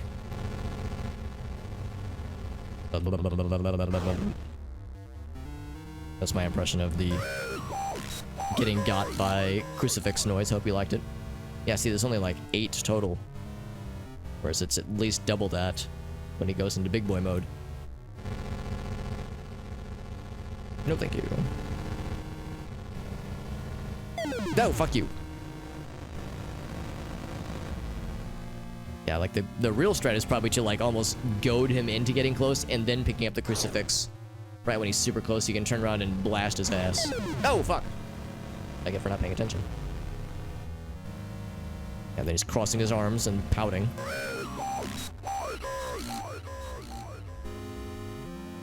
That's a lot of spoilers. Damn it. Nope, fuck you. So we've already progressed to the second phase. The big thing that he summons that takes up the yeah, that thing right there that takes up like the top half of the screen. I don't know what you are. Like, I don't know what that fucking thing is. Whoa! I don't like it. No, I don't like that either. Can I just hide? No. Yeah, that's really unfortunate. That's like, you're just dead when that happens. If it spawns that far away, you're just hecked. On guard. This means I gotta not get knocked down. That's all it comes down to. I gotta figure out how to deal with each effect. The intro stuff is easy, but when he summons the giant demon thing, pretty much goes right for you, so I gotta figure out how to get around that one.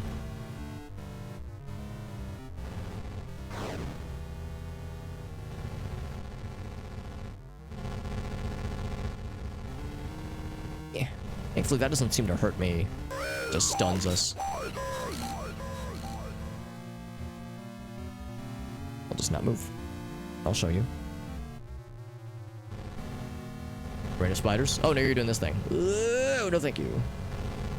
It's a who's who of the demons that we've dealt with between all 3 chapters. Yeah, this fucking thing. Oh, shit. Can we do that?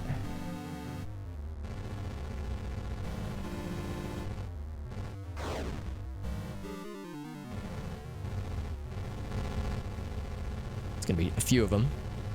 I bet when he gets like into the big shit, he's gonna hit us with 3 of those. So it's gonna throw 3 buddies at us. Oh, wow. So maybe going to the sides is the strat.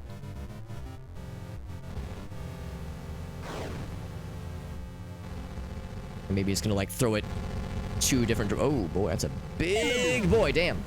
Maybe he'll like throw it back and forth a few times. Get fucked? Did he get fucked? Hell yeah. Oh, fuck! Garcia with the gat! Don't be afraid, John. I got my fucking gun. Dude, Garcia's the fucking goat.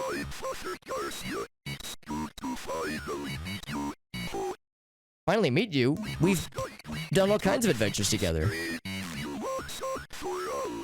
Unless those 2 were dream sequences. Be not afraid. The cigarette, yes, the spicy cigarette. Be not afraid. I don't know, man. Easy for you to say. Final battle. Oh, you're right, Ogaso. Yeah, nice to finally meet you. He's probably talking to Gary.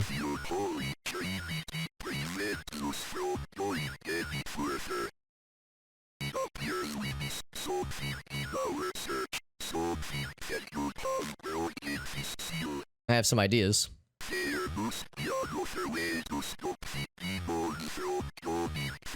Hey, what's up, Whale?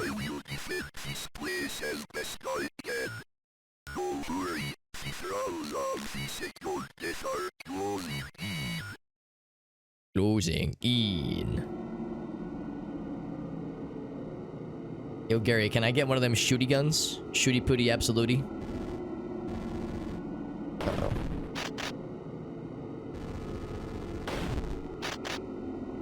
Oh, so they do? Yeah, they do. Whoa, okay, I don't want to get in your way.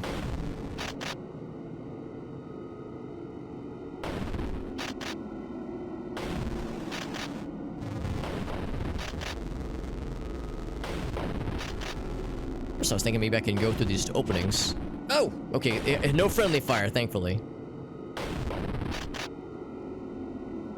What's this do?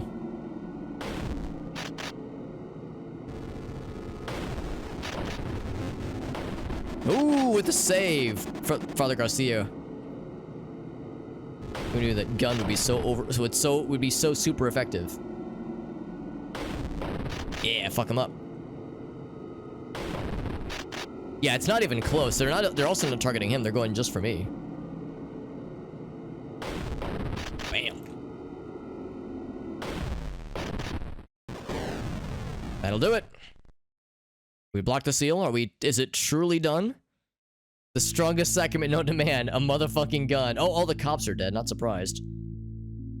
Unless Father Garcia killed all of them too. Actually, no, there's all the cultists that fucking massacred them. Overran it. So we got a less than sufficient ending. Well, a less than perfect ending, but it hopefully was sufficient. Charlie Garcia's like, I need to smoke. And John's like, I'm having a fucking breakdown.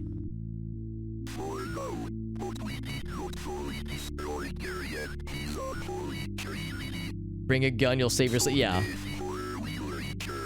When you're dealing with a blood cult like this.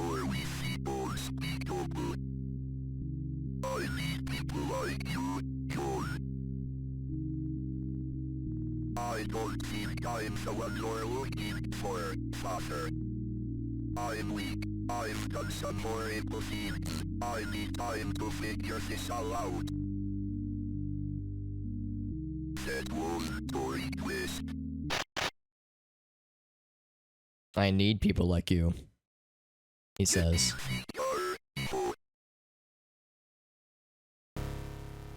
He did say, nice to finally meet you, Iho.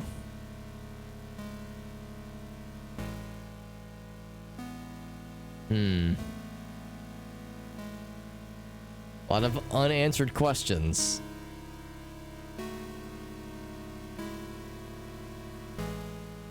Yeah, which one was an illusion? Because the one we adventured with previously, that wrote to us on multiple occasions. So that's a credit sequence. So it brings to mind a number of questions. Could it possibly be that if we did all the right things and did like all the cool stuff, there's the Dave Oshry, that's the main guy behind New Blood.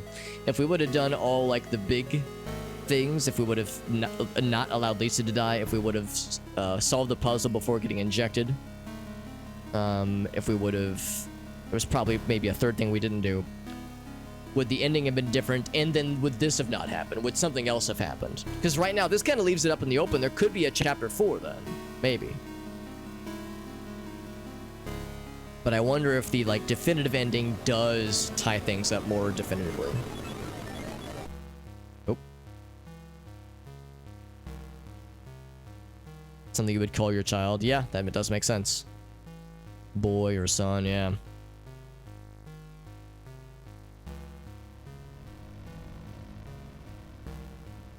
A new purpose. Ending 1. So that's probably the ending you're expected to get the first time you play it. Like the pop got the monster. Yeah, well, he popped him like multiple times and then the monster finally died.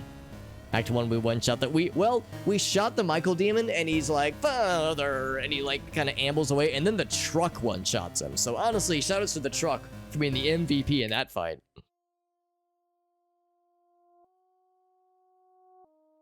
Need some pupper time. So of course, JD. Yeah, and as you can imagine, I would love to double dip then to start adventuring and start picking up lost notes that we didn't get, start hunting for like the extra endings. However, I do need to wrap it up fairly soon because it is already 1 a.m. So I've been live for actually fairly close to 5 hours. I'll go and let the credit sequence finish though, and then we'll see what kinds of cool things we unlocked. Went from being great to a lot less great. Yeah, it's interesting. He's saying, I need people like you to help me with this war against the unspeakable evil. And John's like, in this ending, he's like, I don't know, man. I am an imperfect individual because of, I mean, the fact that he like bargained with the devil or I guess or the high heavens or something to like be spared from the initial encounter, even if it meant swearing, even if it meant damning, I'm assuming, Amy to, you know, to an unpleasant fate. So I think that's like an indication that, yeah, that we were insufficient with some things. So we need to wrap up. We need to go back for another ending and like wrap up things we didn't wrap up this time around. 3 secret bosses. Whoa, man. Yeah, thank you for looking that up, Oka. So yeah, I'm gonna need to like do I'll see if I can find like spoiler-free guides that say you'll want to do this, and we won't tell you why, but you'll want to do these things.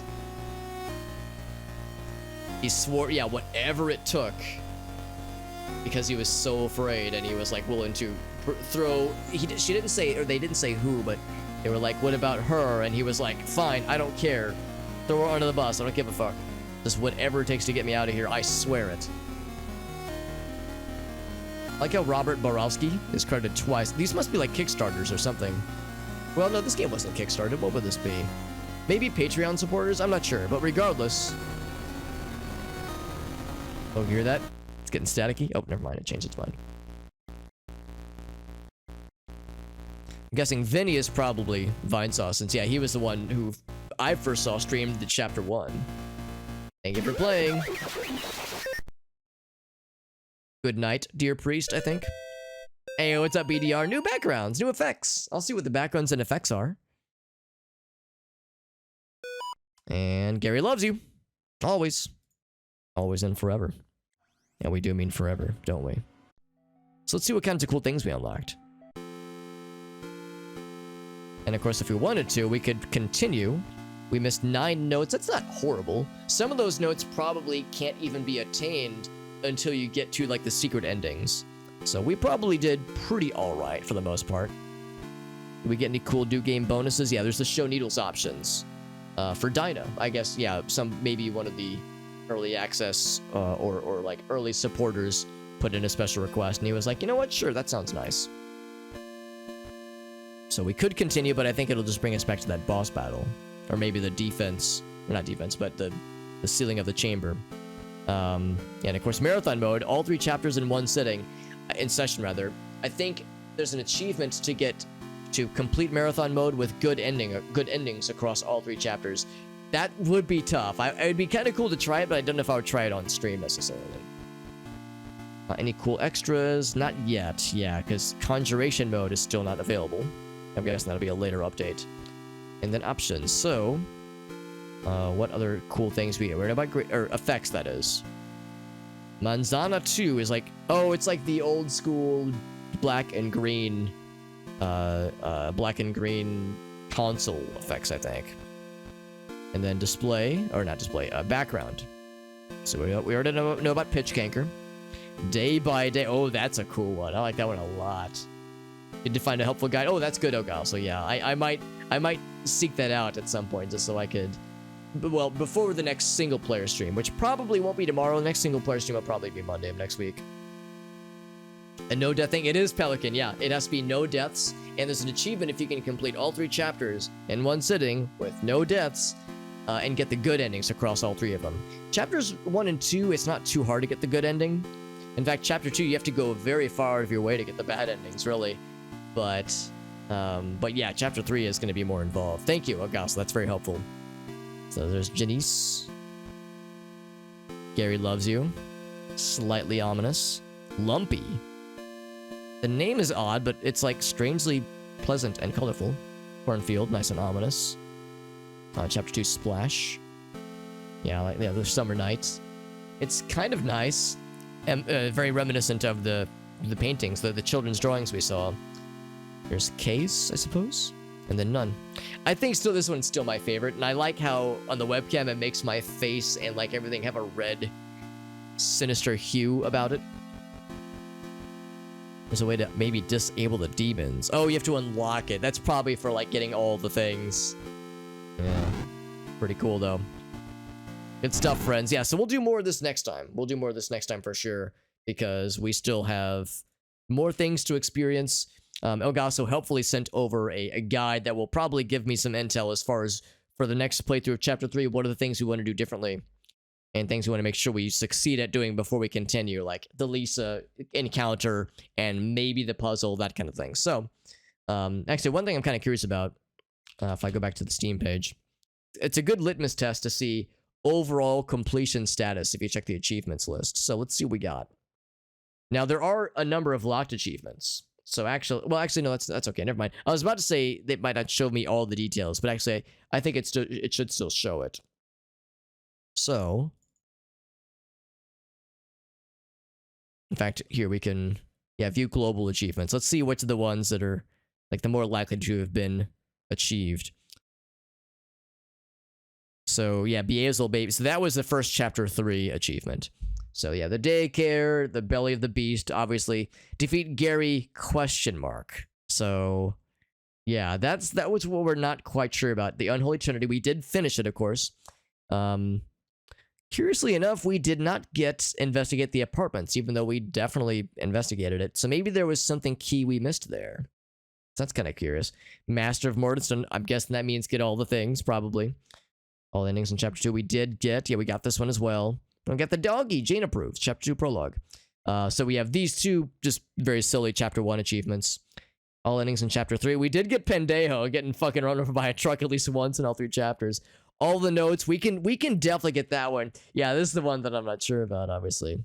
So yeah, 1, 2, 3, 4, 5, 6, 6, 7. This one I'm kind of curious about. I'd be curious to see like what we missed for that.